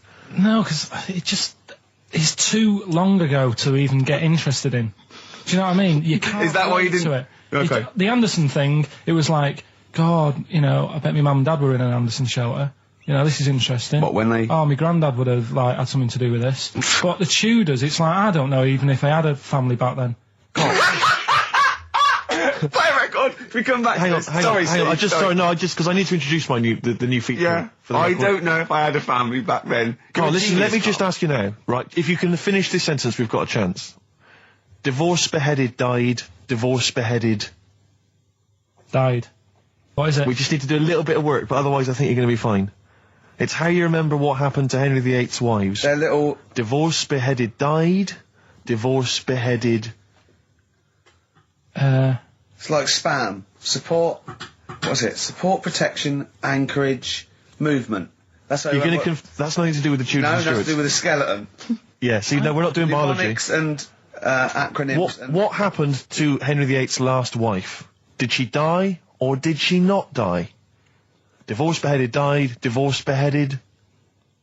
Do you know that the only king that has got a moustache is... No. The only king that hasn't got a moustache is the King of Hearts on the playing cards. Carl is genuinely... I don't know if he's actually upset or embarrassed, but it doesn't matter. Why does it matter? You were 15 and didn't go to school. If you were my friends, I think you would have just said, oh, we can't find them. Why? But you just matter, though. What's to do with that? Well, what do you mean? What do you mean? It's ridiculous. Do it again because you want to learn, because there's great things in the world to learn about. Don't worry. Look, GCSE is vocational. Is vocationally for a 15, 16-year-old to go on to do A-levels or whatever, or to get results. But you don't need that because you've done very well. You don't care about the Tudors and the Stuarts. I mean, you know. I mean, I've had a couple of jobs, not this one, because you don't need qualifications to get a job. Obviously. Yeah. In the radio. It's obviously a job. Absolutely right. But the ones that I have got in the past, I did, because I didn't collect them, I had to lie. And I didn't like go mad. I didn't say I had A's and stuff. But I didn't put history down because I didn't even know I did it. So it's a bonus. I kind of treated myself to like a D and a couple of C's and that, so it's like, well, he's not... I love the fact that Carl even then was honourable. It's like, I'll at least put down the ones I think I took and lie, but the ones I didn't take, I won't lie about. Yeah, and don't give yourself a B. Exactly. If they're going to find out you lied, give yourself a B next time, Carl. It could backfire, couldn't it? I mean, my brother's a bit mental, and he used to do things like go for jobs and say, oh yeah, I've done this before. Like being a mechanic, and he's never even picked up a spanner. And yet, he'd have the confidence to go and try and fix cars. Well, I'm not that daft, but... God, and he... Who do you blame for this? That's just an easy way out. I have to blame myself. No? Yeah. What was the teacher like? Well, there's loads of different ones. I didn't like... I mean, the history teacher, it is my own fault, because with her, she's a bit mental. And I used to kind of stop the lesson by saying, oh, miss, tell us about your fireplace you've got that is made from a gravestone. Because that's what that would stop any English teacher in their tracks. And she loved telling you about it. Yeah. It was like, oh, I learned that from a teacher. So that's why I didn't know about divorce, head loss, and all that. Yeah. Dandruff legs. Horse, head loss, dandruff legs. But remember now, divorce, beheaded, died, divorce, beheaded, survived. That's all you got to remember. And what's that? That's what happened to Henry VIII's various wives. In order. What does it spell out? No, it doesn't spell out. It doesn't spell anything. You just got to remember the rhythm. In order in which he married. Yeah, but it helps. It's like when my mum taught me the alphabet. She taught me as like a song. A, B, C, D, E, F, G. Yeah, constantly. Yeah. No, not like that. Huh. That's how everyone else could do it, and I couldn't do it that way. Why? What tune did she do it to? It was A, B, C, D, E, F, G, H, I, J, K, L, M, N, O, P, Q, R, S, T, U, V, W, X, Y, Z. I feel like, it feels like Christmas Day. Well, you didn't get the gift you wanted? Yeah, do you know that, like, anticlimax? Yeah. When, you've been looking forward to it for so long. Yeah, you know. Well, I mean, I knew you were looking forward to it. That's why it took you 14 years to get the result, and then it was 2 other people that got them for you. Do you wish that we hadn't done it? No. It's alright. It's alright, isn't it? What's your girlfriend going to say? I don't think I'll see her again. She likes a man who knows about the Tudors and Stuarts, does she? Yeah, first gladiator, then the... Yeah, you've been bluffing. Whenever she said, where did you go to Stuarts? You go, good. Like, lots of things, but look, there's a bird. What happened to Henry VIII's last wife? Oh, I wouldn't... oh, yeah. Oh, look, Friends is on telly. Friends is on. No, I just changed the subject by saying things like, you know, about the only king in a pack of cards. That threw off the scent. That threw us off the scent. That wouldn't fool an invigilator, would it? That's the thing. You can't use that one. Rockbusters answers next. I was going to say, well, do you want to do that? No, let's do it next. After the record. Just going to say something. What were you going to say? About gays and that. What? In a bit. What were you going to say? Oh, we'll look forward to that. Martina Topley Bird. Need one on XFM 104.9. Right, there goes the girls from Tattoo. See you later. Well Thanks, done. girls. Cheers. Right, a couple of lessons Carl, there. what were you saying before we cut you off? Yeah, it's just like, you know, you had the girls in and that, and it reminded me, I was talking to Steve in a week. Yeah. I think it's, when people were talking about going to Stringfellas and that, yeah, I was talking about seeing naked people. Yes, I asked him, I said, when he used to watch, say, he accidentally flipped onto BBC Two and... Yeah, you'll never learn. Come on. I think I've got SAD. What's that mean? That thing when it's... Sade? When it's dark outside and you feel depressed. Oh, yeah. I think I've got that. But you're from Manchester, aren't you? Isn't it like pitch black there all the time? Isn't it like, which country is it? Iceland, where it's like dark all year? The land of the mole people. No. Yeah. I was telling Steve before. In fact, I'm not going to bore you with it. Go on. What were we saying about Wayne? Well, you bored me with it earlier. Can't you bore him with it? Yeah, it's only fair. What were we saying about what? Wayne King. Carl, play a record. Oh, that's disgusting, Carl. You're a pervert. Tickets for K-Fest. Right, go on. What's that? It's like a rock thing that's going on tonight. Right. If you're into that Welsh. Right, well, name some of the bands. Names of the bands. Nile. Go on. Right. That's one of the bigger ones. Mark Lanigan. Who? Not Lanners. Is Lanners playing? He's not really. Yeah. Mark Lanigan really playing there? I think so. God, who's that? What? Who's that? Who is Lanigan? Is he someone you went to school with? Who is Mark Lanigan? Who else is Who on? is Mark Lanigan? Is he the promoter? Oh, is there a baguette-shaped gap left in their holdall? Before, let's make some bread that you can fit down your trouser leg. What? That's not true! No, it's not, I read it in Euston train station. I was waiting to go back to Manchester. Where did you read it? Scrawled on the wall in graffiti? Yeah. Do you know was it also meet me here for cock fun at 12 o'clock? The Upper Cross Sandwich Shop, Euston Station. It's on the wall. Ages ago. Yeah. Only people with money had drinking or something. That's like one of my film reviews. Years ago. Welcome to History Now. Now, ages ago, only people with money had drinking or something. Keep going, Carl. Keep going. Like spirit and stuff. So they'd it's like businessmen. Businessmen. It's easy for you to say. This is getting to be cruel, isn't it? This is amazing. Yeah, go on. Why did you open your mouth, Carl? What were you hoping was the best that could happen? Because you were trying to make me look stupid before with the planet, so... Whereas you know... Yeah, go on, no, come on. Businessmen with money. I've got to drink, I'm ching. The pigs come, if you like. Sorry? What did you say? What did you say? What did you say? When you do what, Carl? What? What did you say? No, what did you say? Because I don't want to have to go to the radio authority again. What did you say then? Just remember.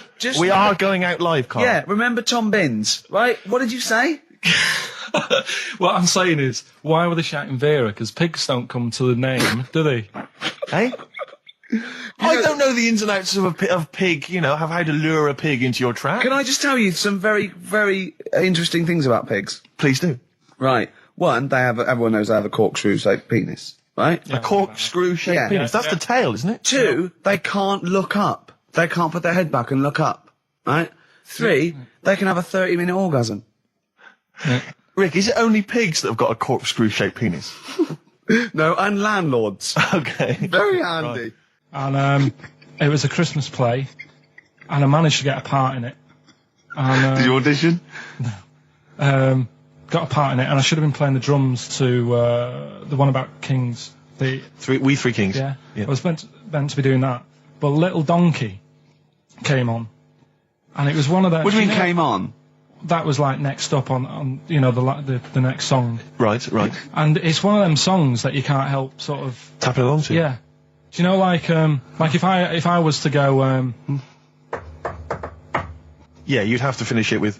Yeah. Do you know that they actually send that into space? Do they? And what? Hoping that aliens will respond with that. Yeah. They do that because apparently it is one of them things that you can't help. What, even if you're an alien life form? Yeah. They know that, do they? Yeah. But anyway... What, because they watch Star Trek or something? Hello. Knock, knock. Yeah. No, seriously. Is it true, like, if you send out knock, knock into space, they have to say that? Oggy, oggy, oggy. Oh, that is great. Seriously.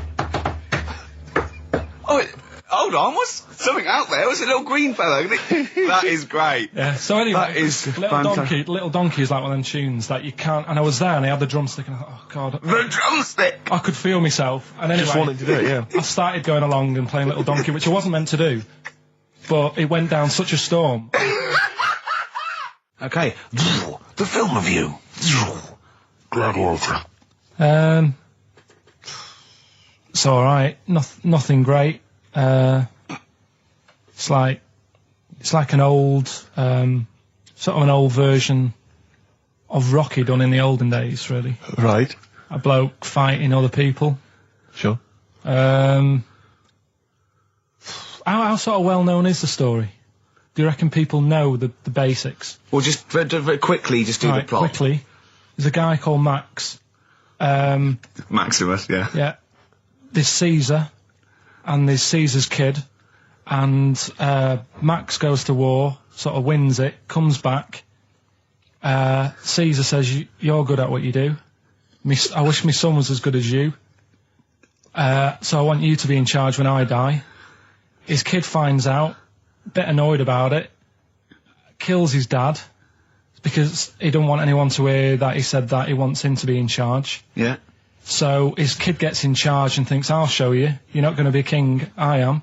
You're going to be a slave or something.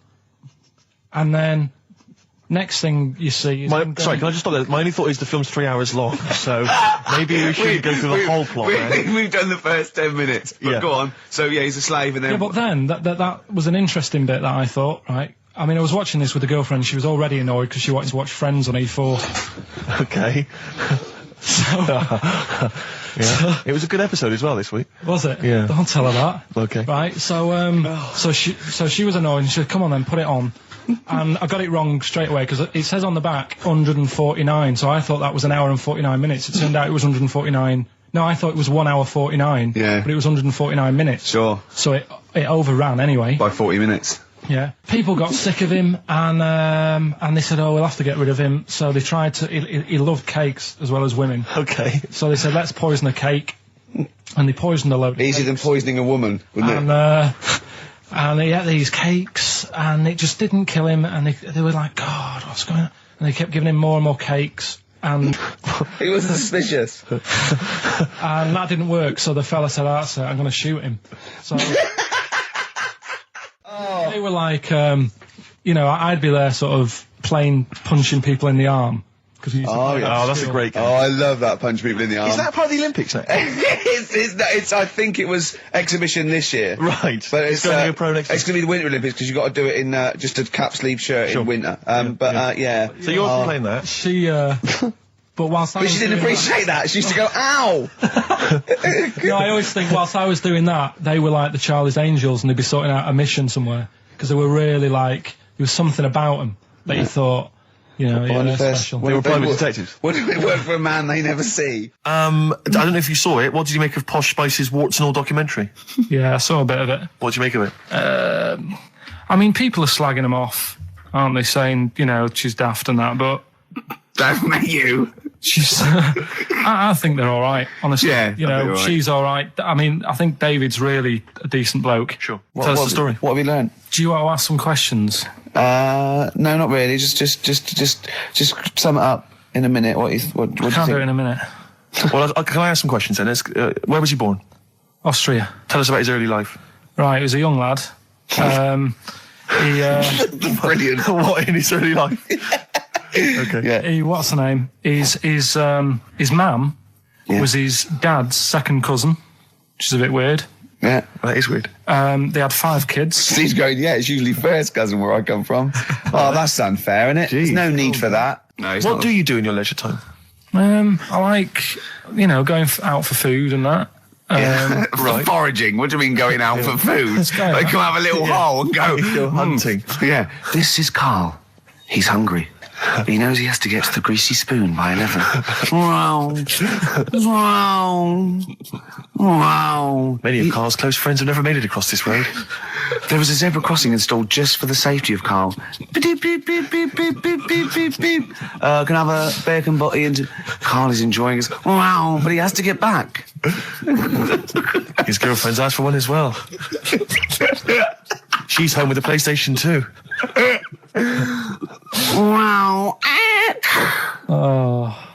We just had a call from someone saying his company would sponsor Karl, right, to be raised by all these balloons if he could have a walk-on part in the office.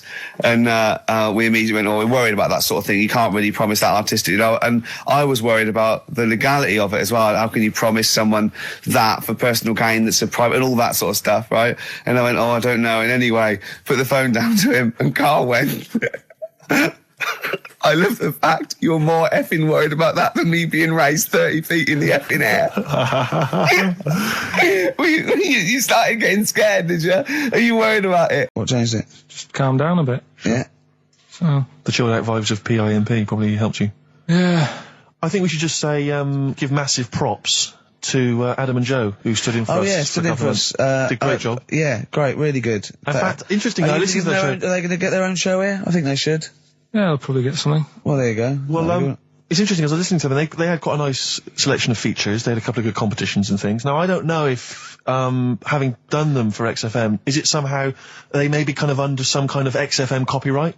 Which would mean, as we've got no ideas, maybe we could just hijack some of theirs. Maybe you could look into that. Obviously not Monday, you're not here, but... I was with Joe Cornish last night, went to a little, do at, Jonathan's house, and Joe was there, and he walked in, and I was taken aback by how tall he is. Sure. Because I'd forgotten, and he's about 6'4", but he's unlikely to, do you know what I mean by that? It's sort of like some people surprise you. And, he was going, you know, I don't consider, 6'4", big. I said, well, it is pretty big. I said, but I know what you mean. I walk around with Steve Merchant. Yeah. And, he went, how tall's Steve? And I was 6'7". Yep. And Joe went, oh, that's nearly a disability, isn't it? Do you know, he's absolutely right as far as I'm concerned. No, do you know, I genuinely, since school, I used to go to school with a little disabled fella. Lovely guy. No, I swear to God, lovely guy. And I remember he came in when we got in the sixth form, and he'd basically got, I don't know what the ins and outs of it were, but as far as I could tell, he'd got a car for free.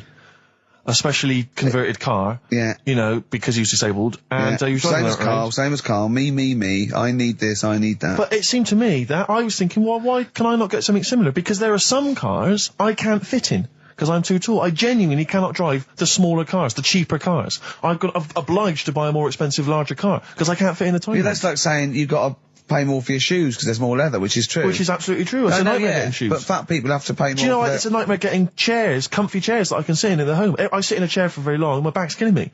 Now, how is that not a disability? But no, you don't see people like me whinging. But I think tall people, I've read an article that taller people on average, get higher wages through you know, an advantage, or just because they're taken more seriously than little dumpy fellas. Sure. Do you know what I mean? But I don't think I genuinely don't think there are many benefits of being really tall. People seem to assume there are, but beyond the fact that I can reach things down from a high shelf, I know. I don't think there's any real perks. I've seen you hit your head a few times. That's a disability. I know, I have seen you hit your head a few times, and I think, oh God, that must have hurt. Obviously I'll make sure okay and then laugh. Of course. But I know it must be annoying. Thanks, mate. No, but I mean, there's a pub, there's one pub in Soho that he has to go down backwards. Yeah. He has to lean back, it looks like a limbo dancer. Yeah, they've almost got to lower me in on ropes. I always find it amusing. But like, for instance, on the plane, on an aeroplane, I can't get some of the seats, I can't fit in some of the seats. Not in any way, not the way that I could. Because how is that not a disability? There's some seats that people can't afford because they're poor. It's not a disability. That's irrelevant. Don't go on a plane then, because you're poor. But if you can't afford to go on a plane, you can't afford to go on a plane. You should have studied hard at school. But what annoys me about that is there's a physical disability I was born with. There's a weight allowance, so I might not be allowed loads of bags on, but there might be a big fat pig in the queue who's allowed the same chocolate allowance as me. That's because they've been eating like a bloater. I couldn't stop myself from growing this tall. It wasn't a conscious decision. I didn't think, I'll tell you what, I won't smoke when I'm a teenager. Maybe I'll shoot up.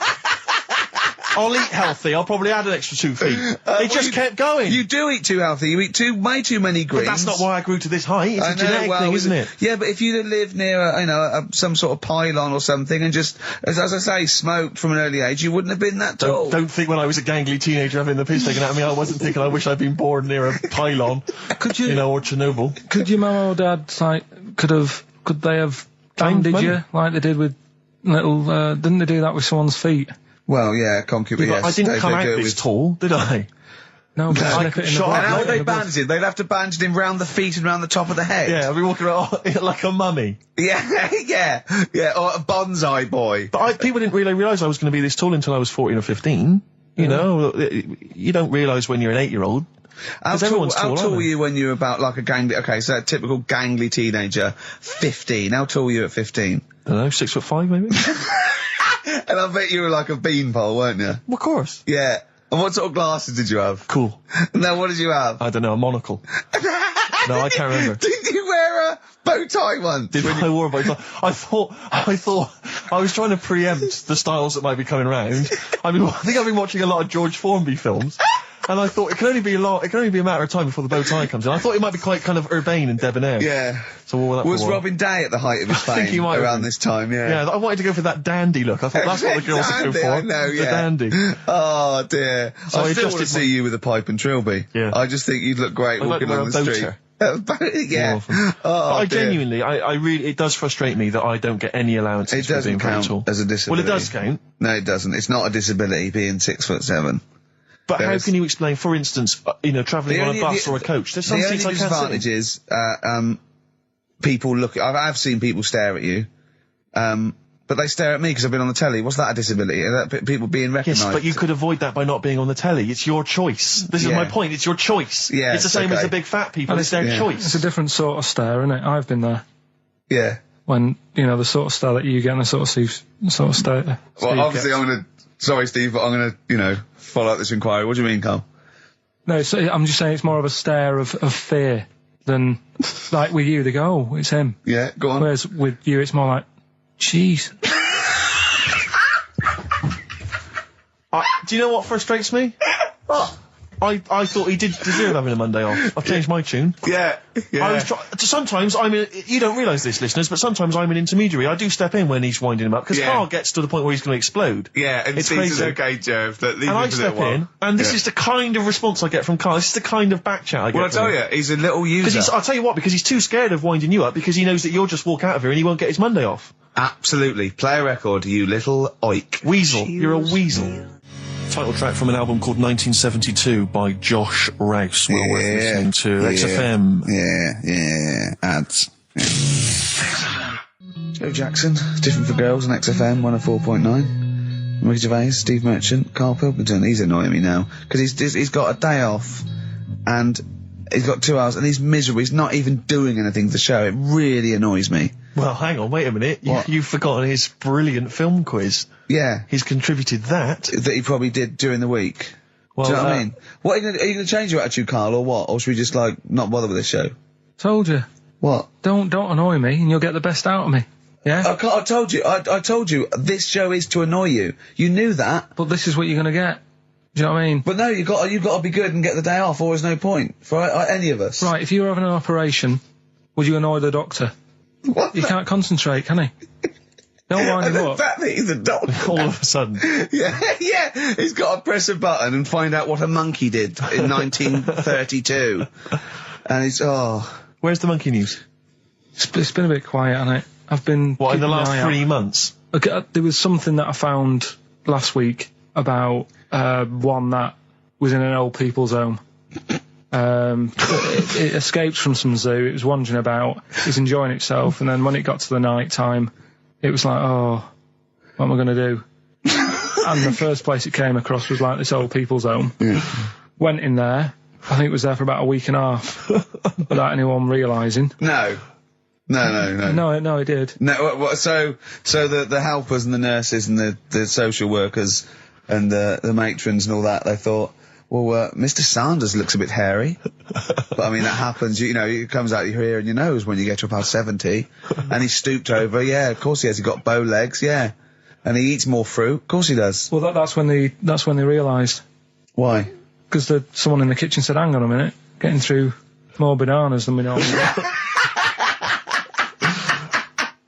Right, do the competition. Do the one thing you've done this week, probably in their time again. You're getting paid for it. You're having Mondays off. You're not into it, so that waste of time. That film sounds good. It was like this. Yeah, okay. Then.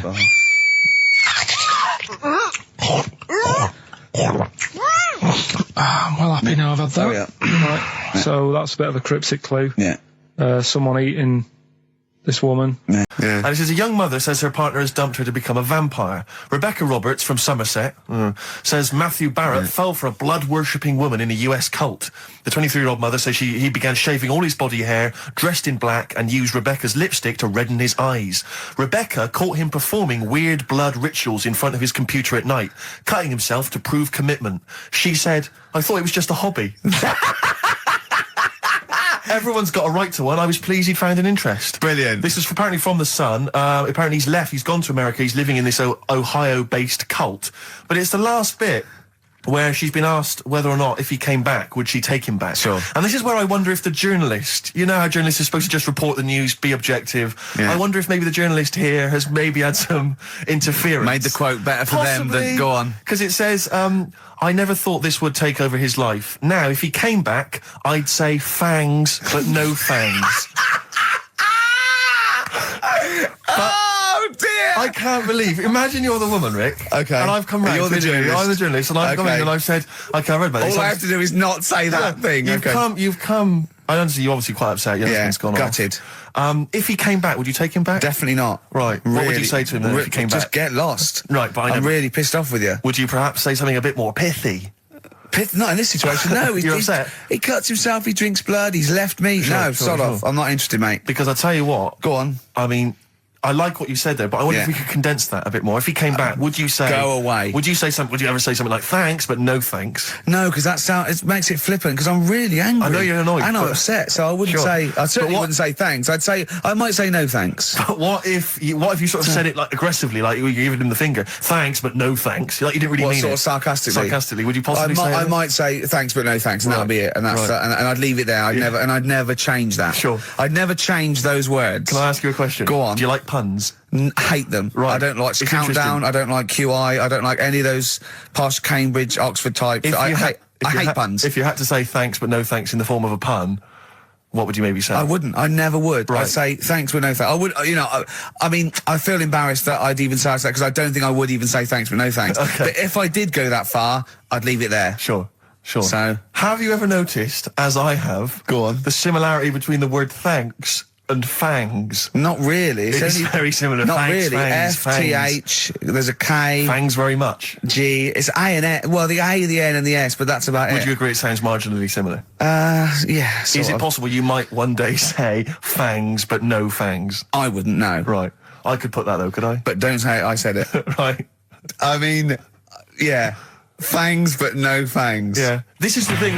Just, if you ever read an article in The Sun, The Mirror, anything, do not believe it. Really seriously question and query it, because... If it ends with fangs, no fangs. If it ends with a pun... I'll tell you what, though, my mum was loving it. Do you know Rockbusters? Do I know Rockbusters? I love Rockbusters. I think I agree with it. She was taking part. I mean, she doesn't know a lot of the new bands and that, but she made some up for some older bands and that. Oh, she did some herself? She made some herself, sent them in the post. So are you going to use those today? She's not quite got the hang of it. Okay, unlike her genius son. Have you got them there? Can we hear what they are? You keep talking a second then. I'm quite excited. I mean, if they're even approaching, say, the genius of Wet Knee Houston. Yeah. There was another one which was something to do with a trench, Carl. What was that? That was Dandy Warhols. That was a good one. Dandy Warhols. I think that was his finest moment. Yeah. Incidentally, I've got an email here from someone called Sauda, if that's a he or a she, but let's assume it's a she, just for glam's sake. Yeah. She says she saw an old man eating a Twix last week, Carl, so that blows your theory out. I'm not having it. Okay. So if you are a bloke, he's calling you a liar, so maybe you want a little rumble later? In fact, if you are a bloke, he's calling you a girl. Yeah, exactly. Right. Yeah, then. These are ones that my mum's made up. Brilliant. Right, just in case you're a new listener, I give some initials out and a cryptic clue, and it makes up a band, doesn't it? Yeah. Or a solo artist. Not so much cryptic as what you're thinking. But well, go on. My mum sent this one. This group would be good at doing your hair. This group would be good at doing your hair. TP. Is there a group called the Hairdressers from the 60s? This group would be good at doing your hair. TP. Is it the something? The Platters. The Platters. Yeah, that's all right. So that's all right. Nice. Let's have a look. This group sound like dinosaurs.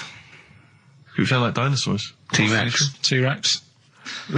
Yeah, I see what you mean. They're not so much cryptic, are they? This group. Don't leave her alone. They're good. This group likes being by the sand and the sea. This group likes being by the They're the Beach Boys, boys. Beach Boys. This band are called the Beatles. The Beatles. Hang on. We just have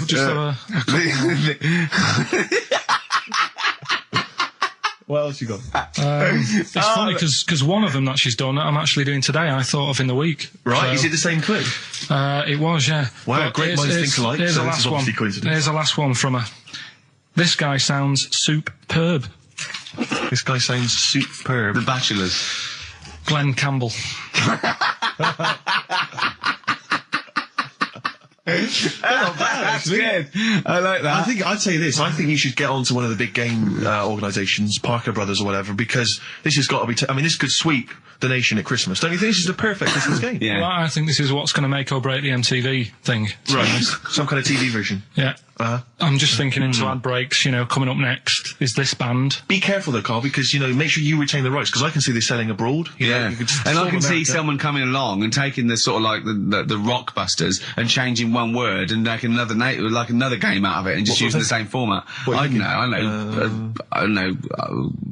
I can't think of something there, but they could change. So sort of like they change the word rock to something else and have it. What could it be? Brick, block. Yeah, and so you have to, you know what I mean? So be careful, because Blockbusters will never work. look at his little face. So we're doing that later. Got some good prizes. Okay. I'm Ricky Gervais, obviously, with me, Steve Merchant, and Karl Pilkington, which is what Heat write about, really. Karl's the main man. Think of Karl a year ago. He was just sitting in that room going, all right, I've done this. XFM. It's good, isn't it? Yeah, it's like a music bed. Brilliant. Comes on the show. We start taking the piss out of him. People start going, oh, who's the idiot you've got in? And we go, it's Karl. And they go, we like him. He's a fool. I go, yes, he's a fool. He's a pet buffoon. And they go, well, let him speak more. Right? And they're going, don't let him talk, XFM, the fat cats. Oh. And I said, I'm a rebel and I do it my way. Rick, can I ask, did you stick it to the man? Yeah. And then MTV call up. Yeah, Heat are writing about him every week. Yeah, he's just been filmed for the BBC. There's some rumours he might be the new James Bond. Yeah. He's eating lovely McVitie's original digestives. Are we allowed to? Can I? If McVitie's are listening, I love these biscuits. Yeah. And he's got the best. If the Spearmint Rhino strip clubs are listening, I'm a huge fan. Right, and he's got Rockbusters to come. Yes, I should just ask, the few people have asked me this, and there's also an email here from Rich. People are saying they've seen some of the posters and the adverts of advertising the show, plugging the show. Why aren't you on the posters, Karl? And it is your choice, isn't it? We did ask Karl to be involved, but he is actually. It's like, where's Waldo? He's actually. He's in my trousers. You don't like having your photo taken. No, you're not seeking the publicity. No. I reckon you are secretly. I don't believe you. No, he's right. He's totally right. He's doing it just right. But I think there's a fine line to be drawn that, if you like being in, around radio, you've got and you want your own show, or you enjoy talking and they just happen to be filming you for MTV, that's different. I think what you just avoid is going to silly celebrity bashes, having your picture taken for the sake of it.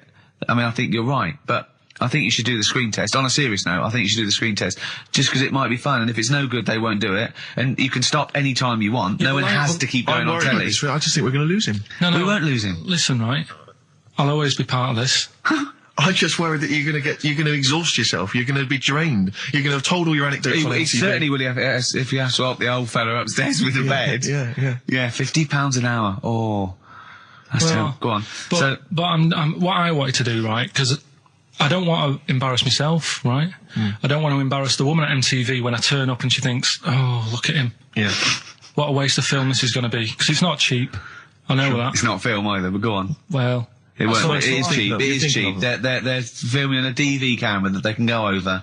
If it's no good, they won't show it to anyone. It'll be great. It's just what they want you. Honestly, I can just see you doing little things, just like popping up, between the records and going, all right, MTV, music television. Hear about the hairy Chinese kid born, which is weird, isn't it? Because they're not usually hairy. And it just goes, MTV. It'd be brilliant. It'd be brilliant, Carl. If I'll come down with you. I'll come down with you. Well, we'll see. Go on. We'll think about it, right? Go on. Right, Rockbusters. So Rockbusters, it's a little clue, some initials, 3 different clues. You email in ricky.gervais@xfm.co.uk. You can win the load of stuff that we've got. So, first one, here's the clue. Stop throwing that fruit about. Oh. Oh. Yeah. What's the initial? That's CB. CB. CB. Stop throwing that fruit about. Yeah.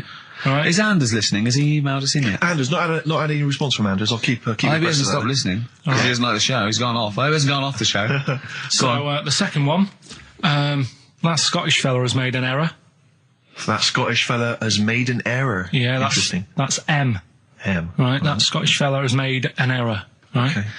And the last one, God, you can make a right load of toast with them. You can make a right load of toast with them? Yeah. All right, what's the initial there? That's G. G, I was thinking it might be bread for a minute, but no.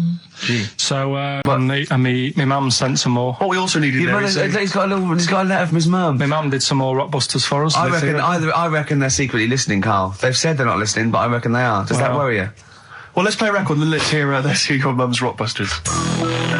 Better Warren G. Oh, Carl, done, mate. Well done. Regulate. I hope Nate's involved. Nick Dog? Yeah. I hope so. Carl, Rockbusters, your mum... Carl. Yeah, no, Listen. we did get a bronze, but this year we introduced Rockbusters. Things will be changing. So, Hey, we didn't introduce Rockbusters, Carl. Please don't tar us with that brush. Yeah. Rockbusters then. Yeah. Chance to win all that stuff Steve was talking about before. We give initials and a cryptic clue, and it's a band, and there's 3 of them, and you email in ricky.gervais@xfm.co.uk. Yeah. Right? Do you want some of my mums? Well, I think before you give us your own, we should hear your mum's, just to sort of set the tone and for people to get their heads around the whole idea. She sent some more. They're still not that up to scratch. First one, this group are nice on toast. Marmalade? Jam. Yeah. Which one? Jam. Okay. Marmalade would have worked. Marmalade's just as good, yeah. This man liked his wine. This man liked his wine? Dean Martin.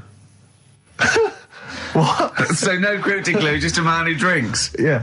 But isn't there like a myriad of rock stars and pop stars who like booze? I liked his wine! I don't think anyone would have ever got that. That's fantastic! This man liked his wine, Dean Martin. This man liked his golf. Clubby chip face. No, Bunker Smith. Bing Crosby, yeah. He liked his golf. Yeah, that's genius. This man liked his wine. Just a couple more.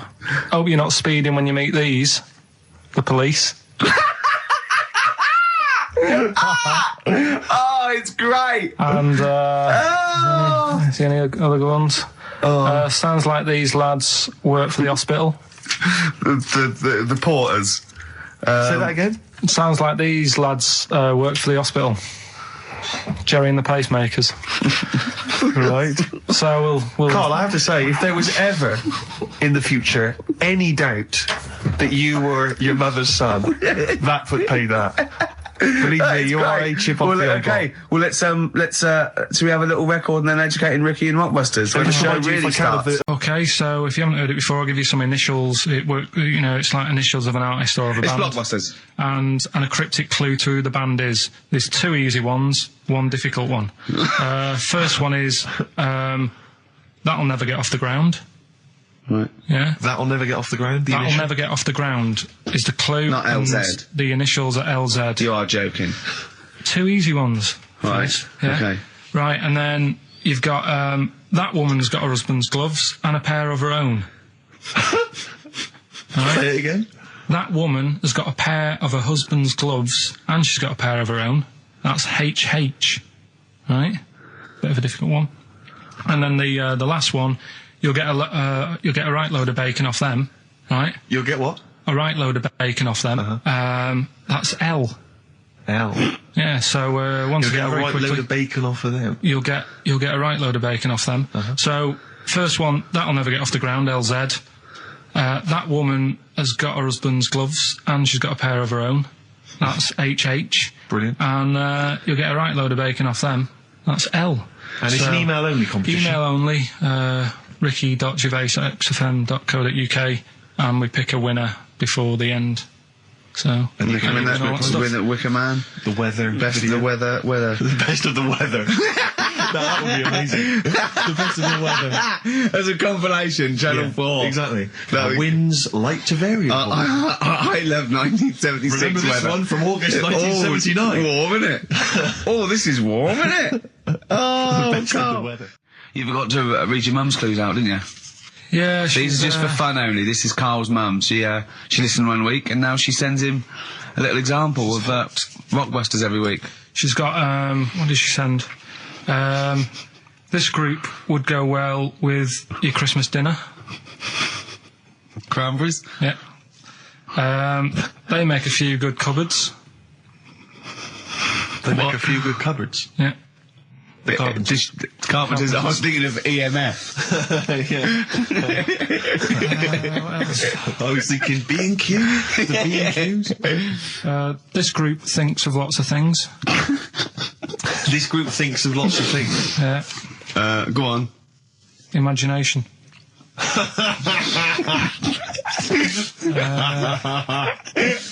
think they're the best ones. Yeah, obviously we want the worst ones then. Here's one more. She'd really like Blackpool. She'd really like Blackpool. She'd really like Blackpool. Fairground attraction. Not bad. Yeah. Not bad. Right. Well. Right, there's a load of letters there asking for advice. Put them on Claire's desk. Have a good Christmas. Have a good Christmas. Second one, ask your mum if you should. After you're at the prison. S. And the last one, a couple of people were arguing in the supermarket at the fruit and veg counter. But it's busy in there because it's Christmas. Busy because it's Christmas. That's a B. So they're the three things. It's email only, this one. Please remember that. ricky.gervais@xfm.co.uk. ricky.gervais@xfm.co.uk. Yeah. Brilliant. Carl looks happy with them. He looks really happy with them. Rightly so. They're cracking. They're good. Yeah. They're pleased with those. So. All right. Is there going to be more Rockbusters in the new year? We're not sure. I'm still, thinking about new ideas that we can do. Snowbird from Mark Heights are part of his covers album. He's so happy that the XFM listeners understand his stupid clues, and he knows it annoys me. We've got some right answers. We'll be giving out the answers just quickly, just in case someone sort of missed one of them. I'll just quickly do them. Yeah. Yeah, go on. First one. There's a load of letters. There's a load of letters there asking for advice. Put them on Claire's desk. Oh, a Merry Christmas. Ask your mum if you should. Oh, a Merry Christmas. And a couple of people were arguing in the supermarket. It was Christmas, fruit and that's veg why. Counter. And that's B. Okay, we'll give those answers out shortly. Okay, answers. We must give the answers. You would have to go to bed at 6 though, so we can play. Right, here's the last clues of the year. You had, there's a load of letters there asking for advice. Put them on Claire's desk. That was F. That was for foreigner. Foreigner. I don't know what you mean. Claire Rayner, she took advice, she gave people advice, so that's a foreigner. That is shit. Right. I'm sorry, that might be Christmas, that is absolute garbage. A lot of people got the right answer. I know, that annoys me even more. Number 2. The second one, ask your mum. Foreigner. Yeah. Foreigner. Second one, ask your mum if you should. That was S. That was Shalimar. Shalimar. Right? No, bizarrely, what was the clue there? Ask your mum if you should. No, we got a lot of people saying Smashing Pumpkins as the answer to that. But I don't know who's saying that today, Mum. Smashing Pumpkins. Merry Christmas, Mum. Smashing Thanks Pumpkins. very much. Nice bollocks. Yeah, exactly. Oh, that's great. That's great. Right. Smashing Pumpkins. Your dad bought for me for Christmas. Yeah. And the last one, Lovely plums. What, my Victorias? Oh, God! Right, we've got to wrap it up. Come on, then. A couple of people were arguing in the supermarket at the fruit and veg counter. That was B. That was banana drama. They were, having an argument. What do you mean banana drama? Wait. What group is banana drama? What group is banana drama? So, you're a fool. You're a twat. When you say that, but you accuse Carl of that. You're also accusing lots of the listeners, including the winner, Nicola Rogers of London, and she wins those great prizes, and she got them bang on. So banana drama. So can we finish there now? Yeah. What do you mean? What do you mean? Can we finish there now? Just play the ads and go.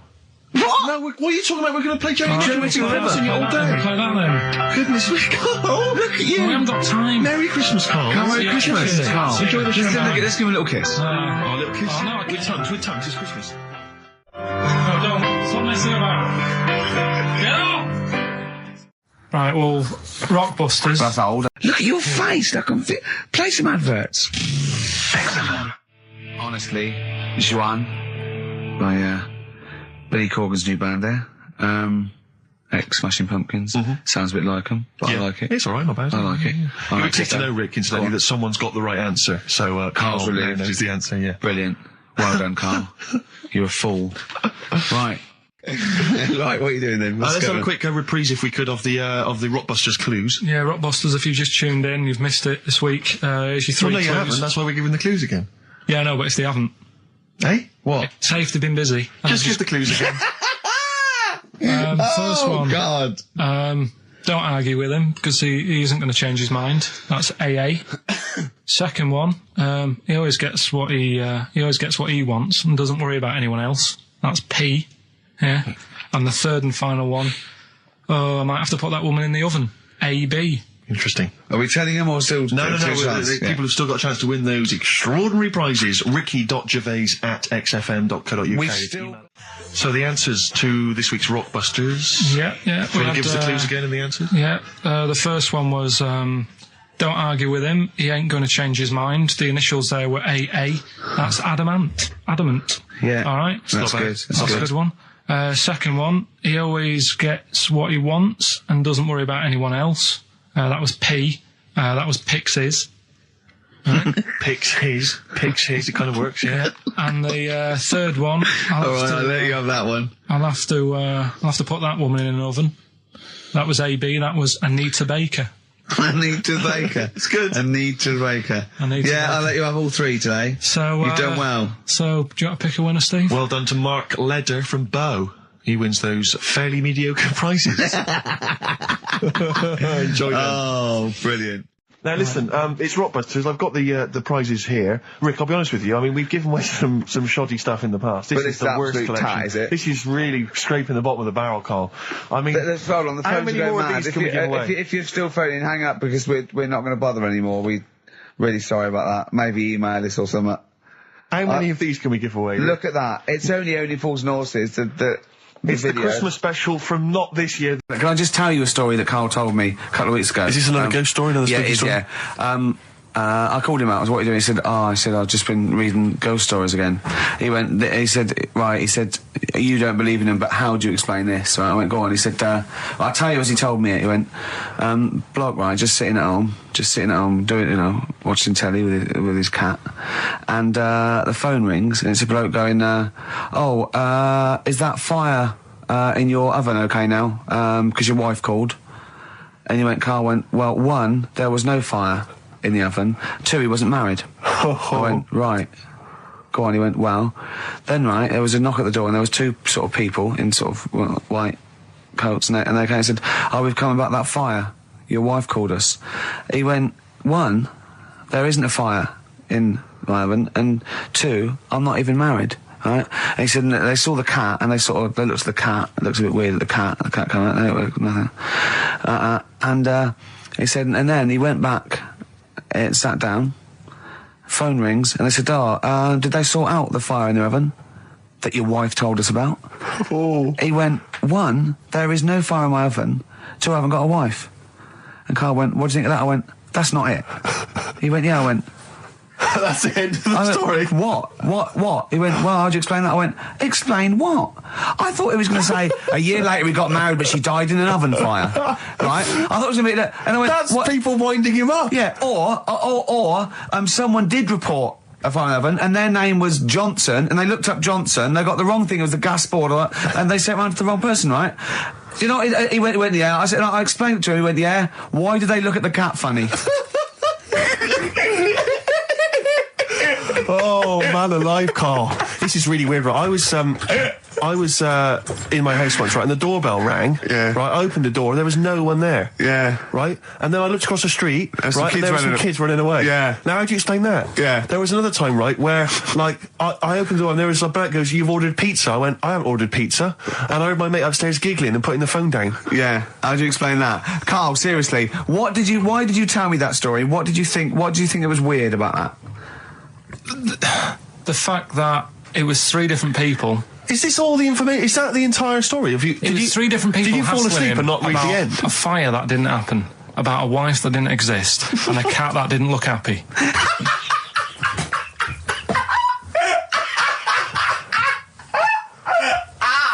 Oh, I'm gonna have a heart attack, Carl. What? I mean, why did they look at the cat funny? Because cats don't like spirits, do they? What? And the other blokes were ghosts?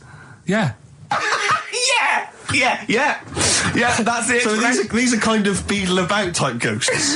These are ghosts who walk the earth as the undead, just winding people up slightly. That's lovely. That is lovely. Seriously, and a cat that did not look happy. But seriously, why would ghosts wander around just like winding people up?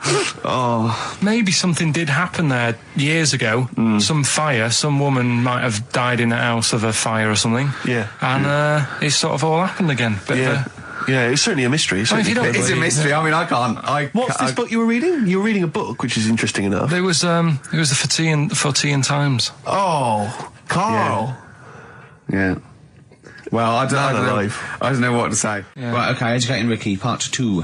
But I was in the cinema. It's not long ago, and I went to see that. I think I was off to see that film, Crouching Tiger, Hidden Dragon, or whatever it's called. You know, well, it could be on the phone for that because there's subtitles, so it's not going to ruin it, is it? Yeah, it wasn't her. I was sat next to another woman. She was crunching, a big fat woman. No, but he's got a good point there. Loads of people could be on the phone in there, and it wouldn't sort of niggle you.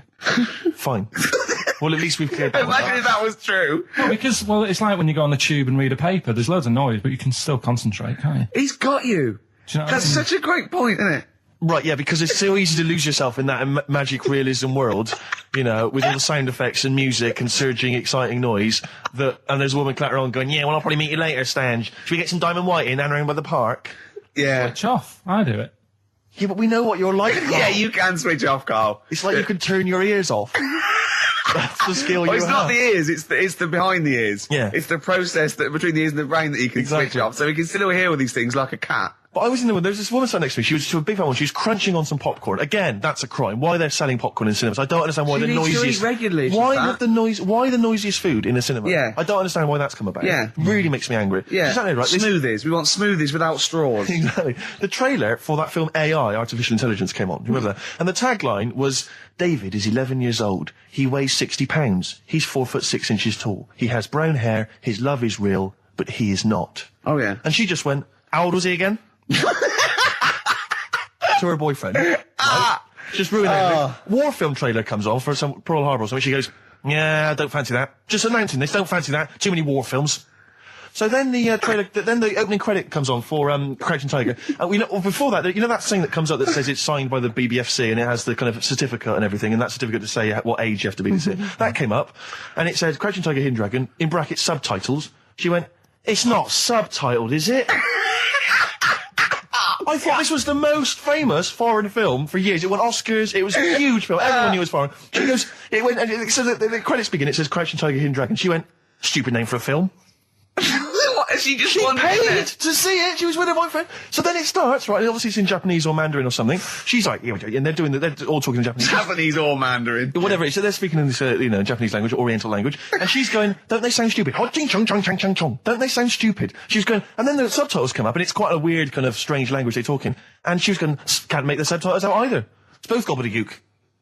Just wittering on every step of the film. I totally agree with you, but what I like in your telling of it, I know you're getting quite emotional. I'm genuinely livid. But she went Mandarin or Japanese, some Oriental language. And well, I don't know what else. It's a strange language. It's a strange language. Well, anyway. Oh, dear. So then I moved. I climbed over several seats, made a big huff of, make a big show of moving. Yeah. Sat next to a guy on the phone, just chatting on the phone. Oh, I'd have gone mental at that. So now I hate that film. I didn't enjoy it. I don't like seeing it. I don't want to even think of it. It's subtitles, isn't it? Well, rubbish. That's why I get videos. I'm a big fan of that TV show. It's on digital TV. A lot of people won't have it, but Inside the Actor's Studio with James Lipton. Yeah. And he interviews lots of big Hollywood stars, and he always asks them these same questions at the end. Can I just run a few of them past you? Go on. Okay. So, if you could do any other profession other than the one you do now, what profession would you do? Can you just change that to apart from a paper round? Apart from a paper round. Oh. If you do any other profession, Carl. And it doesn't matter about, like... It doesn't matter if you've got the skills or anything. In an ideal world, if you had the ability. Well, I think I'm about to buy somewhere, so I reckon something, you know, using tools and, like, doing a bit of plumbing and that. So a plumber? Well, sort of an all-rounder. Right. A handyman. Well, yeah. I think... You know, you don't get paid that much, but it's useful, isn't it? So, but you get your own show, couldn't you, with Carol Smiley eventually? Well, all that, but the money that you don't make, you save by not having to pay someone else to do the chores. Do you know what I mean? I don't know what that sentence meant. Right. No, a plumber. How much is the average plumber on? The money you don't make, you save on not getting someone else to do it. No, just think of that. No, look, break that sentence down. Are there any? Sorry, Rick. Sorry, but people who live in glass houses. Yeah. Anyway, let's just go back to Lipton quickly. We've got a couple to get through here. So, your favourite noise or sound? Favourite sound or noise? Oh, is it me? No, it's not me. Hang on a minute. It's not me. Are you sure it's not me, Carl? I like Elvis. Noise. Elvis in the ghetto. The sound of Elvis. Elvis in the ghetto. Brilliant. Okay. Yeah. And your least favourite noise or sound? I don't think it should really be records and music. Noises, things that you hear at home or whatever. Maybe like a sound of a... The least favourite noise? Least favourite? The sound of... Probably like... the sound of ghosts? Fire engines and that. Right. That's annoying. Except if your house was on fire, presumably. I think it's a bit unnecessary. You think they're just doing it to wind people up? I live on like a busy street and it's happening all the time, and it is like... Just sort of have a blast of it, and people will hear it. You don't have to keep it going. Yeah, sure. So that is pretty annoying. And if heaven exists, Carl, when you get to the pearly gates, what would you like God to say to you as He welcomes you into heaven? What would you like God to say to you? Who asks these? What show's this? It's a programme where celebrities are interviewed by a guy, an American interviewer, and he always asks these questions at the very end.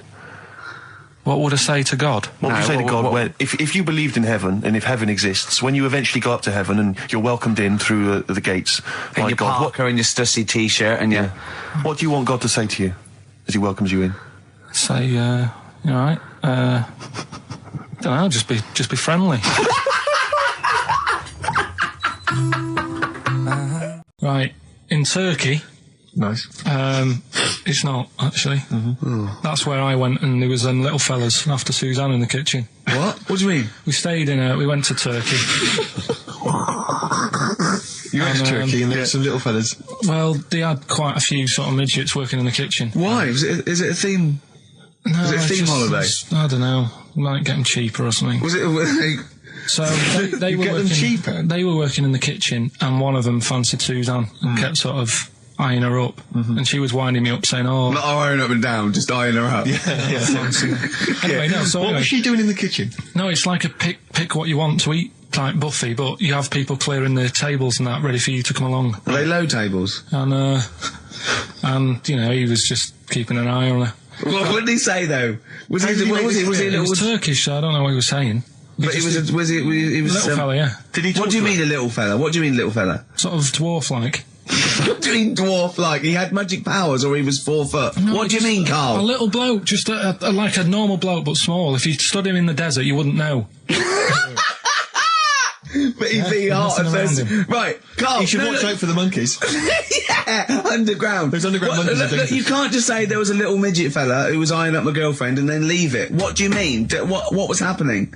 This is a story to us. This is much more interesting to us than, and she was deaf, right, and she hit her head. That's much more interesting. I don't understand how it manifested itself. Did he come over and say something? No, do you know when it's like girls know, don't they, when someone fancies them? What do you mean there was lots of them as well? Do they? That's worth knowing. Listen, right, come on, right. So you went to this holiday, yeah? Yeah. And you went into the dining room or something? Yeah, downstairs. And you looked over. You thought, this is all, there's no one serving. Yeah, and they go, wait a minute. Hold on, you looked down and there was a little waiter. There was loads of them running around busy. Why though? Why did they get summer? What do you mean? Because it was in summer. They had more of them. They come out in summer. What do you mean they had more? What do you mean? Because it's busy, isn't it? Well, no, but they hibernate in the winter. Why were they all midgets? I don't know, maybe it doesn't heat stunt your growth or something. No! Well, they just happened to, maybe it was a thing that they did for tourists or something, I don't know. I just got on with my meal, it was a holiday, do you know what I mean? God. So it's a midget survey, I'm not going to ask any questions. Right, okay, yeah. So they're all little fellas running around, and this one always was like, you know, oh, do you want a new serviette? You know what I mean, going out of his way to sort of... for turning on the charm. Yeah, he was going out of his way, the others weren't. Right. I think what was happening is he'd been working with Santa all the winter. Yeah. This is sort of little summer break. This one was your waiter, and so he was being polite to you? Maybe. But what did Suzanne say then? She was using it to wind me up. What was she saying? Just like, you know, look. He may be small, but he's built like a... Yeah, he's all man. So... Were you jealous of a midget then? You were jealous of him? It is a bit annoying, isn't it? Why? It wouldn't bother me as much now, because I've been with her for ages. Right. But at the time, that might have been one of our first holidays, and it's like, you know, what's going on? I paid for this holiday. Yeah. And then you get off with a midget. Yeah. Oh. So anyway. But it doesn't matter, because you got chatted up by a bearded lady. So. yeah. Tell you what, no, that's got nothing to do with that. What were you going to say? I was going to say the hotel was half board, and maybe... Oh, right. I thought you were going to say it's just one of her shortcomings. So listen, right? Play a record. Steve Merchant with 5 little hamburgers. Got 5 burgers here, yep. And so I don't know, how should we begin, Carl? Do you want to just look at the size of these burgers? Look, they can see it on webcam, can't they? They can see us stuffing these burgers into your mouth. And by the way, I'm filming this, Steve. Look, brilliant. Look, I've got a camcorder. Yeah. We'll put this on unseen footage on a DVD or something. Or maybe on the website. Oh, Carl, what if you break the record? Okay, Carl, I'm coming round now to just monitor this and adjudicate. What's the web? If you want to see this on the webcam, what is it? XFM.co.uk. Right, okay. Hold on. Can I, Steve, I'm not being funny, right, but I think I have got, like, a bit of a wheat thing. You've got a bit of a what? A wheat allergy thing. Oh, don't give me that! No, seriously, my head's... I've been eating a lot of shredded wheat recently, and my head's got a bit bigger. Carl, I don't think you can let us down now, mate. So you just got to put that... I can't put that, like that, in my mouth on its... I've got to break it up. I've got to break it up. You can't break it up. Can't break it up. It doesn't say you can on the rule thing. It does. It doesn't. I can't look. I physically can't. Try it. I can't look. I'd have to be Jay Goody to be able to do that. Seriously, look. Try it. Yeah, I know, but you're not approaching it right. That's it. Come on. That's all. God, he's not going to do one. Keep going. That's good work. Keep going. How does he get three in? Keep pushing. Ease it in. Keep pushing. Get one in at least. Ease it. Get one in at least. Get one in. Ease it in. Get one in. Push it. That's one. Let's go for another one. I reckon you've got to rip it up a bit. Okay, do that then. See how many you can get in. You've got to get in 2. No, just one. No. Well, it's 3. Pack it in. What do you do? Pack your cheeks first. Honestly, Steve, my head is swelling a bit, because I have got a wheat thing, a wheat allergy. That'd be good, then there'd be more room. Right, okay, look, Carl is now just sticking it in his cheek. Yeah. Don't eat any. You can't swallow any. It's like a hamster. You've got to work like a hamster. Yeah, stick it in. Come on. He looks like Marlon Brando in The Godfather. Come on. Don't lose any yet. Right. Pack it in, then use your fingers to pack it in. Come on! Wedge it in.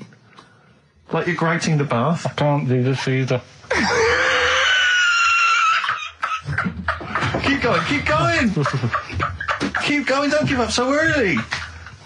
This is part of the problem. You just give up, Carl, too quickly. You failed again. It's like your history O level. Come on, Carl. Come on. Do something well. Succeed at something. Push it in. You've got nearly half a burger there. Oh, I'll come round there. You're chewing. Don't chew. I've got a bit of food. I don't know what he said, but... Is that a whole one? Is that a whole one? No, it's not. I can see bits left. Come on, Carl. Come on, keep working at it. We keep working at it. But there's so much space in your mouth, I can see it. He's going red. Okay. Okay, we do another one. We're doing another one. That one then. We're doing a... Oh, are you alright? Are you going to be sick? Are you alright? Alright. Oh God, should we play a record? He's making my eyes water now. Okay, I'll find a different one for you. Find a different one for What about most grapes eaten in 3 minutes? I'll go. Do you want to do that? Grapes are easy, aren't they? That's easy. Great. Come on, grapes are easy. Come on, don't make him laugh. He's choking. He's choking. Oh, Carl. Quick! Keep going, Carl. Come on, Tom. Come on. What happened? Did you just throw up? No. Don't make him laugh. Oh, come on. We can make wine. Come on, Carl. You're doing so well, Carl. mate. I want to go. Come on. Only. Why are you making him laugh? That was a world record attempt. Come on. He's over. Keep going. Come on. You got 25 seconds. Come on. Oh, I think that was a shame actually, because you were doing well, but something went wrong. I know, and I think those are bigger grapes than the ones I've seen before. They're quite big grapes. Look at his face, he looks so despondent. Come on, Carl, 8 seconds. Just a few more. 5. Come on, what's the matter? 2, 1. It's all over, Carl. It's all over. Better count how many you did. You can get good at this. We can get good at this over the weeks. I think that was a fairly pitiful attempt, actually. I really thought you had a... It's interesting, actually. These are harder records than you might think. Yeah, I know. 6, 8, 10... How do you feel after that record-breaking attempt? Not happy with that. What are you not happy about? The fella who did it, was he in hospital and just had loads of grapes? I was bored. You can sure he wasn't producing a radio programme, that's for sure. Well, to be fair, neither are you. What was tricky about it? What did you find hard? I think having Ricky standing over me, sort of shouting, "Go on!" isn't normal. No. But so that wasn't... He hasn't eaten any! Hold on, that's 50, you have to. That's quite a poor attempt then, by the seam of it. Would you think about trying to maybe do that again in a couple of weeks? Would you do some practice and try that again? No, leave it. Leave it for the experts. And I noticed a tricky point, maybe sort of when you had about 50 seconds to go, you seemed to be spewing things into the bin. What was that?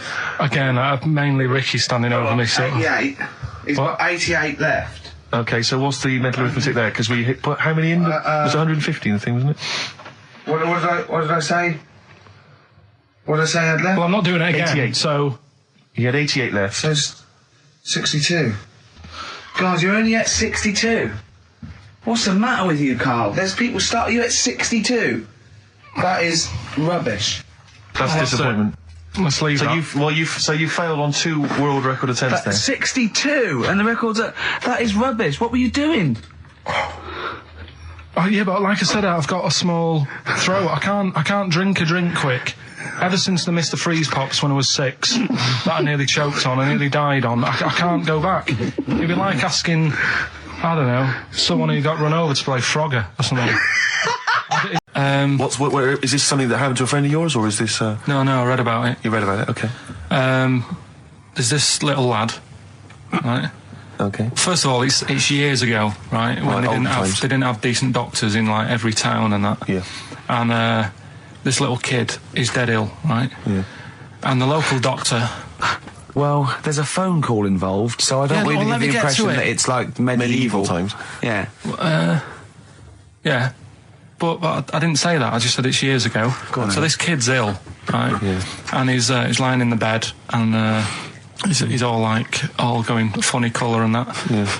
And his mum says, I'm going to get the local doctor round. The local doctor comes round, and he says, so I don't know what's up with him. He said, leave it with me. Leave it with me? He said, the doctor said that? I'll have he said, I'll phone up a top doctor, okay, who was in America or somewhere like that. And so he goes to the phone in his office and he calls America, and because it's years ago, the phone line isn't that good, it's all crackly and that, right? Yeah. So he's talking to the doctor and he's saying, I've got this kid, he's a funny colour, and you know, he's really weak and that. I don't know. He's not giving him much to go on. Right? Sure. So the American doctor, right? Yeah. He goes, yeah, what you want to do? And it's all breaking up, right? Yeah. He goes, what you got to do? You got to, it's all breaking up. You've got to give him some, parrot's blood, right? Some parrot's blood? Well, that's what he thought he said, but the line was really bad. Yeah. He meant parent's blood, but he heard that he said parrot's blood. He said, right, I'll do that, leave it with me. I can see where this is going. He goes to, a pet shop. Yeah. He says, give us like half a dozen parrots. Sure. Takes them round to the kid's house, takes the blood from the parrots, puts it into the kid's fine. The kid's fine? It worked. Such a load of shite in my life. I've never heard such twaddle, such just made up, enhanced, exaggerated bollocks in my life. A load of old rubbish, Carl. I mean, when he told me this, the doctor said, what do I do? And the doctor on the other end said, give him some blood. And the doctor went, where do I get blood from? So hang on, wait, I just need to clarify. Where do I get blood from? Give him some parents' blood. Give him some parents' blood. Give him some parents' blood. Yeah. But hang on, I just need to know where you read this. Carl. Where was this? Where did I you read stitched this? you up. You know what he said? He said, so do you believe it? I went, tell it to Steve. He went, do you believe it? I went, tell it to Steve. Carl. But where did you read it? That was on the internet. What? Where is it on the internet? We'll have a big fire tomorrow. Yeah, go on. Is that the one you want? Let's go for it. Right, I think this was like round the 1700s. Bluffing. And He's bluffing. Who was the king then? Don't know. Go on. But it's about the word bonfire, right? Bonfire. Yeah. Do you know where it comes from? No, go on. No. Right, what happened is it's got nothing to do with Guy Fawkes and that, which is what I thought when I saw it. It's got nothing to do with that. But ages ago, at 1700s, right, they didn't have enough houses, like I mentioned. Okay. Yeah. So if that happens, you get people living on the streets. You get diseases, people aren't cleaning properly. So you get more deaths. All right? Yeah. So think about it. You've got all these dead bodies lying around. They're running out of space because there's like, I don't know why they're running out of space, but they haven't got much. I don't know why really. I was going to say they should have just buried them, but there's probably more land back then than now. He doesn't need anyone else in the room to have a conversation with himself. Yeah, we could leave and we'd come back and he'd go, I've sorted it. Yeah. But anyway, for some reason... They presumably, if it's going to be they burnt them, it's presumably to do that it also kills the parasite or whatever's carrying the parasite on them, as opposed to burying them and not killing the disease. Well, yeah. So there you go, you've worked it out. They piled them up and they turned it into a celebration because there was a lot of fed up people at that time. Is this going to be the word bon, meaning good? No, I'll tell you in a minute. Go on. So you've got all these people who are like going around and like, oh, you know, so-and-so died the other day. And, you know, nearly every week someone they knew was dying. Yeah. So you can imagine like just constant like being depressed. So, and they've got all these bodies lying everywhere. It's like, oh, God, what are we going to do? So they said, we're all too fed up at the moment. Said, let's make this a better world. This was 1701 by the time they got together. Yeah. So they said, what we need to do is have a big party. So they said, yeah. Good thinking. See what you're thinking. So they go, right, well, we'll put all the bodies in a big pile. And they're all diseased and that. So they set fire to the bodies. And they said, let's have this as a celebration to remember them by. And, you know, we'll have a drink and that and have a chat. We'll have this big fire going. And it came from bone fire. Ah, right. So it was all the bones. Bonfire is bone fire. Yeah. Excellent. Yeah? That's interesting. So that's how it came about. Yeah, in the 1700s. Yeah. That was? No, probably. Okay. I reckon it was 1600. Probably earlier. I reckon it was the plague. I reckon it came from. But interesting stuff. So that's. Did you celebrate Bonfire Night? Is that a big celebration for you? Do you like the fireworks? I'm sick of fireworks. I just think they're rubbish. I'm not impressed. I've never been impressed by fireworks. Even as a kid, you have to go to like sort of community kind of gatherings with a bonfire and fireworks, and some local vicar or whatever would come out. But I also think the adults think the kids love it, and if they just got together and said, "Should we go this year?" They'd all go, "No." Yeah, absolutely. Let's not go this year. What would be better is if the vicar had wheeled out like a massive rocket, climbed in, gone last one to the moon is a bender, and then fired himself off. Now that, I'd pay to see. That's a firework display I'd like to see. As it is, it's just rubbish. Oh dear. Tell you a job I don't like. What? I wouldn't want to be doing. The woman, there's a little woman who sits in the little snack stall on Finchley Road station. Yeah. And I don't know how to describe it, really. She is surrounded by snacks. She can't move for snacks. It's Does it look like American Beauty, but with different... Not dissimilar to that. Yeah. It's a little hut on the station. And it's like, if you go to the seaside, you can put your head through one of those cardboard cutouts and it looks like you're a big fat person or whatever, and you can have your photo taken. It's like an equivalent of that, but it's just snacks everywhere. She's got bananas up to her chin. She's got chocolate coming down to her eyes, crisps either side of her. She can't move. She can't do 360 degrees. She's like packed in there. I don't know how she gets in there. I think they put her in there first, and they pour in the bananas. Yeah. Then they go pour in the nuts. She has 2 hours of makeup before they open, dressing her in there. Because I'll ask for something from the fridge, and she cannot turn her head to see. She has to go by feel alone, just to feel the fridge and get stuff out and pass it. And often I'll say, that's not what I wanted, but she can't. You've got to let her off. It's extraordinary. Dear. But there's no music playing. Does she have to sell her way out of it? Exactly. If it's a slow day, she's stuck there till the next day. Yeah, it's like a world-breaking attempt. Yeah. Carl, what job wouldn't you want to do? Well, any job. You're a lazy... You're joking, aren't you? I've done loads of stuff. I'm quite happy now doing what I'm doing. Yeah? You look happy. I think you sound happy. Yeah, I mean, calm down. You on drugs?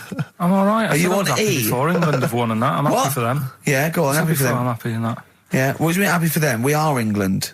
Happy for us. Yeah. I mean, we didn't play. I did very little towards it. No. It was mainly Johnny Wilkinson. Yeah, I barely contributed. Switching on the TV was about as much as I did. Exactly. And shouting, "Come on!" Yeah. Talking about jobs and that, though, I was reading the other day about like, rubbish jobs that people have had and stuff. I haven't got time when I'm at work, man. I just get on with it. I'm not squiddly diddly. Fingers in pies, different jobs. Go on. Do you know Ivor the Terrible? Ivan. He, his Russian... Yeah, that was the Welsh fella. Who was bloody awful, but not as bad as his Russian cousin, Ivan. Yeah. Go on. He had a fella doing some work for him, right? Yeah. This fella built his house.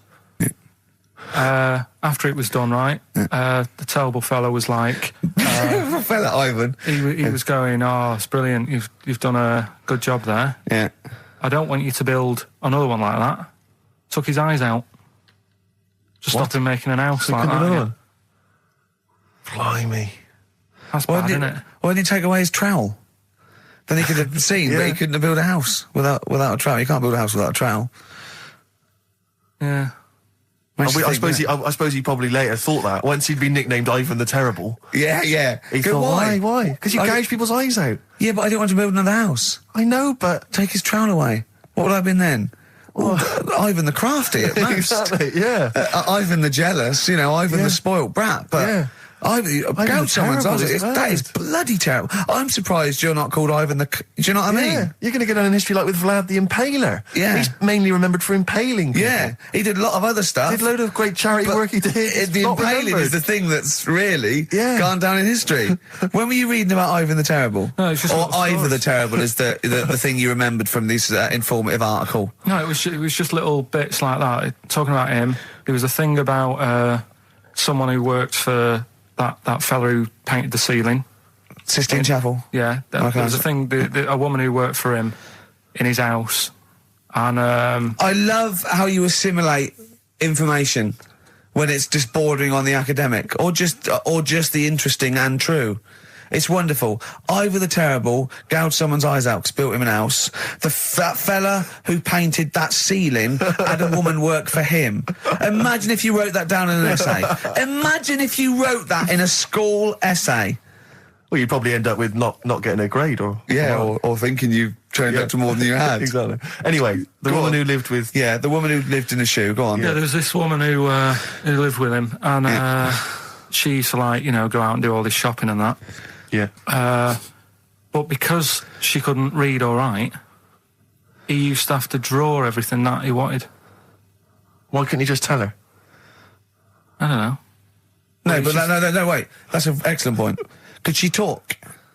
Yeah, but if it's a big list and that, loads of different coloured paints. But why couldn't she draw on a piece of paper? Why did he have to do it? Because he's a better drawer, isn't he? That's the point. That's it. We were just looking for the logic of the story. You found it. You've done it. Play a record. I just wanted to bring your attention to this. Someone passed this on to me. It's from the Guardian's media website. There has a sort of website that's dedicated to kind of media information. Is this about our complaint? Well, the headline is "Comedian Rapped Over Radio Innuendo." Right. Jessica Hodgson has written the article. Are you familiar with this? Have you seen this? Be careful now, because we actually got a complaint, and people don't know this, we got a complaint upheld, and well, all of this we're very sorry. We didn't mean to offend, and it was a while ago, so we are going to be very careful. Carl's getting very nervous. We're just going to read out, we're not going to editorialise, Carl, we're just going to read out what the Guardian printed about us, all right? Okay. Comedian Ricky Gervais has had a dressing down from a broadcasting watchdog for his repeated use of the word cock in a lunchtime radio show.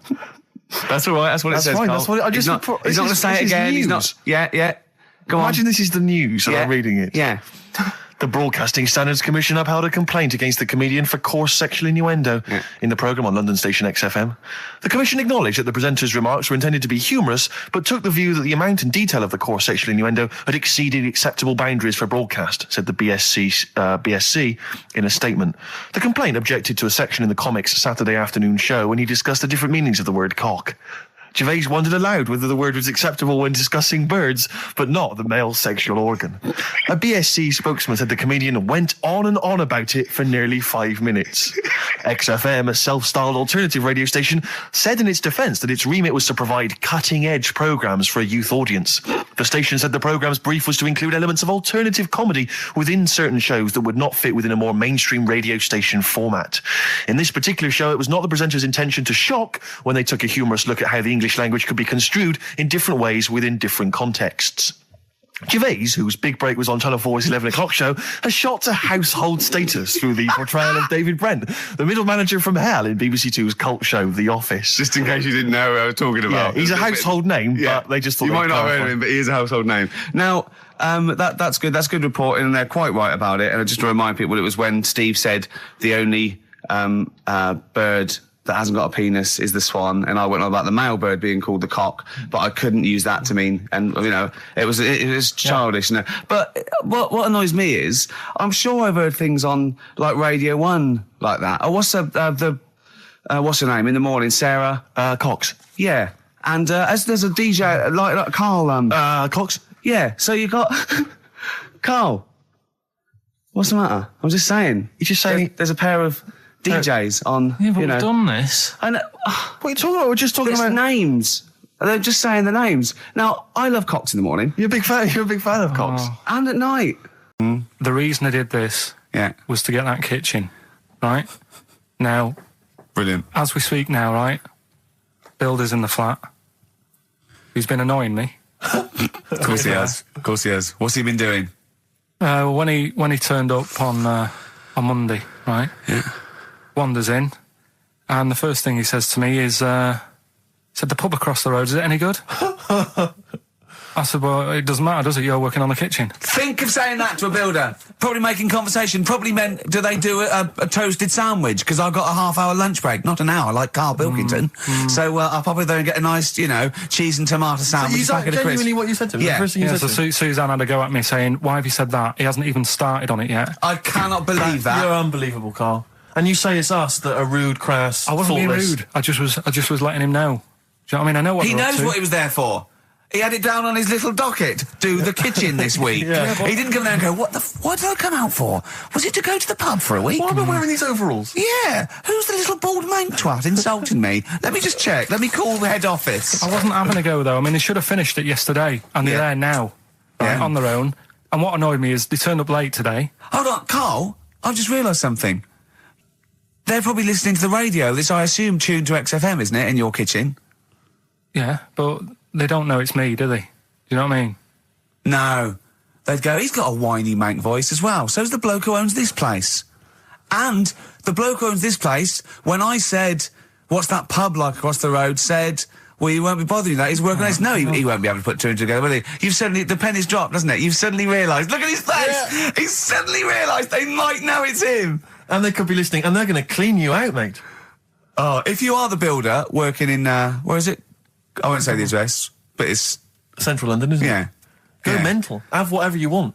Opposite that pub that you like, that you're... He'll probably be in there now, so he won't be listening. Oh, insulting You know what I mean? insulting a British workman. He should have been in just go today. mental. He should have been at 8 this morning, Just which annoyed go me anyway. mental. Why? I really don't understand why they've got to start so early, right? Yeah. But he said he'll be there for 8, turned up at 9:30, right? Wanders in, and what annoys me is he could have left all this downstairs. He had a paper under his arm, one of those crossword books, and a pot noodle.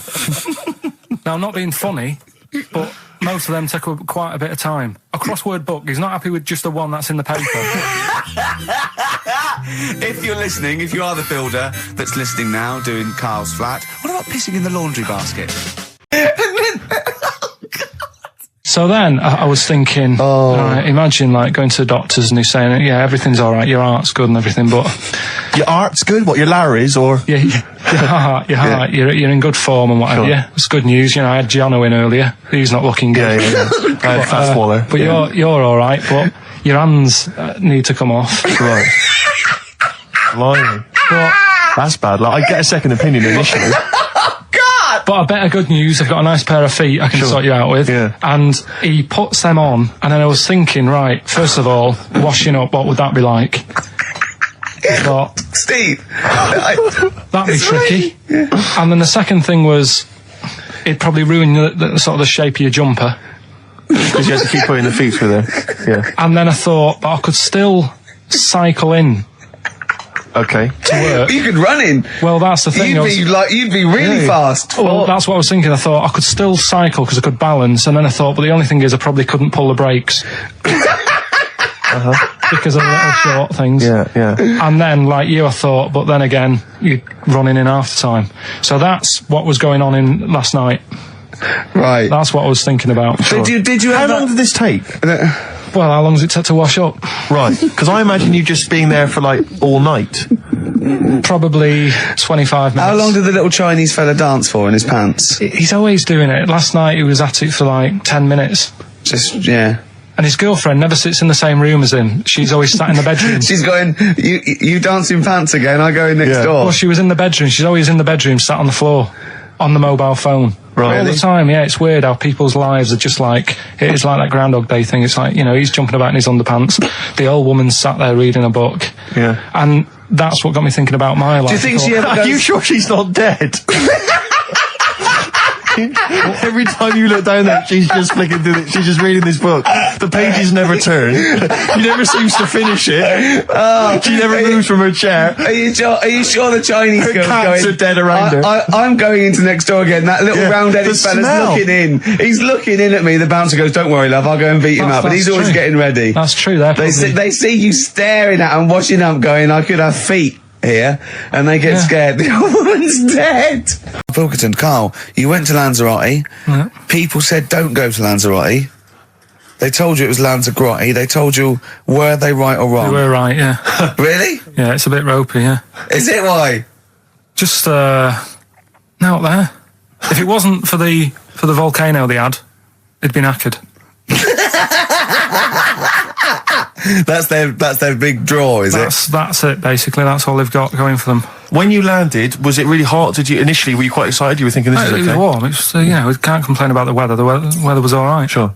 You know what I mean? That's what I went for, but it'd be nice if there just was something else. Yeah. What did you do all day then? Did you read your ritual book? No, I didn't read that. I read that book. Do you know the book that I bought and all the chapters were messed up?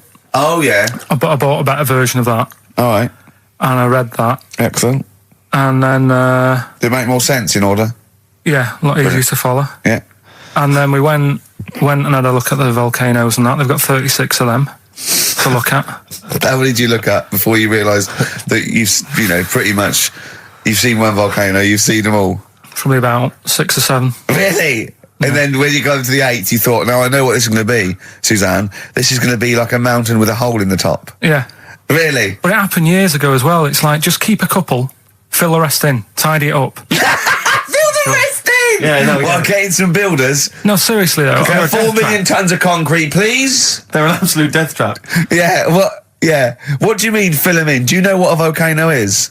It's just a hole, isn't it? That's happened. Well, it's more than the hole. It's more a portal to the magma in the centre of the Earth. Back in 1730 it happened, and they still haven't sorted it out. Well, when you say it happened, volcanoes were made a lot longer ago than 1730. No, but the one that did Lanzarote. Right. Sort it out. What would you suggest? How can they fill it in? It's joined. It's all joined. No, but what I'm saying is... the big plates of the Earth are all joined. All the magma's joined. With the Trade Centre thing, that happened. They cleaned it up, sorted it out, they've moved on. That's what I'm saying. Whereas Lanzarote have just gone, leave it.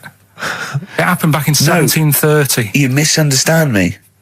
How, in the name of God, can you fill in a volcano? You ignorant twit. No, but it's not just the holes. They've actually left the lava everywhere. That's what I mean. It's not just the big holes. There's lava everywhere. But it's molten rock. They can't just pick it up like they're like a carpet. Put it in the holes. The holes are there ready. Just push it all in. When I went to the BAFTAs with you, and I wasn't really enjoying it, you were like... can't... He's what? No, you didn't are tell such us an this. ungrateful...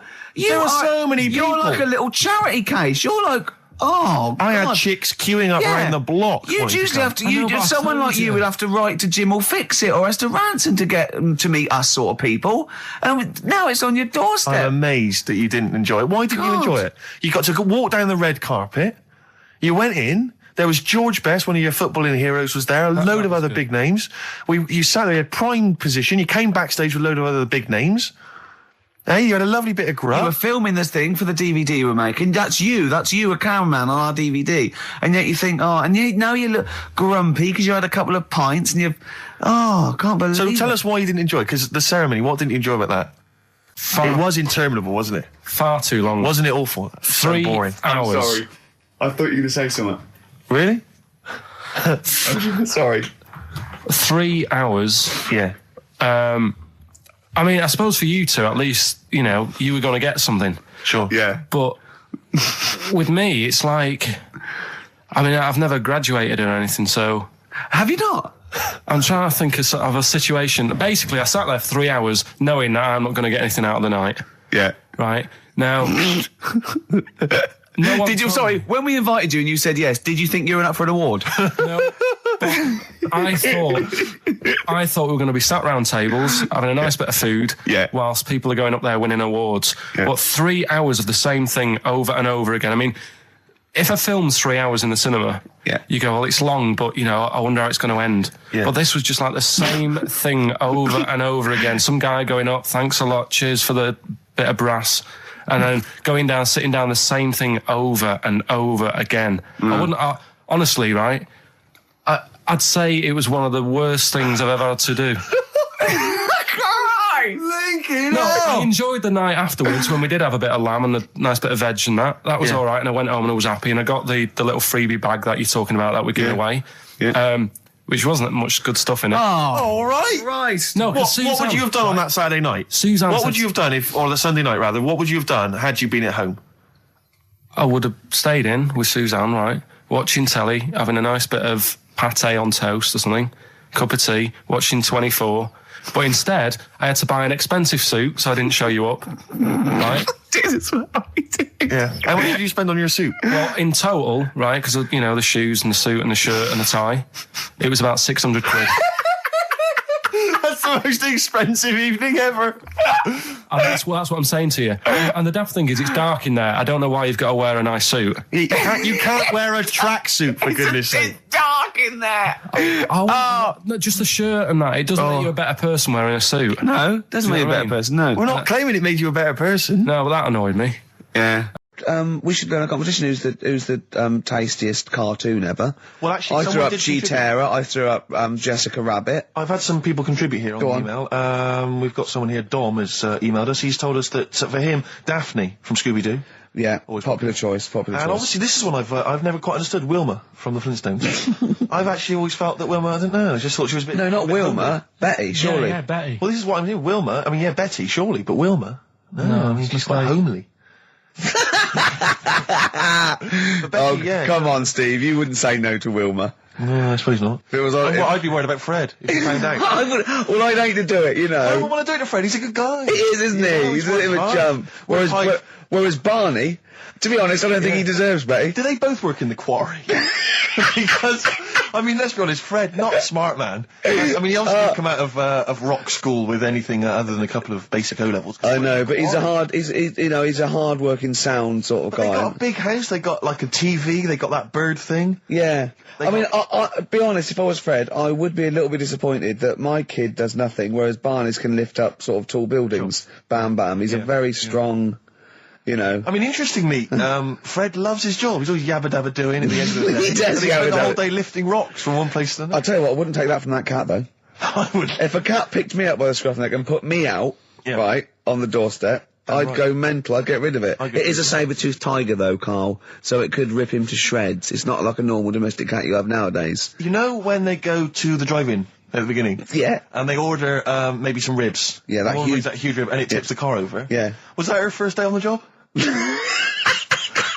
Because I've never been ordered before. Yeah, she'd have realised. Yeah, we're out of pig. We've got brontosaurus rib. Exactly. He goes, well, that knocked the car over. No, it won't. I don't know. Rick, can I tell you now? That was an accident waiting to happen. It was really, wasn't it? Yeah. And it did. Oh, dear. Mind you, I went to Texas once, and I had some ribs, and it was like the Flintstones. It was huge. And not only did it look too much like an animal that I couldn't actually eat it, I don't know who could eat it. I mean, seriously, it was 2 foot long. Yeah. And all the it was like half a rib cage.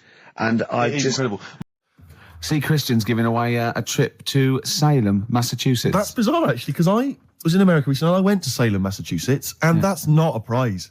Isn't it? Believe me, we were there, we were sort of obliged to go because we were at someone's birthday. It's rubbish. Really? I mean, that's a really poor trip. That's such a boring He probably can't believe his luck. It's probably the biggest thing Christian's ever had to give away. The great thing about, and you've just dissed it. The great thing about Salem, Massachusetts is that I don't think we're good for this station. I don't think we're selling this station like we should. Well, you know, it's its own fault, you know, it shouldn't have hired us. I blame it, you know. Yeah, and paid us in advance. Yeah. They're lucky we turn up. No, I went to Salem, Massachusetts, and this is the place that's famous from, like, Salem's Lot and the Salem witch hunts, famously. Famous for all things Salem. Salem. Yeah, anything with Salem in the title, that's what it's famous for. The whole place has gone mad over, like, witches and anything. Basically, it's like, there was the Salem witch hunts in, like, 17 something or other, or 16 something or other. So the whole place now is just full of, like, people dressed as witches. Yeah. And then it's, like, any supernatural stuff. So that I went in, and it was amazing. It's quite like expensive. Glastonbury tent. It was, it's awful. Every single place there, every single shop is kind of horror related. Yeah. And I went to the Boris Karloff World of Terror.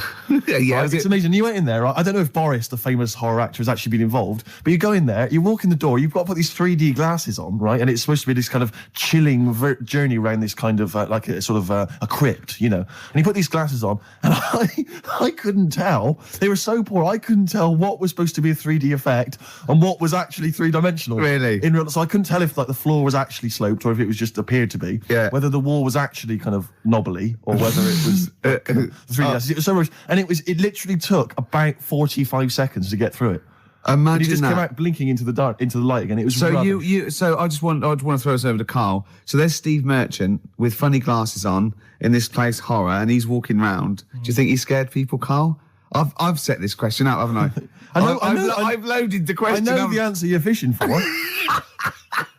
Carl, do you just want to have a dig at me? Because it's coming up to 2 o'clock, and you've not really put a lot of effort in today, slagging me off. I don't do it on purpose. No, he doesn't do it on purpose. He's just an honest northerner, and he can't lie. He's like George Washington, but without the wooden teeth. Yeah. Salem. I didn't mean We've to say... lost it again, haven't we? You didn't mean to say Salem. This is such bad radio. Just this the is word really... that was I mean, genuinely, this is bad radio, it's isn't awful it? Radio. Quick. Oh, yeah, my mate went to one of those things... in the West End where you walk around and it's aliens and they jump out at you. Right. And he was so scared when the alien jumped out. I mean, he ripped a bit of his face off. And the alien's face off? Yeah, it was foam, and the bloke went, "Don't do that, mate." Brilliant. Well, in the Salem one, I was wandering around, and this was one guy that kept jumping out. Yeah. Because there was about 10 of us, I was at the back, I always missed him jumping out. So when I got round, I missed all the frights. It was oh, no. You'd at least, you'd have thought he'd, like, jump out, then double round and jump out again. Yeah. People everyone catch that? No. Let's crack on. I went on holiday after Christmas, and so did our mutual friend, Phil Belker. Yeah, good man. He was in Lanzarote and he told me one of the funny... I don't know if I can tell this on the radio. I'll have to say the C word. I'll just go... It's in a sentence, so I just go, you, see, when it comes, and you'll know that he's saying the terrible word. Just, you know, didn't want to ruin the anecdote. Anyway, they're walking along one evening in Lanzarote, and there's lots of Brits there, apparently, and Phil overhears a sort of married couple arguing. They're having to go home a bit early, and she's saying to him, she went, for Christ's sake, every time we come out drinking, you always shit yourself. Right? Wow. Always, not once. So he's going, I've told you, he said, it's not the drink, it's the weather. She went, the weather. You'll be blaming the food next, you see. I don't think they should have got married. Wow. Or when did you think the shitting yourself started? Must have been after the marriage, because if they, you know, you're courting, and you go, went out with, Derek again, did you last night? Yeah, how was it? The evening was lovely, the meal was nice, but he shot himself. Again.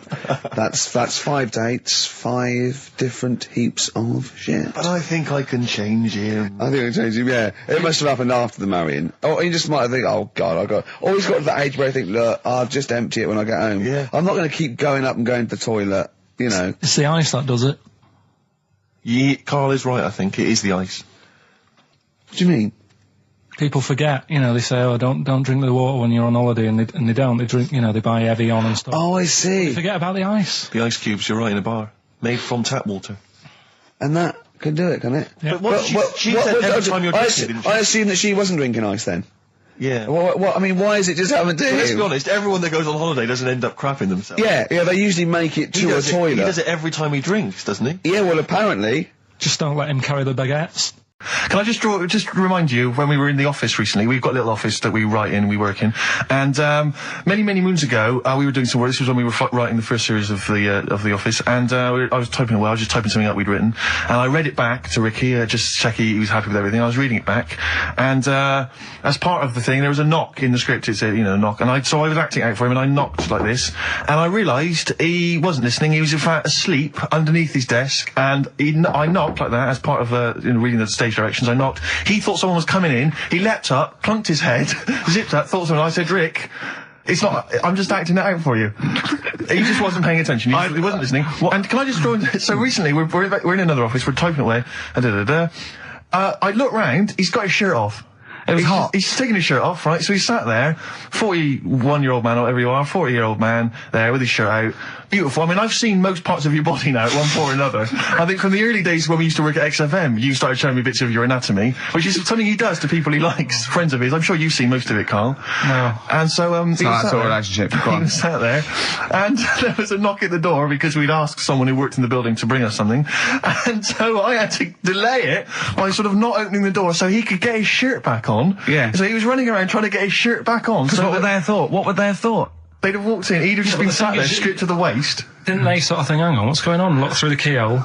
No. No. It was ludicrous, because as they came in, he was flustered and he kind of was just leaning against the window, just looking like, I often stand here with my shirt back to front. I was getting like Bernard Manning. You see Bernard Manning, whenever he goes into the house, he has to go upstairs to take his trousers off. I love that. The fact that in your house, you've just got your pants and your vest on. That's what you want to do. Yeah, but it's all the time. It's not just, I mean, you haven't done that with me, taking your clothes off and that yet. But, like, last night we were sat in the pub and I was saying, right, you know, let's not even worry about new features then. Let's get the current ones, you know, going. Like what? Good.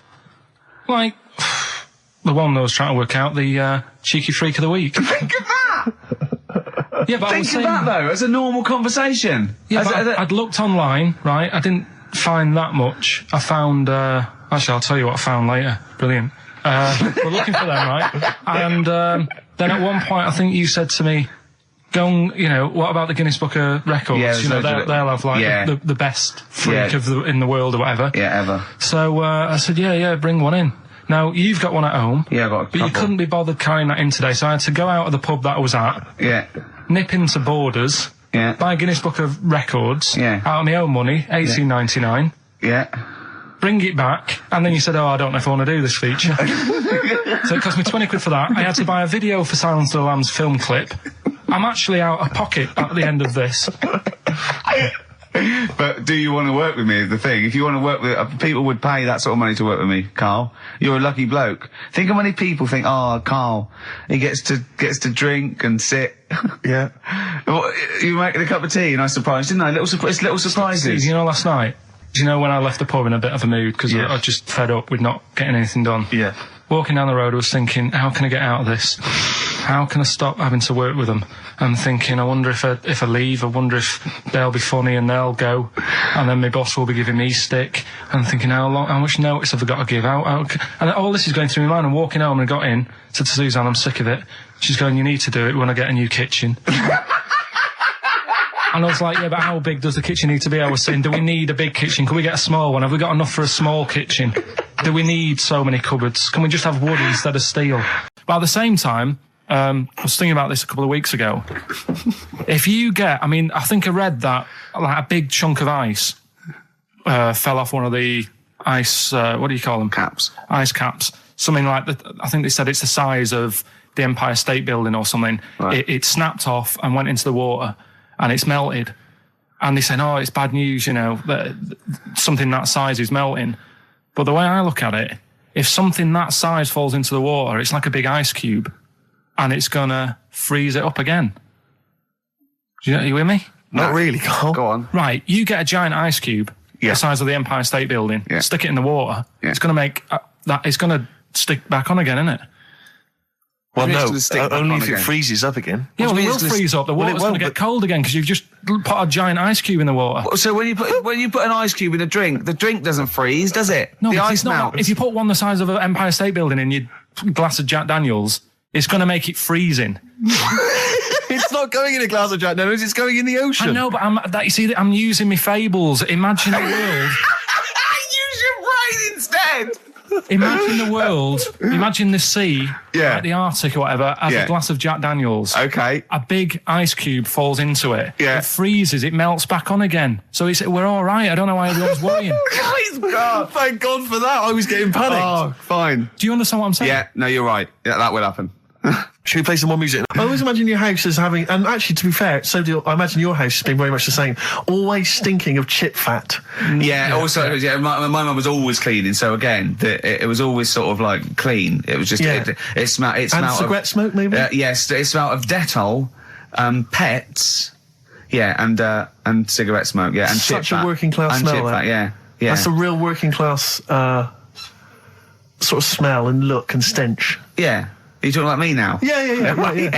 The interesting thing is that Carl's cleaned up his house. I clean. I have 2 baths. No, you're obsessed. It's really freakish. Is this really bad of me? I was in Waitrose earlier buying a sandwich. I got a bit of money now, Carl. I like to splash out on a sandwich. I like £2.50. You ever seen any of it? Benji's shop.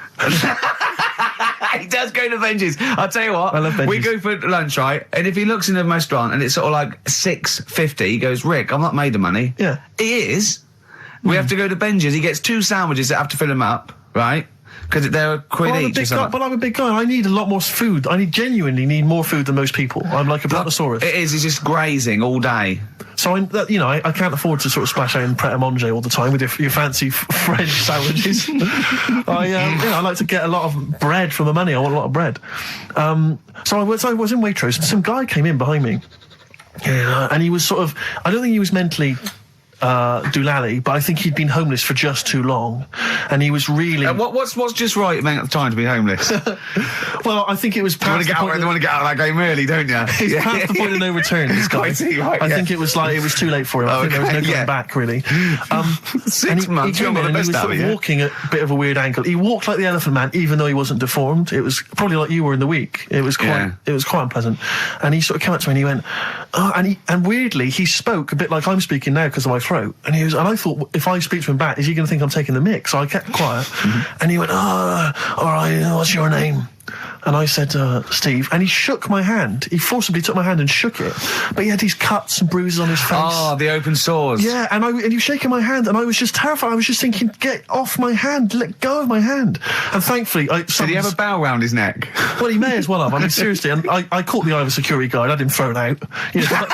I'm all heart. This man does not have the funds to be shopping here. Please have him removed. This is part of the John Lewis partnership. And so they had him thrown out. And I seriously, you then, I was just freaked out. I had to wash my hand as soon as I could.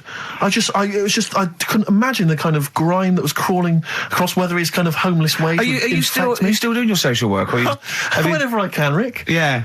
Yeah. At least he used to give it to old people biscuits. You'd have gone, I'm not going near them. Look at them gums. Wouldn't that have been grim? Would you have wanted that, though?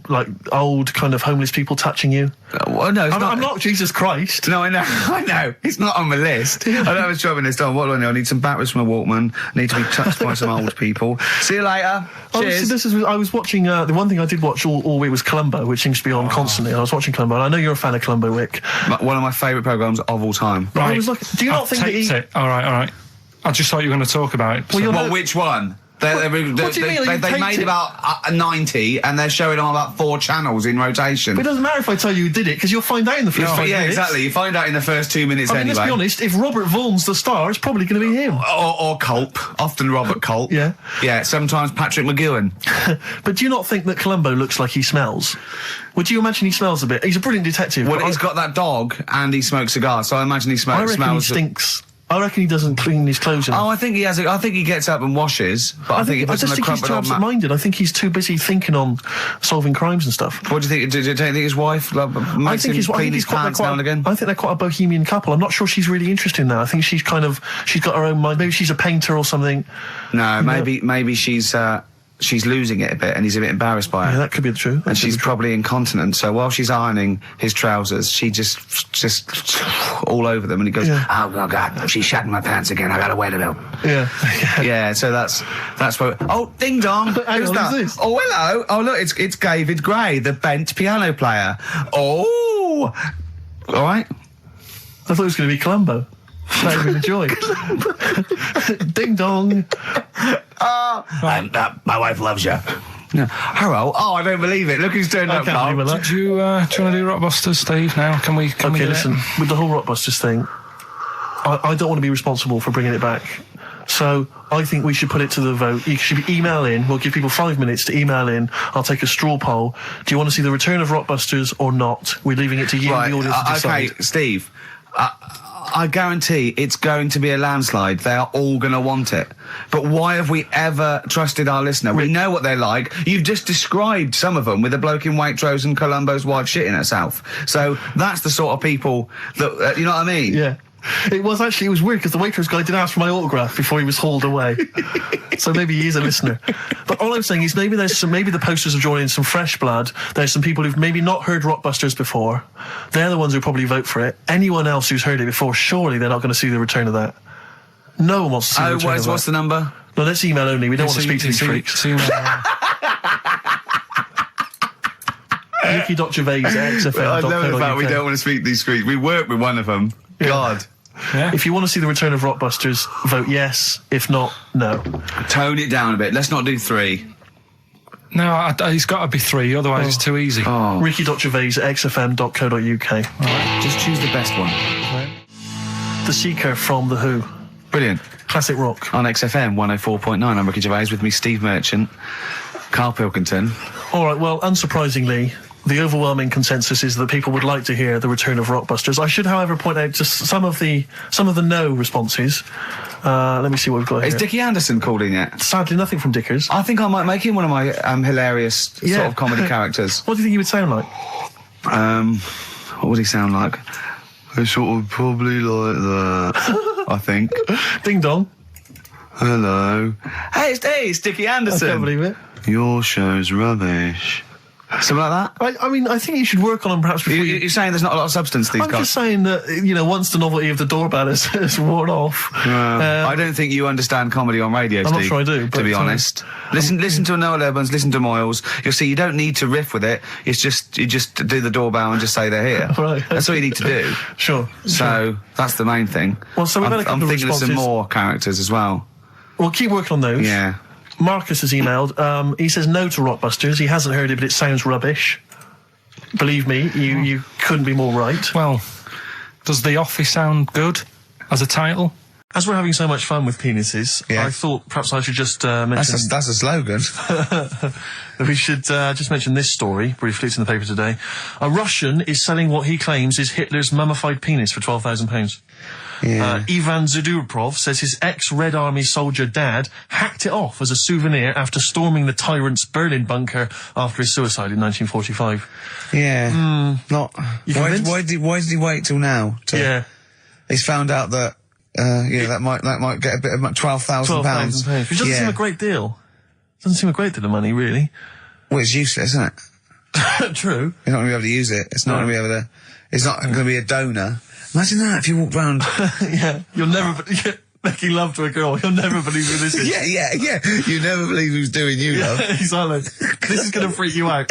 This is, just relax. Okay, sit down now. Was that I got all a right? little surprise for It was brilliant, yeah? So you enjoyed it? Yeah. Right. Are you a fan of the Third Reich? Exactly. Well, no, awful racist. Okay, let's go a different tack. You did like the sex. I love the sex. Okay, then. It's not going to be Hitler's knob, is it?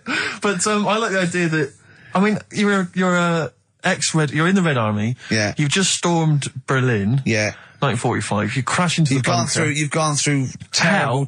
How you've lost 20 million comrades. Unbelievable. Oppression everywhere. It's been going on for years. You're in there, you see the man. Here he is, he's dead. He's dead, the figurehead and leader of one of the most despicable, You turn to your friends, there's a tear in your eye. Yeah. And your immediate thought is, I ought to chop off his todger. Yeah. Well, no, I said Bagsy. I said Bagsy is Winkle. I said Bagsy is Winkle outside. Whoever it was. I didn't know it was going to be Hitler. Brilliant. It's just, I can't, it just doesn't make sense. It's ludicrous. And I don't know how is he expecting to prove this? Because I want some proof. Well, I think that's why he said that. He probably started off with, I've got Hitler's face. And they went, brilliant. Oh, let's have a look at it. What do you mean let's have a look? Well, just check his Hitler's face. Obviously I know what he looks like. Oh, yeah. No, it's not. You know what no, it's not his face. What wouldn't you know what it looked like? Well, I mean, no one's ever seen his genitals. That's what I've got. Yeah. I've got his. It's got a little swastika on it. Is that proof, is it? Yeah, Have you got his ball? Well, no, the Albert Hall's got one, his mother's got the other, so I don't know. See, the Albert Hall, I would have thought, would probably be paying that £12,000, because apparently they've already got his ball. Yeah, they got one of his balls. They got one of his balls in the Albert Hall, his mother's got the other. Yeah. But if they got the Todger if they can track down the one his mother's got, they would have a complete set of Hitler's. I'm just hoping it doesn't fall into the hands of some kind of crazed genetic scientist. What, I could clone it from his knob? Could clone Hitler. Back to, I don't even want to think about the future if that's the sort of way we're going. Exactly. If that's the sort of way we're going, Carl, I'd rather not know about it. What do you make of it, Carl? Weird, isn't it? It is weird. Just to get that kitchen, right? Now. Brilliant. As we speak now, right? Builder's in the flat. He's been annoying me. Of course he has. Of course he has. What's he been doing? When he turned up on Monday, right? Yeah. Wanders in. And the first thing he says to me is, said, the pub across the road, is it any good? I said, well, it doesn't matter, does it? You're working on the kitchen. Think of saying that to a builder. Probably making conversation. Probably meant, do they do a toasted sandwich? Because I've got a half-hour lunch break. Not an hour, like Karl Pilkington. So, I'll probably then get a nice, cheese and tomato sandwich. Is that genuinely what you said to him? Yeah. So Suzanne had a go at me saying, why have you said that? He hasn't even started on it yet. I cannot believe that. You're unbelievable, Karl. And you say it's us that are rude, crass, I wasn't being thoughtless. rude. I just was letting him know. Do you know what I mean? I know what he knows what he was there for. He had it down on his little docket. Do the kitchen this week. He didn't come there and go, what did I come out for? Was it to go to the pub for a week? Why am I wearing these overalls? Yeah. Who's the little bald mate twat insulting me? Let me just check. Let me call the head office. I wasn't having a go, though. I mean, they should have finished it yesterday. And they're there now. Right, on their own. And what annoyed me is they turned up late today. Hold on, Karl. I've just realised something. They're probably listening to the radio. This, I assume, tuned to XFM, isn't it, in your kitchen? Yeah, but they don't know it's me, do they? Do you know what I mean? No. They'd go, he's got a whiny mank voice as well. So's the bloke who owns this place. And the bloke who owns this place, when I said, what's that pub like across the road, said, well, you won't be bothering that. He's working on this. No, he won't be able to put two and two together, will he? You've suddenly, the penny's dropped, doesn't it? You've suddenly realised. Look at his face! Yeah. He's suddenly realised they might know it's him. And they could be listening, and they're going to clean you out, mate. Oh, if you are the builder working in, where is it? I won't say the address, but it's Central London, isn't it? Yeah. Go mental. Have whatever you want. Opposite that pub, that you like, He'll probably be in there now, so he won't be listening. Oh, insulting a British workman. He should have been in today. Mental. He should have been at 8 this morning, which annoyed me anyway. Mental. Why? I really don't understand why they've got to start so early, right? Yeah. But he said he'll be there for 8, turned up at 9:30, right? Wanders in, and what annoys me is, he could have left all this downstairs. He had a paper under his arm, one of those crossword books, and a pot noodle. Now, I'm not being funny, but most of them take up quite a bit of time. A crossword book, he's not happy with just the one that's in the paper. If you're listening, if you are the builder that's listening now, doing Carl's flat, what about pissing in the laundry basket? The one that we didn't get round to on Educating Ricky was, I'll be no buying one of them. Go on. Are you familiar with the saying white elephant? Something is a white elephant. I don't think so. Hold on. You phoned me last night and said, what does white elephant mean? And I told you. Yeah, I know, but I know where it came from, but I just was wondering what it was about. So how, in what way is Educating Ricky you calling me up and asking me something? Well, do you know how it came about? You've given away some of the secrets of the show there, it would appear. I didn't realise he was phoning you for information. Well, he just asked me what the term white elephant meant in sort of like colloquial. Did he say, why are you interested, Carl? No reason. No, go on. Well, what it is, ages ago when... So what do we understand white elephant to mean? Well, some of the useless that's like a bit of a, something that you wouldn't want around that's just stood there doing nothing. Yeah. I'm looking at you, Carl. So years ago, when people used to use elephants... Years ago, go on. When people used to use elephants? Yeah, more than they do now. Right. More than they do now! This doesn't involve a midget, does it? No. So, you know, they'd use them in the workplace and stuff. Sure, as factories. Yeah. To move stuff around and that. Yeah, security guards. Yeah. Can't trust them with the buns, though. That's why they stopped using them. Oh, right. God, go on. So there was loads of elephants knocking about, and the thing is, right, you couldn't move from. If you have a lot of something, you also have a lot of demic ones, don't you? A lot of what? You know, sort of demicky ones that aren't right, really. Demicky? Well, you know, like, they weren't properly. They weren't properly. Sorry, what, Carl? What are you doing? Right, I'm getting to the story. So what I'm telling you is... They were a bit demicky, so they weren't properly. Have you started making words up? Right. Yeah, you Stanley Unwin. Listen. Reincarnated. Demicky? Yeah. There was a lot of albino elephants knocking about. Okay. Where is this? Olden times. Africa? Yes! Should we say Africa? Yeah. Yeah. If an answer's got a question mark at the end, I'm not sure. It's either Africa or India, but I'll give you a clue. Well, these elephants, do they have big ears or little ears? I didn't sort of notice the size of the elephants. What I noticed is they were white because they were albino elephants. Okay. Right? So... that's why they're heading, I'll be no buying one of them. Okay. Right? So, what would happen is people who didn't know what they were doing, like, you know, you get people making a mistake buying cars that are full of problems and that. Back then when people were buying elephants, they'd go up to someone and say, I'm after an elephant, and the fellow would say, yeah, I've got one here for you, This is a nice one. And it was all white and stuff, and it had, like, blue eyes. You should never trust a used elephant salesman. This elephant that's white with blue eyes. Right. So, this is great. So a fellow who didn't know what he was doing would buy the elephant and he'd get it back and it'd be all sort of lazy and stuff and we're doing the stuff. And he'd say, what's up with this? And his mate, who's a bit of an expert with elephants, and go, oh, where have you bought that from? And he said, I got it off that fella. And he goes, all this embellishing nonsense he does with the story. You shouldn't have bought that. So he goes, why? And he says, it's only albino, isn't it? And he's like, what does that mean? And he said, it gets tired. Yeah. It's not that good at doing work and that. You shouldn't have bought it. It steals from you. But elephants back then were like a god. You know what I mean? Right. You couldn't say, I'm sick of this and I'm going to abandon it or anything, because elephants were seen as like pretty high up on the chain of things. So they'd end up being stuck with an elephant, that's an albino, couldn't do much, gets tired, basically gets in the way. So they said, that's where they're saying, like, you know, bought a bit of a white elephant there. What do you reckon, Rick? I feel like I haven't been educated. I feel like I've lost something. So at that time in my life I could never get back. I feel like I've sort of been soiled, and I don't know where to start. I'm angry. Do you know what I mean? I'm angry. Sure, yeah, I can see that. And all that rubbish around. Look at his little face. Well, what was that? All that shit about a second-hand elephant salesman and his mate knew about elephants. What is it? What are they had blue eyes. What are you? Well, albinos have red eyes for a start.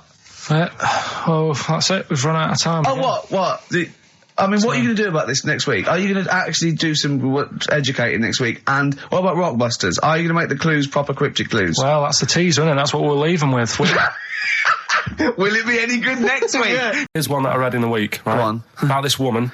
Yeah. She was a bit of a punk. And, to get her hair done like she wanted it. Super glue? Right, no. She got lard. Apparently it's a popular thing, you might know. Put lard on your head. Yeah. And you put it in the oven. Oh. Now, apparently the heat that you get from the oven is different from the sort of heat you get from an hairdryer, right? And she had to do that to get the style that she wanted.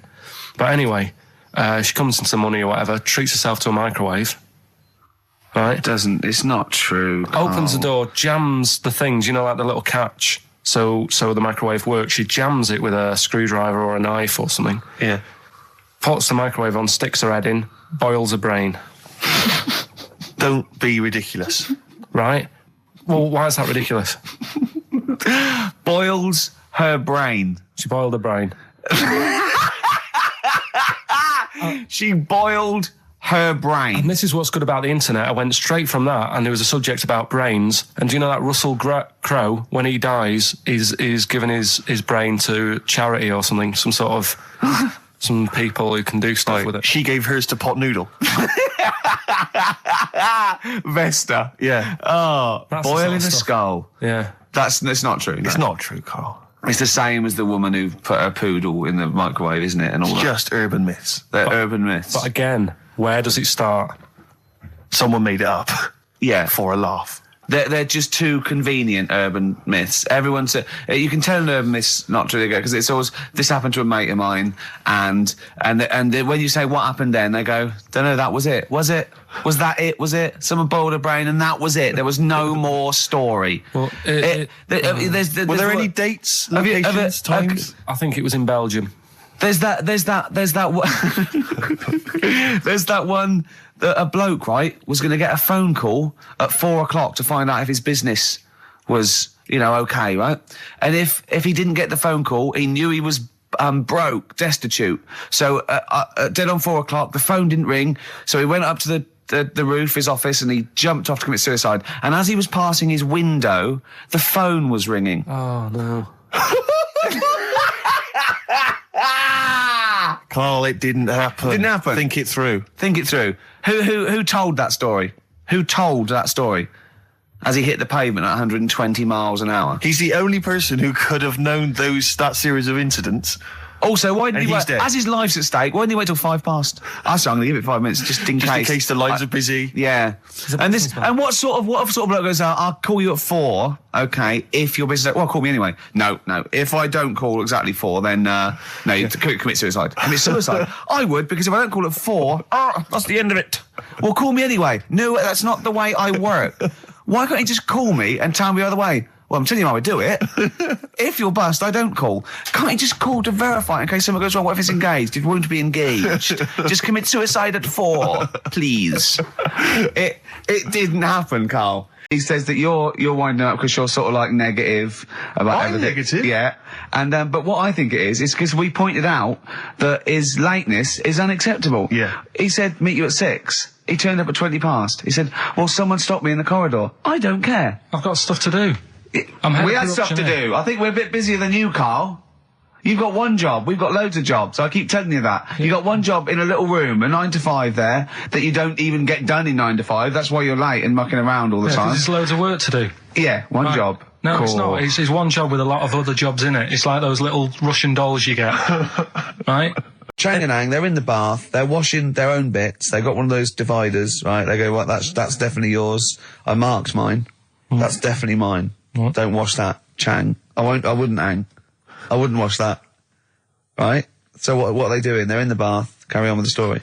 That's about it, really. I mean, that's the fact that people... So, two little Oriental fellas joined in the hip, had a bath. No. That's your story. No, they didn't have a bath. They they must have done some sort of research, right? Who? Changanang, right? And they said, well, what do people want to see? Isn't that a Bay City Rollers song? But it's an idea that people have queued up. They've paid their money. They're in a tent. They're going, well, I hear they're going to have a bath. They're going to have a bath. Two Siamese people have a bath. How would they possibly do it? Well, I've heard they get into a bath. But that's I don't know they what's wanted exciting. to see them nude and where the join was. No. More than how do you get in the bath? I don't know. They just that's what they picked. They said what would be good to see. What do you want to see them do? Having a bath. How'd you get into trousers? Was there exactly? This is all part of it, and that's why they picked having a bath. This is all part of it. Well, they want you to get dressed afterwards. Yeah. Who was the best out of Chang and Ang? Who was your favourite? They both look the same, to be honest. There's a surprise. One was a short ginger woman. Oh dear. Is there anything what would be better than having a bath for you when you'd seen them? What would sort of make you go, oh, I wonder? One of them pulling and the other one going home alone. Yeah. I go, look, she's definitely up for it. I'm taking her home and go, oh, what am I going to do? Can I watch? Definitely not. Definitely not. Look, you go to bed. I want to wine and dine her. But if he's got back to their place and they're going at it hammer and tongs, but are you saying one of them? No, hammer and tongs were their cousins. Right. They lived miles away. Yeah. If one of them gets knackered, can the other one take over? I mean, some of them are weird. Years ago, husbands weren't allowed to sort of clout the wife with anything. What was it like in the past? I know, yeah. You couldn't clout your missus. With anything wider than your thumb. The stick had to be the same, no bigger than your thumb. Oh, no, so a big Robin bloke could do no damage if he went out with anyone. Although his is wide, he's got a little thumb like a little knob, isn't it? It's like it's truncated, because it starts off normal. It looks like he's had his big toes put on his hands. Does he have to drink a pint with two hands? Yeah. And he's dropping stuff all the time. Can I just go back to the rule of thumb thing, though?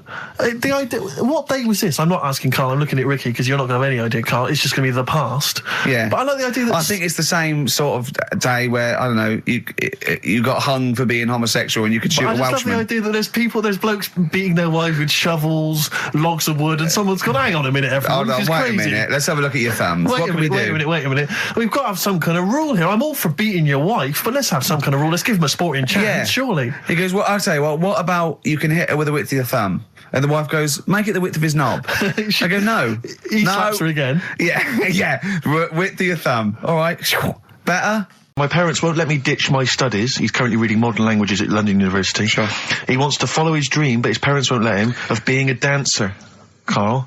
Worse than that, he says that they're trying to arrange a marriage to a bunch of minging daughters of people they know from good families. He doesn't know what to do, so he's got the arranged marriage coming along, and he's also got, he basically wants to be a dancer. His parents are forcing him into something more practical. Well, the first thing, right, I don't think Live your dreams? The arranged marriage thing is such a bad idea. Okay. Because I think too many people go on looks. Right. And then you soon get bored of that, and you find out the person who you're knocking about with, it's actually not your type. Right. Why don't you arrange marriages for people? Well, I'm just saying, right, so I'd say, Jay, go along with that. I wouldn't worry about it. Okay. I mean, if they're really ugly, then, don't go along with it. But if they're half bad, put up with it. That's all right. The dancing. Brilliant. Right? That's that solved. Brilliant. I wanted to be a dancer. After I did the boxing, right, I joined a dancing thing just near Man United's ground, right, called Twiggy's. Went along, I wanted to learn some moves. How old were you?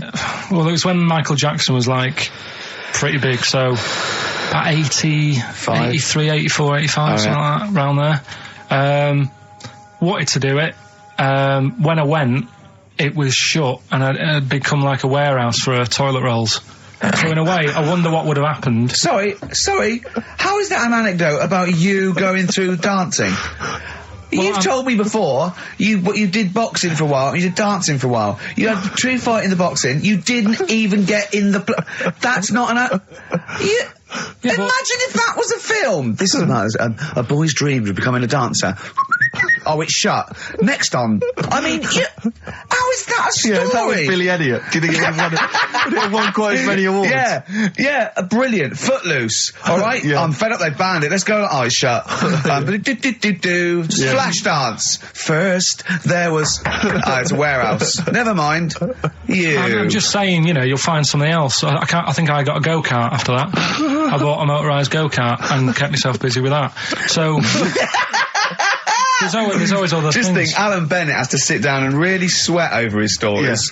Yeah. He just opens his mouth. You are a living Alan Bennett character. So that's solved. Well, Jay, don't worry about that. There's no emotional problems I can foresee if you follow that advice. So the advice there is do an arranged marriage. If she's not ugly. minging, she's not completely minging, and don't worry about dancing, get a go-kart. Cheers. We're going to have people just killing themselves. What? Because my Auntie Nora, she same thing, pumped her with loads of drugs. She used to have a cabinet next to the bed is like boots. She's got loads of stuff, right, for all sorts of stuff. And, I mean, she's not that old, but she's on loads of stuff, right? She's a bit coked up, is she? She called up my mum once.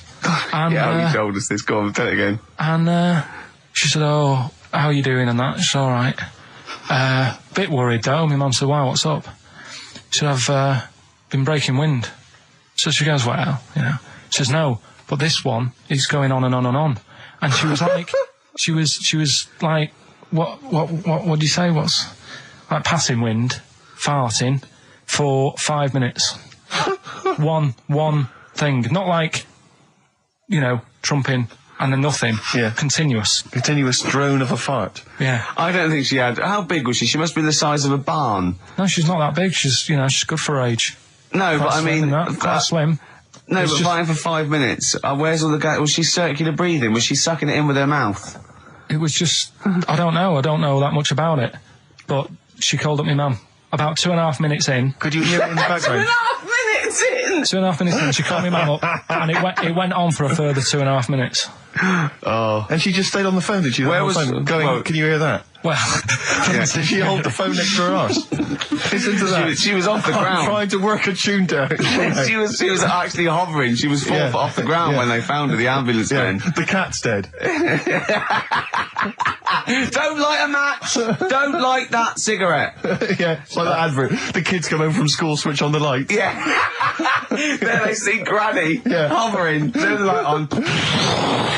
Be careful if you have an elderly woman at home. Yeah. Drugs make you fart. So that's what I'm saying, you know, just let these people... What are you saying? No, wait a minute, what are you saying? I'm saying let people enjoy the life they've got left. No, you're not. You're saying don't put them in hospital, leave them at home to die. No, I'm not. Give them a Rubik's Cube and let them die. What do you reckon you can do then without an head? How many steps? Nothing. There'd be muscular spasm, right? Yeah. It would twitch a bit. You could not distinctly take 32 steps. The body... Well, don't...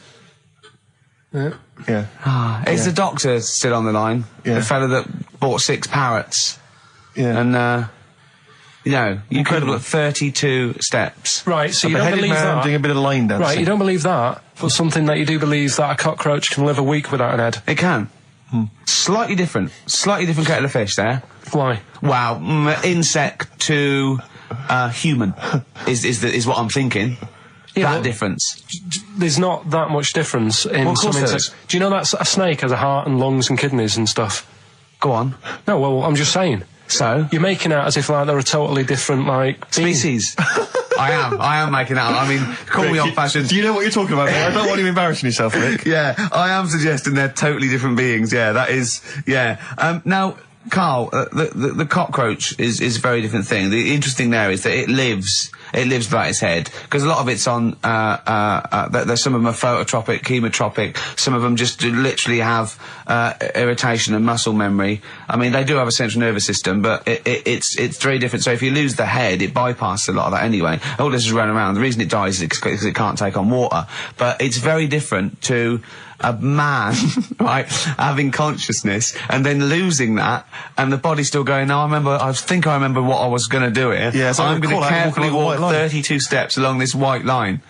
Imagine you just looking down going, oh, missed a bit. Yeah. Maybe the head was in the corner going, left, left, left, oh, he's now, Well, let's just put it out. I mean, if anyone listening has maybe had a relative beheaded, maybe in a horrendous car accident, but they got up, maybe they went for a walk, they had a little chat before they passed on. Carl. Get in touch. Carl, you are my favourite being. You are my favourite species. Now, you, Carl, may not be particularly different genetically from a cockroach. You are, why can cockroaches do that? Why whoever made them went... Let's play a record. Do you know what, when I told him this fact, I send him little facts on text messages just to inflame his, interest. I just sent him a cockroach can live 9 days without its head. He texted back, what's the point of that? Yeah. What's the point of They're that? not doing experiments, these cockroaches. It's a boring last week to have. And he went, and on top of all that, you're thirsty. So it's the worst week of your life, isn't it? That week without your head. Play a record. Play a record, Carl. Competition time next. Oh. We need some call. Look at his little face. Look at his little face. You've not heard Carl's competition. He can live with that, Ed. Strokes. Someday. I'm already annoyed. I've been here 3 minutes, and I'm already annoyed. Yeah. I'll bring back Claire, I'll tell you. No, it's not his fault. It's the whole place. The library's shite. I tried to get... Oh, God. I had to go to Capital Library. Fancy that. I had to go to Capital Library to get a couple of records I wanted, right? Place is falling apart. The email's not working. It's so shoddy. He's had 2 weeks off. On holiday. I mean, they might as well bulldoze this, honestly, because for all the, It is ludicrous. And we get paid peanuts. You get paid, do you? And it really annoys me to have to fight. Anyway, just calm down. 104.9, I'm Ricky Gervais, with me, Steve Merchant and Karl Pilkington. Carl, you're back. All right. How was it? What, the holiday? Yeah. Well, it wasn't all fun, was it? Because my dad was in hospital. Oh, but he wasn't during the holiday. Not during the holiday, though, was he? You came back from holiday and then found that out, didn't you? Yeah, but it happened when I was on holiday. Did you know that, though, when you're on holiday? No, because I didn't take my phone with me. Well, the weird thing is, I got a feeling when I was sat there, because it normally happens. It wasn't a nudie speech, was it? When I first went away... You saw that old fellow with his packet out. When I went to Ibiza, right, I had a feeling, and I called home, my dad had punctured a lung. When you say you had a feeling, what do you mean, a feeling? Just like, I should call home, there's something not right. But this time, very specific feeling. How did that manifest itself? How did you get that? What kind of feeling? Is that tingling thing? I'm getting a bit of a lung feeling. Yeah. A bit of a dad lung. If you want to see dinosaurs and that, go to the museum. You were complaining about that as well, weren't you? You went to a museum and there was too many dinosaurs. He said you just need 4. No, well, Steve, have you been to the one in Knightsbridge? I think so. This one that I called up, right? It's nice. You go in, you get a good collection of stuff. You walk in, there's 3 or 4 dinosaurs. You've had enough, right? I went into New York, right? I went to the museum there, hundreds of them. You can't move for dinosaurs. Yeah.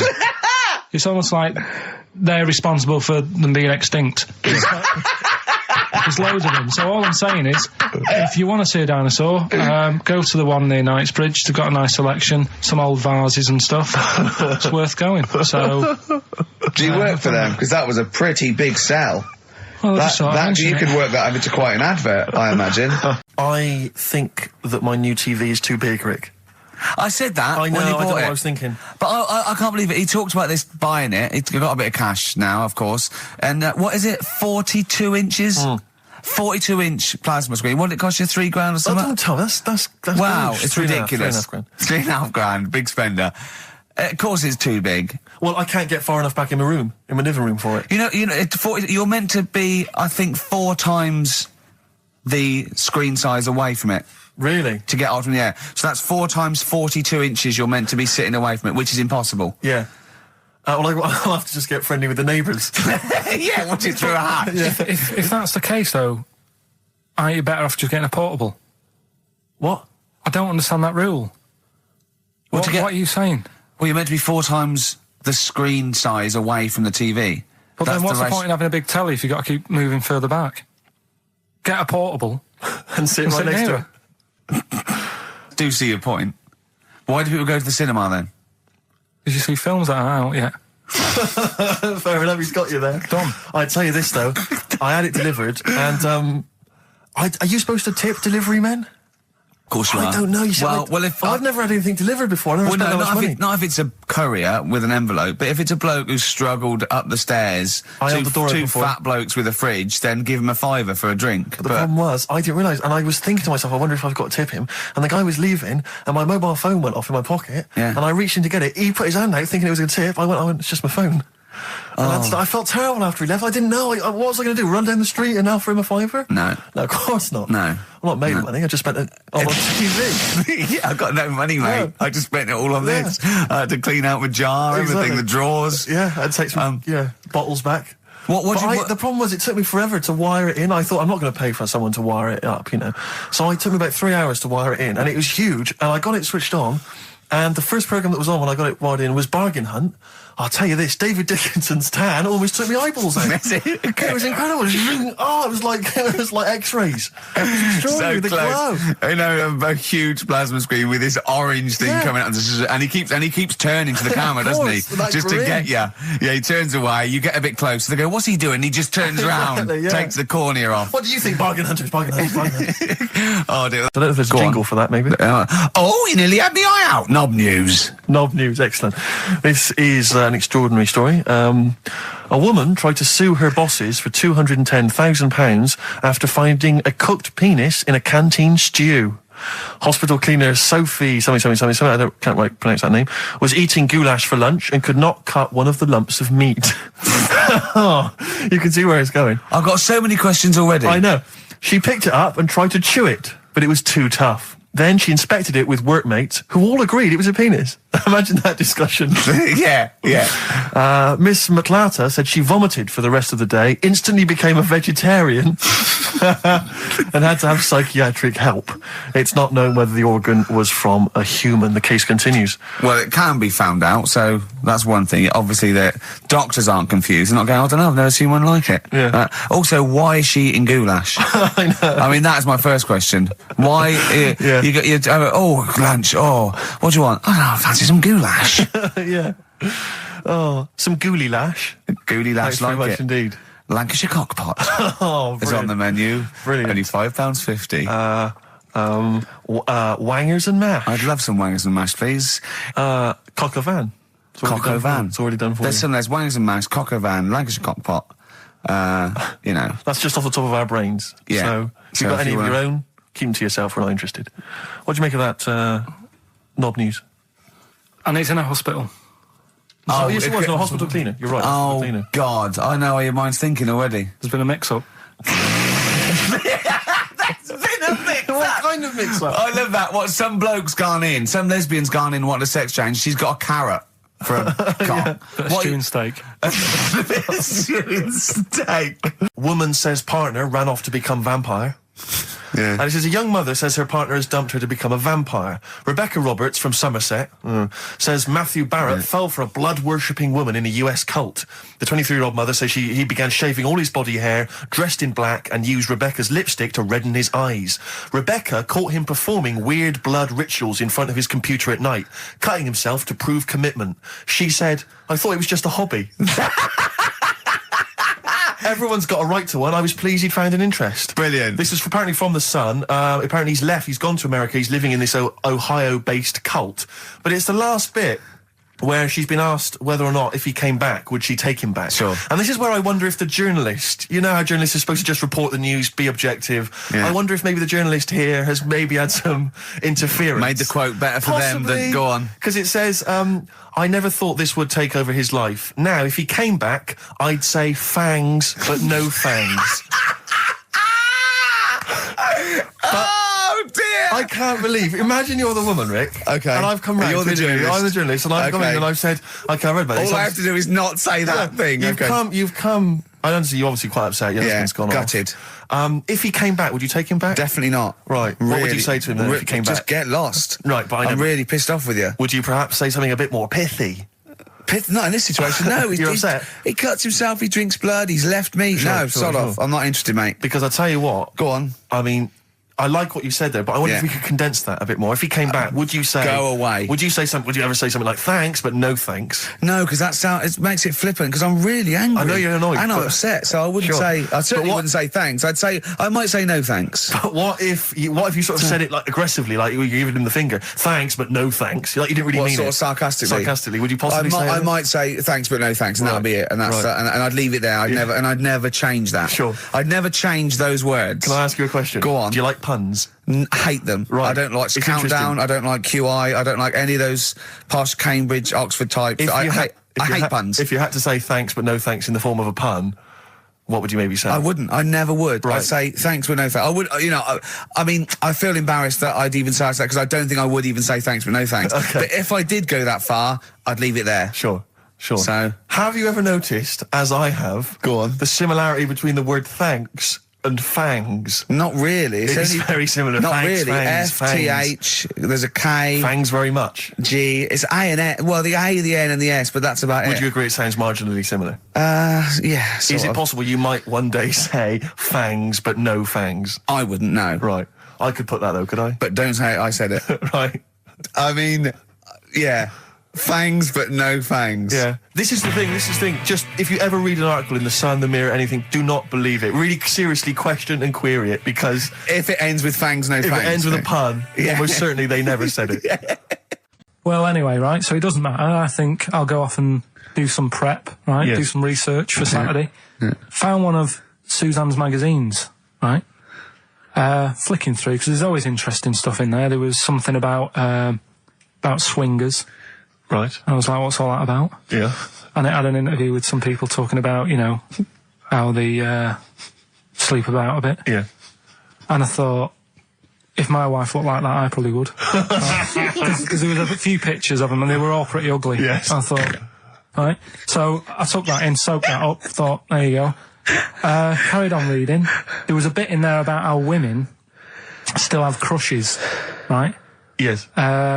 And the woman was going on about how she's 38, right? But she still fancies Chris Martin from Coldplay. Uh-huh. And, even though it'll never happen, she's still got that little bit in her head that thinks one day she'll leave Gwyneth, right?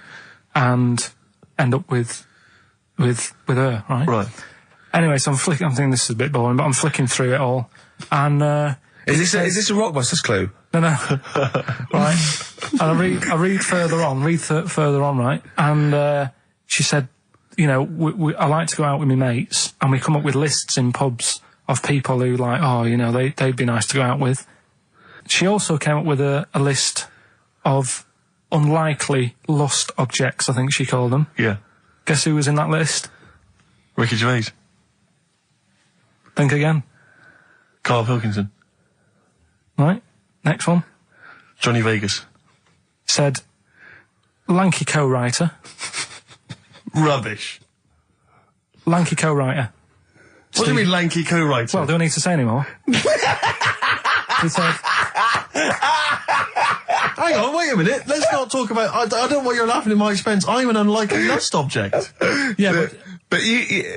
Yeah, what was it called? The list? The unlikely lost object. Yes. Yeah. You were in there, right? Who else was? Well, you weren't in there. Richard Madeley. Fine. Yeah. He's a good-looking guy. Alistair Campbell. Brilliant. Another handsome dude.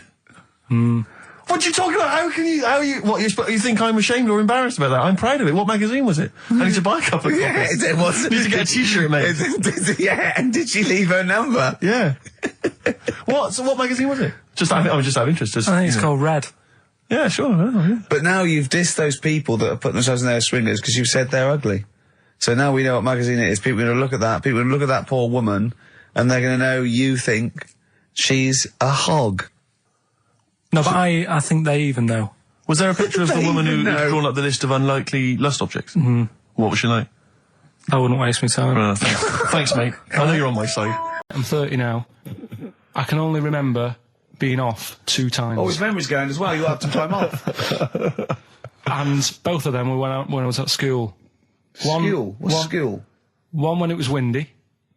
Why did you have time off? Because it was windy. But to be honest, Carl, that lasted for 7 years.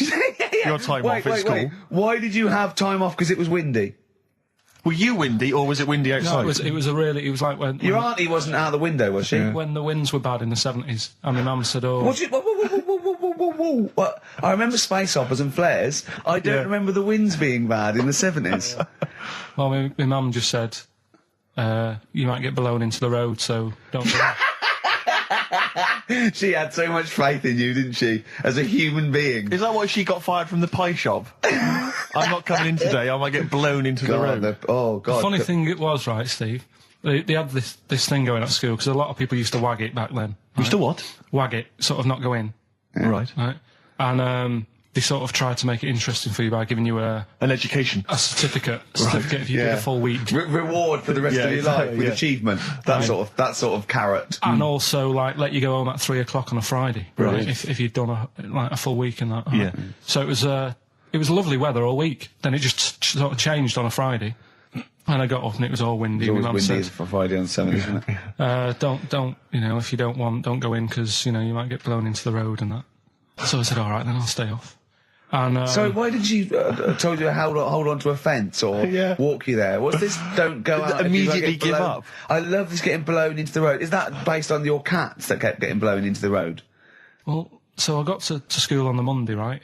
And the teacher said, right, a long time. Today, to punish you, you're the only one who wrecked the whole week, right? Everyone else came in, you didn't. So everyone else is going home at 3 o'clock today, but you're not. Brilliant. Serves you right. And I wasn't bothered though. It was great because I said, well, you'll have to stay with me, won't you? And it was great. So all I did for half an hour was doodle and stuff. It was great that afternoon. Yeah. And that was ages ago. That was like when I was about 8. And that's one of the times I was off ill. Yeah. So it was, but that wasn't even ill. That was wind. Yeah. Yeah. So. Right. After the female woke up pregnant after 7 months, and the baby was walking around. No, it forced its way out of the vagina. Oh no way! Yeah, it forced its way out, and it almost had like super strength, like, and it was pulling her along by the umbilical cord, and and it was a stone. Extraordinary. That's freaky. I mean, you're talking about freaky stuff. That's made up. What? It wasn't pulling her along. It was putting. She could feel it. Exactly.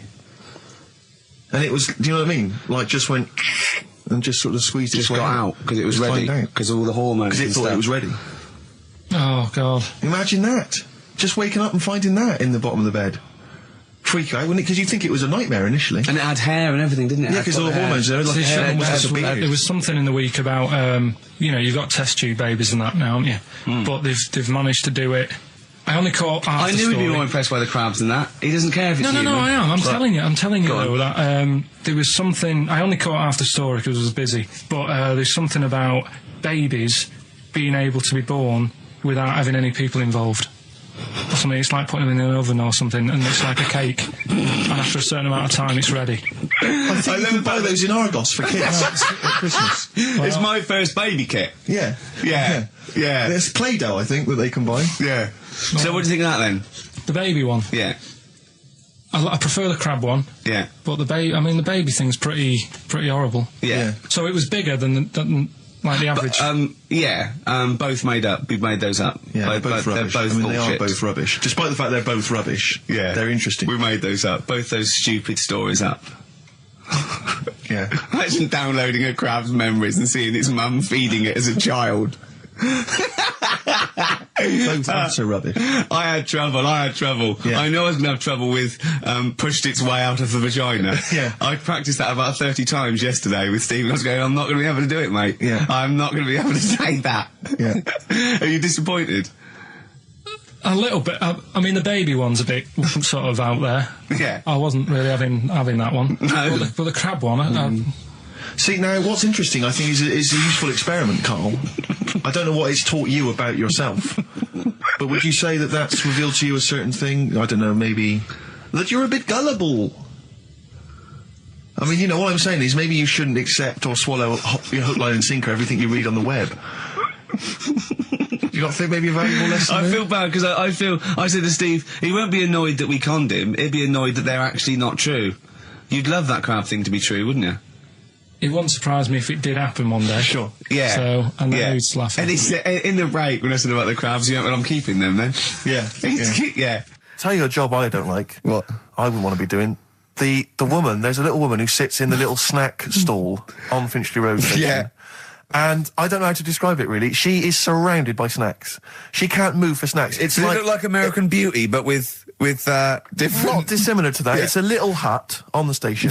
And it's like, if you go to the seaside, you can put your head through one of those cardboard cutouts and it looks like you're a big fat person, whatever, and you can have your photo taken. It's like an equivalent of that, but it's just snacks everywhere. She's got bananas up to her chin.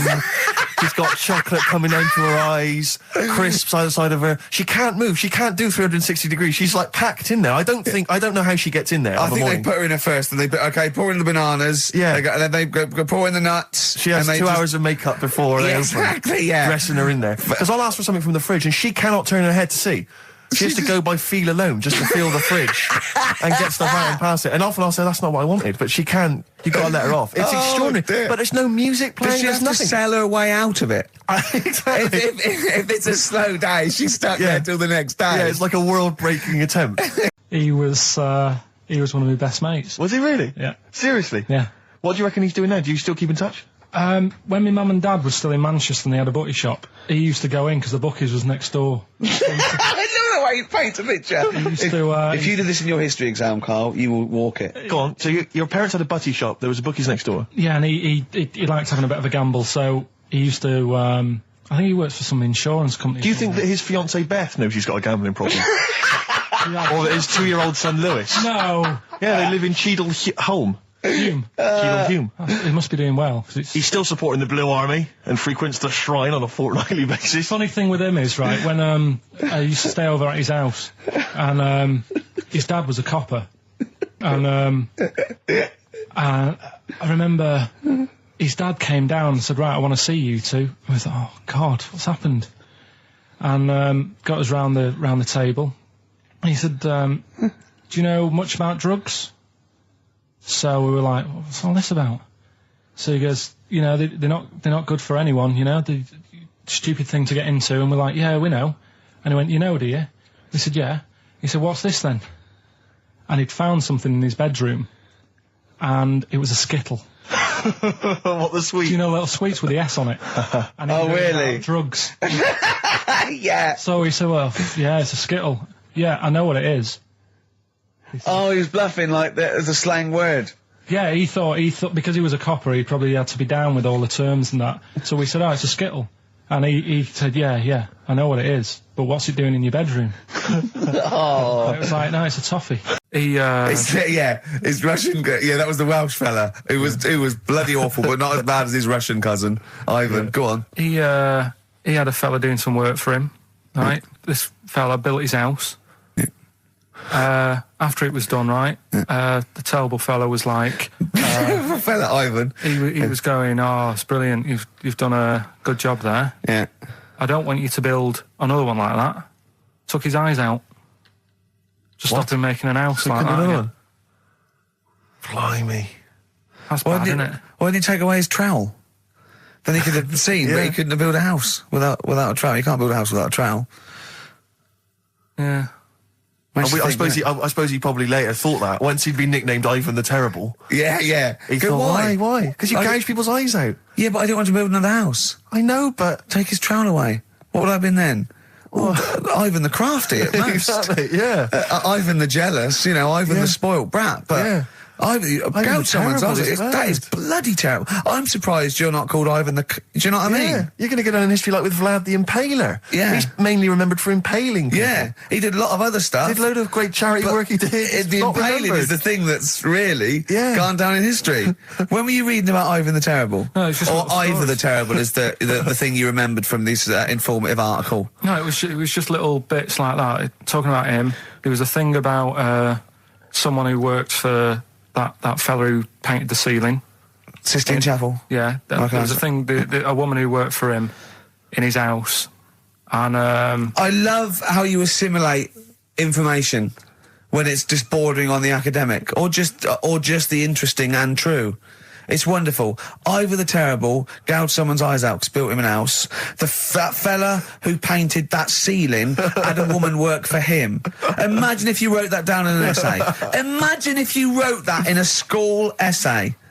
Well, you'd probably end up with not getting a grade, or or thinking you turned up to more than you had. Exactly. Anyway, the woman who lived with the woman who lived in a shoe. Go on. Yeah, there was this woman who lived with him, and she used to go out and do all this shopping and that. Yeah. But because she couldn't read or write, he used to have to draw everything that he wanted. Why couldn't you just tell her? I don't know. No, wait. That's an excellent point. Could she talk? Yeah, but if it's a big list and that, loads of different coloured paints. But why couldn't she draw on a piece of paper? Why did he have to do it? Because he's a better drawer, isn't he? That's the point. That's it. We were just looking for the logic of the story. You found it. You've done it. Play a record. He's a better drawer. With my mum and dad. Go on. My mate, Colin, right? Colin Bacon? No, Colin Bailey. Oh, right? yeah. He had a little Sinclair Spectrum, right? Yeah. Computer, which was like the thing to have at that time, right? Yeah. You used to always go round to his house. The deal was... Not the one you had to play through the window because you weren't allowed No, that's another lad. Oh, right? yeah. This is a different lad. And the deal was, he came to our house, and my mum gave him a pie. And then I'd go round to his, and I'd stay there for a few hours playing, Hungry Horace and stuff like that on it. Sure. Right? Now, my mum and dad knew that I really wanted one of these computers, right? So I waited about a year. Came round to Christmas Day. I thought, I reckon might have one. Turned out they bought me the wrong one. They bought me a ZX81 instead of a Spectrum, right? And Christmas Day, I'm there trying to load the games up. It's not working. I'm thinking, what's wrong, right? And the thing with me, when I was a kid, I used to get quite sort of agitated. This is the moment, right? I found out that it needed a RAM pack to make it work, right? Looking in the thing and it's saying, and make sure you put your RAM pack in the back. And I was like, oh, where's the RAM pack? And my dad's going, I don't know, I've got you the main bit. That's it. So I was that wound up, I just was sick, right? Just sick. I didn't feel sick or anything, I just was like, oh God. Went to the sink, just sick. Because I was that on edge about it. TV illusionist Darren Brown. Oh, yeah. Yeah, he's bought a new pad. Yeah. And he just came around to tell me about it. Yeah. And it's interesting because... Somewhere to keep his guns. Exactly. And he... I can never know kind of how much, he's just playing with your mind, experimenting. But he was telling me about the place, and apparently... Say he loves you? he's got a B-day in the house. Now, we were discussing B-days because... Never understood that. I've never got my head around it. To this day... He's not meant to. Well, no, but I've never... I don't think I've ever met anyone who's used a B-day. Oh, Darren Brown does. He's known as the cleanest arse in Modern Magic. Yeah. Shiny arse, they call him. But we were chatting about it, I don't really know, to be truthful, I don't really know how you use them. I don't know. Well, I assume you just sort of go over it and let... But do you face the wall with your knees on the tiles? No, or do you I face think away from the wall? No, it's sort of like you just... I don't... And no. It's got the little Do you nozzle. sit on it, or do you sort of hover above it? Do you hover above it and just splash things onto them? No, it's a little jet, isn't it? It does it for you, doesn't it? But is there a jet? This is what I'm wondering. Is there a jet of water that goes up the crap? It's like a drinking fountain That's used to have in school. Yeah. Which, I remember Mr. Mellows used to embarrass himself every time. I go, no, he's in the playground, Mr. Mellows. Yeah. It's not a B-day. We're not at your French, cottage again. Yeah. I don't... B-day sounds French. Well, I'm assuming it's French. After, they're probably so embarrassed about just sort of like squatting over a hole. Yeah. They go, well, at least we can clean it. Are they? Because I haven't been to France for years. But are they still persevering with the public toilets? Just the whole of the ground? I mean, I think they have Has a single Frenchman travelled anywhere else in the world? Yeah, and seen that now this you can is uncomfortable. I know, my trousers go down to Delhi, and I think there's proper decent porcelain. I know, I can't believe it. I think they have got the flush ones now, mainly for the tourists. Sure, yeah. I've never really understood that. But it's not. You don't go in. It's not like because they're literally crapping into an open sewer, aren't they? That's the French approach to the public lavatory. Do they have the bidet next to the hole? No. The toilet is a toilet, isn't it? Right. But it's just like. It's sort of like it's like going in the bottom of a shower with a big hole at the bottom. But I don't know. And do you I mean, again, not wishing to get graphic, but do you use the bidet instead of the toilet paper? Is it used in conjunction with, or instead of? Do you know what? I've honestly never used a bidet. Because it's not really a working class thing, is it? The bidet. No, but it sort of came in with sort of like purpose-built houses, didn't it? They sort of like shot up all over the no pun intended, all over the sort of 70s. You know what I mean? It was like, in salmon pink, there was toilet, sink and bidet. Yeah, we won't be using the bidet. Exactly. Fill it with ice, put some beer in that. Yeah. Because none of my friends washes their arse. There are people who refuse to touch their, the hole with the hands, and they only use a bidet. So if they're at a party and there's no bidet... Well, Carl doesn't like feeding his bollocks for cancer, because he says he doesn't like the texture of them. Sure. Well, so so he'd probably love a bidet if he didn't have to go... Are there kind of upper-class women who just waddle into the dining room in sophisticated trousers around their ankles going, where's the bidet? It's filthy. Where's the bidet? I don't know We'll use the paper. The what? I think the fish was off. I'm going berserk up there. Get me a bidet. Yeah, why don't you lie on the floor? Or I am climbing into the sink and turning the tap upside down. It's the only way I can do it. Yeah. Bidet. Thoughts on bidets? Have you ever used one? Well, no, you told me all this, but you still haven't got to the bottom of how you use them. No, I don't know. I don't know how to use it. Do they come... you need to ask Darren Brand, does it come with, like, instructions, like a flat pack I think you're supposed to know. I think you're supposed to... if you've bought a bidet, the assumption is you know how to use it. Imagine someone installing it and going, there you go, there's a bidet. Go, could you show me how to use it? Well, you like this? Well, no, go to the toilet first. Do the whole thing. Otherwise I won't know in context. I'll just sit here in the corner, that's fine. Okay. Do you read a magazine when you're normally going? Or? I just suddenly thought of him listening to this and thinking, I wish they wouldn't play my songs, because I don't want to be associated with that drivel. Yeah. Most people get a buzz out of it, get it on the radio. Do you think people say, don't let Gervais guilty by association? Do you know what I mean? I love that song. I love Check the Meaning. I thought it was a lovely song. And he's thinking, they're going to sandwich it to bring talk about little gay Chinese fellas and bidets. Yeah. And it's going to make me look What worries me, Rick, is that if we had to draw up some kind of list of artists who would allow us to play their songs, it's going to be such a short list. Gary Glitter, it's just going to be a few people who, are slightly more shameful than us. I just thought of something. There are 1 billion people in China. Mm-hmm. And I assume it's the same percentage of homosexuality occurs, as it were. That's 1 billion, 1 in 10. That means there's 100 million little gay Chinese fellas running around. Richard Ashcroft, if you're listening, I apologise for that last... Think about it. John Lennon, you okay? War's over. I heard a DJ in the week, I won't say who it was, but sort of like a cheesy sort of housewife choice DJ, and he played that, and he went, weird one that, isn't it? What do you think of that the first time you heard it? Strange one. John Lennon, Yoko Ono, war is over. Here's the moment at least out there. I love that! Oh. What does he mean? That's exactly what I want from a DJ. That kind of insight. We were talking before the break about how many little Chinese fellas there are. Yeah. Brilliant. An awful lot of them. Brilliant, good. More the merrier. Are you familiar, Rick, with the scary fact, I don't know, Camford, if you're aware of this, and it's chilling. I don't know where I've heard this from, but apparently, and this is kind of legend, I didn't just make this up, this is well known, that if all the Chinese people in China, right, no, come on, if they all jumped up and down at the same time, apparently, this is what they say, apparently it would cause a tidal wave that would wipe out America. That would destroy America. I love the idea of coordinating that. Brilliant. Well, I like the idea, firstly, they don't need weapons of mass destruction, they don't need nuclear weapons, because they got that threat They can't constantly. have on that, you can't count a tidal wave as a weapon of mass destruction. Or jumping. Tony Blair could send in sort of people, UN people going, look out for anyone jumping. Exactly. All they need is an immense sort of skipping rope. Oh yeah, once a little fella in Japan holding one end, little fella in Russia holding the other. Exactly, yeah. And they go, on your marks, you'd have a lot of coordination over that one little... Maybe like someone like Mr. Motivator, kind of coordinating it all from the top of the wall, sort of looking down. The Chinese equivalent. Yeah. Because I think that's why they built the wall. I think that's why they built the Great Wall. To jump off the wall. Exactly, they just climb on that wall. That's what it's saying, that's the threat. And that's why America started the space race, because you can see it from space. Exactly. So they go... They're up there monitoring constantly. This is Eagle to Houston. There's lots of little Chinese fellas about to jump. Yeah. This is Houston. Are they wearing them lampshade We just need to hats? confirm they're Chinese. Are they wearing those... are they wearing those comical hats that look a bit like a lampshade? They are. They are. Just to confirm they're Chinese. My dad always said... All right, steady on. Dad said Christmas morning was for, for me. So he used to stay in bed.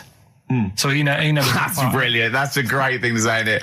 Yeah. Christmas morning's for you. Run wild. Do what you want. Just don't bother me. I'm going to Honolulu for 2 weeks. That's great.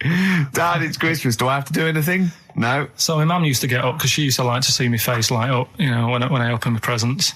And then fireworks. And then then I'd have to go to my bedroom from about 6 o'clock onwards, because like my mum and dad were into having big Christmas parties, and I wasn't like old enough to go.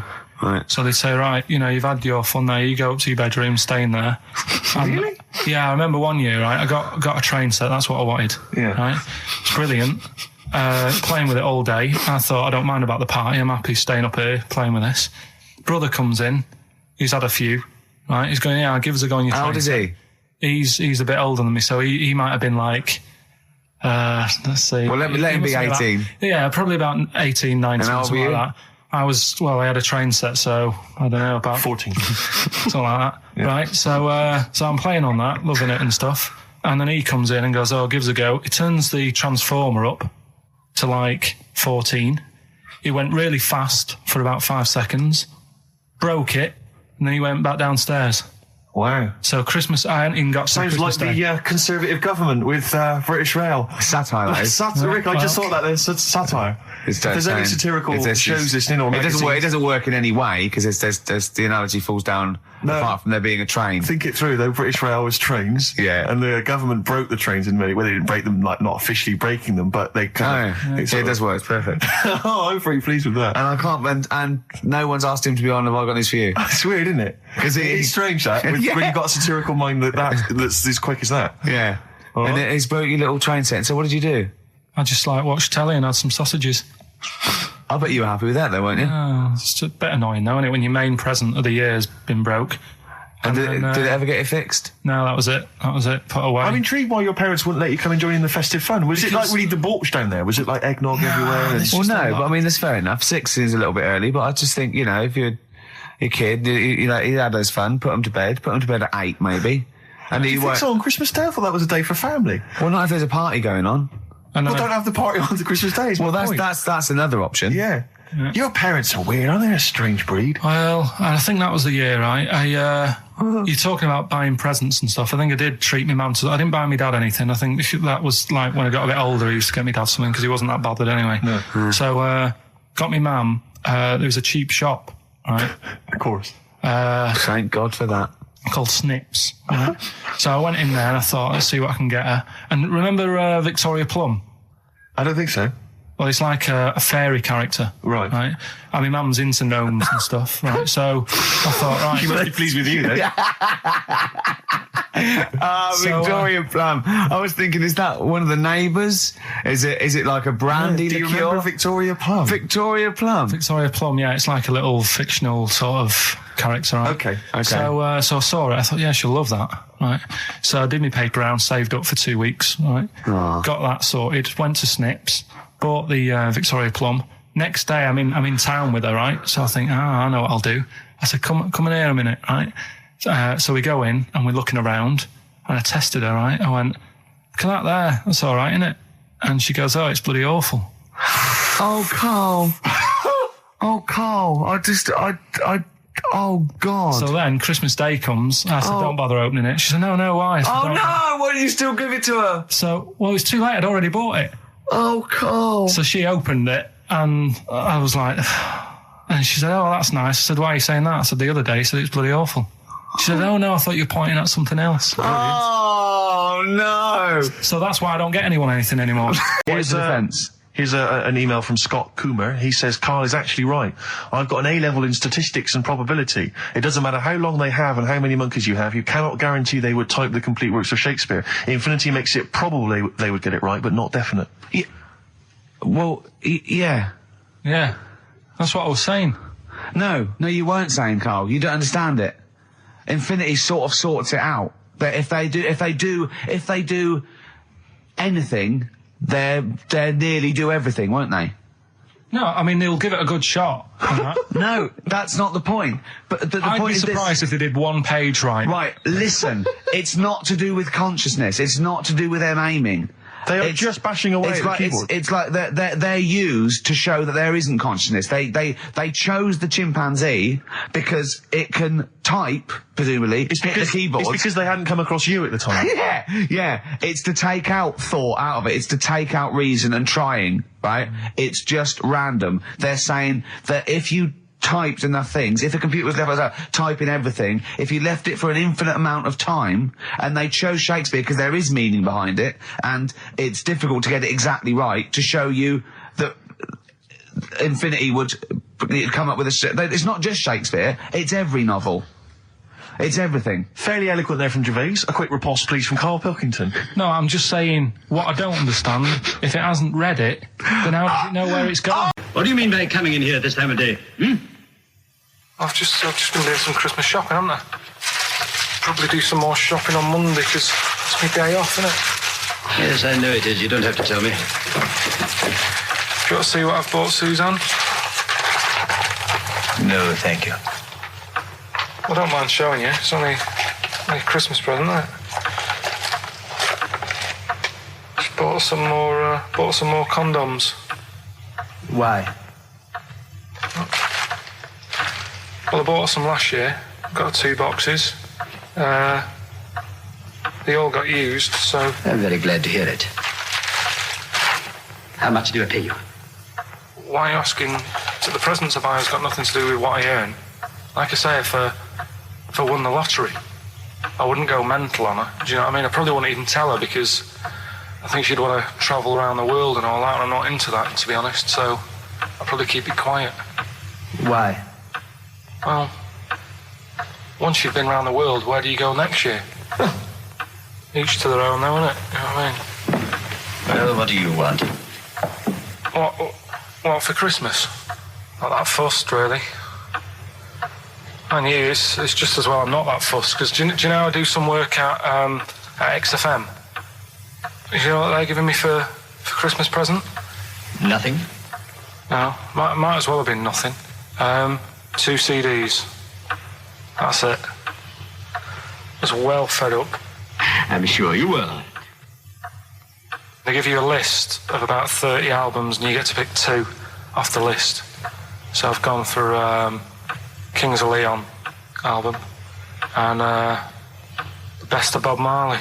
Mr. Marley has been dead these 7 years. In fact, he died 7 years ago this very day. Did he? Do you know what sort of donuts Bob Marley likes? It's not my business. No, it's not a proper question. It's an old Peter Kay joke. He likes the ones with jam in. Do you get it? In the week, I called Carl up. I said, "How are you, mate?" He went, "Not too bad." Now, as you know, his girlfriend's been away for ages, hasn't she? Covering the World Cup, the African Nations Cup. She's a sports journalist. Well, yeah. All right. Okay. I love the fact you're thinking, what does that mean? Like, well, she's not much of a journalist, Rick, to be honest. I've read some of her stuff. No, but she's not on air. She does stuff, you know. Yeah. Behind the scenes. Yeah. Sure. A lot of journalists do. You always want to make clear that you're not going out with Kate Adie. That's what you want to make clear, isn't it?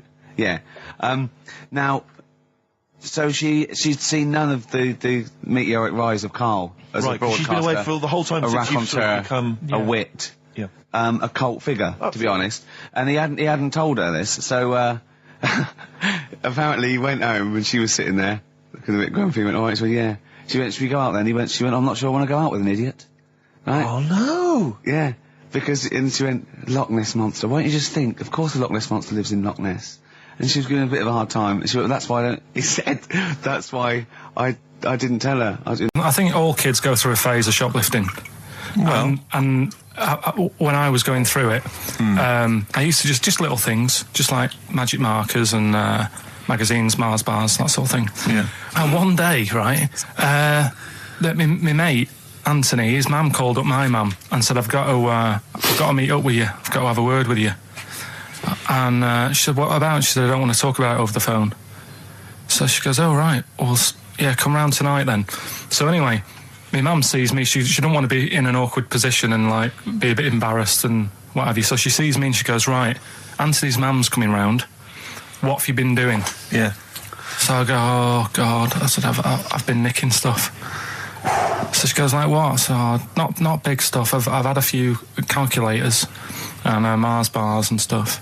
How many? I'll just work it out. Hold on. Works out at 7.2 per day.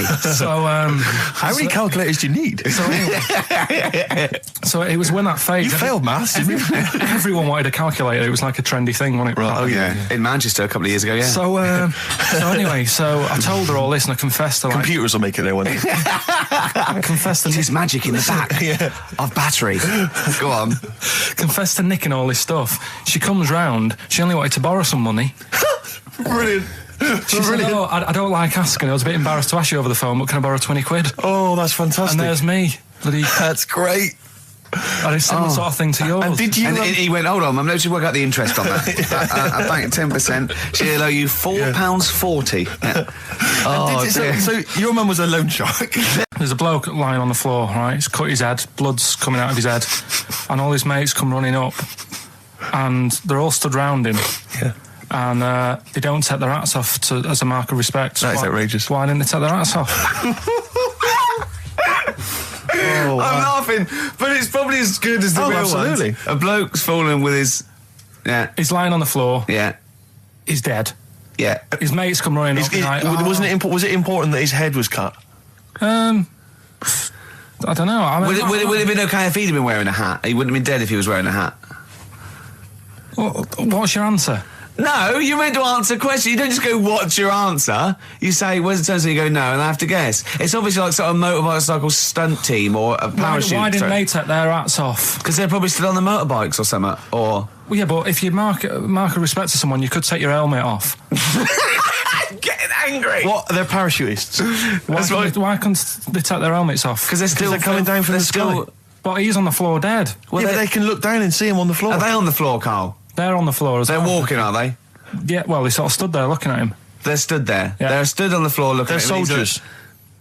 Why? But why? Because it might be in a battle zone. They might have their helmets on, and he's been shot in the head. No. Well, that does work. You see, this is my point. That one works. That one works. Unless you've given us a piece of information where that doesn't work. What's the difference? Why is yours different to he's been shot in the head in the trenches and they're looking at him and they keep their helmets on? I just don't think it matters as much. If they're in the trench, they're already guarded a little bit. So they could take their hats off. It's the best mate, for God's sake. Okay, he's dwelling on this. Are they normal hats? What kind of hats are they? The answer. No! Don't get ratty! What kind of hats are they? Baseball hats? If I told you what sort of hats they are, you'd have the answer. Wow! Okay, I've got to guess what sort of a hat it is then, have I? Right. Is it a trilby? No. Is it a bowler? I know what it is. What? They're spacemen. No. Oh, that's a good one. That one works as well. This is my point. I like that one a lot. It works. He's fallen on the moon, and not that the moon happened, it was set up, wasn't it, in the studio? We know that, yeah. Okay, Carl, what's your answer? Builders on a building site. Why is that different to soldiers? Because bricks don't fall in wars. But bullets fly! Right. Let's play a record and we'll come back to it, Carl, while you think about what you've done. Oh, yeah. You've embarrassed Let's yourself. play some classic Suede. Yeah, and this is for David and Kieran, I think, who wanted a bit of Butler. This is a bit easier, but I still think it's a good one. So this is, we should explain what this is if you've just tuned in. It's one of those stupid lateral thinking problems. That Carl himself has created. Yeah, that was his homework. Right, this one. It's a fella. He has a normal day doing stuff. Nothing wrong with him, right? And it's the twist in the tale. It's just like Tales of the Unexpected. Yeah. Just a normal day, nothing wrong with him. Hold on, though, he's got the legs of a fish. Go on. So that's why he's been hiding his legs. So Go on. He does his the legs of a fish. Sorry, can't carry on. He has his working day and that, and then he gets a bit tired. Goes to bed. He puts the light on, leaves it on, goes to bed. Oh, that's crazy. That's mental. I can't think what's happened. Anyway, here's Radiohead. Right, okay. The question is, why does he put the light on when he's going to bed? He's had a normal day, he's come home from work. Is that right? He's come home from work, or he's not been working? Yeah, he's just been out? No, he's been working and stuff, I think. You think? You've made it up, Carl, you can decide. The question is, why has he put the light on when he's asleep? There's a reason that he's put the light on when he's asleep. Has he gone to sleep? No, Carl, don't shrug. You're meant to answer these questions. He put the light on before he went to bed. Yeah, and the question you're asking me is why? What's the scenario? And the light's on and that, but he's gone to sleep. Yeah. He started reading and then he fell asleep. No. Did he intentionally, for some reason, put the light on? Every night. It's mad. Sounds mad. That's Carl, doesn't it? Every night he does it. Yeah. He puts the light on. Carl, is the point of this, he puts the light on for a very good reason. Not for us, but for some people. He's blind and it's always been on and he thinks he's turning it off, but it was on in the day and he thinks he's turning it off, but he's turning it on because he's blind. No, that'd be stupid. That works. No, that works great, Rick. Yeah. Thank you, Carl. So you've got to come up with... Hang on. If you're blind, why would you put a light on? No, he thinks it's off. Yeah. But why would he turn it on anyway? Just think so he doesn't get burgled, so people know he's in because he can't see him. So he just he puts the light on when he's there, then he turns the light off when he goes to bed, so people think it's fine. But he's got it out of kilter, and actually he's walking around in the dark all day. I don't believe that if you're blind, you turn your light on. I don't think you'd be living on your own, would you? I'm not having that for a second. Do blind people live on their own? I'm not having that for a second. Well, some people do. Lonely blind people live on their own. No, if you got bad eyes. And even women? Are there any blind women who are living on their own, Rick? No, I mean, if you know of some blind women. 08700 800 1234. We've gone through this. If you are a blind woman with no standards and you don't care annoying voices and smell.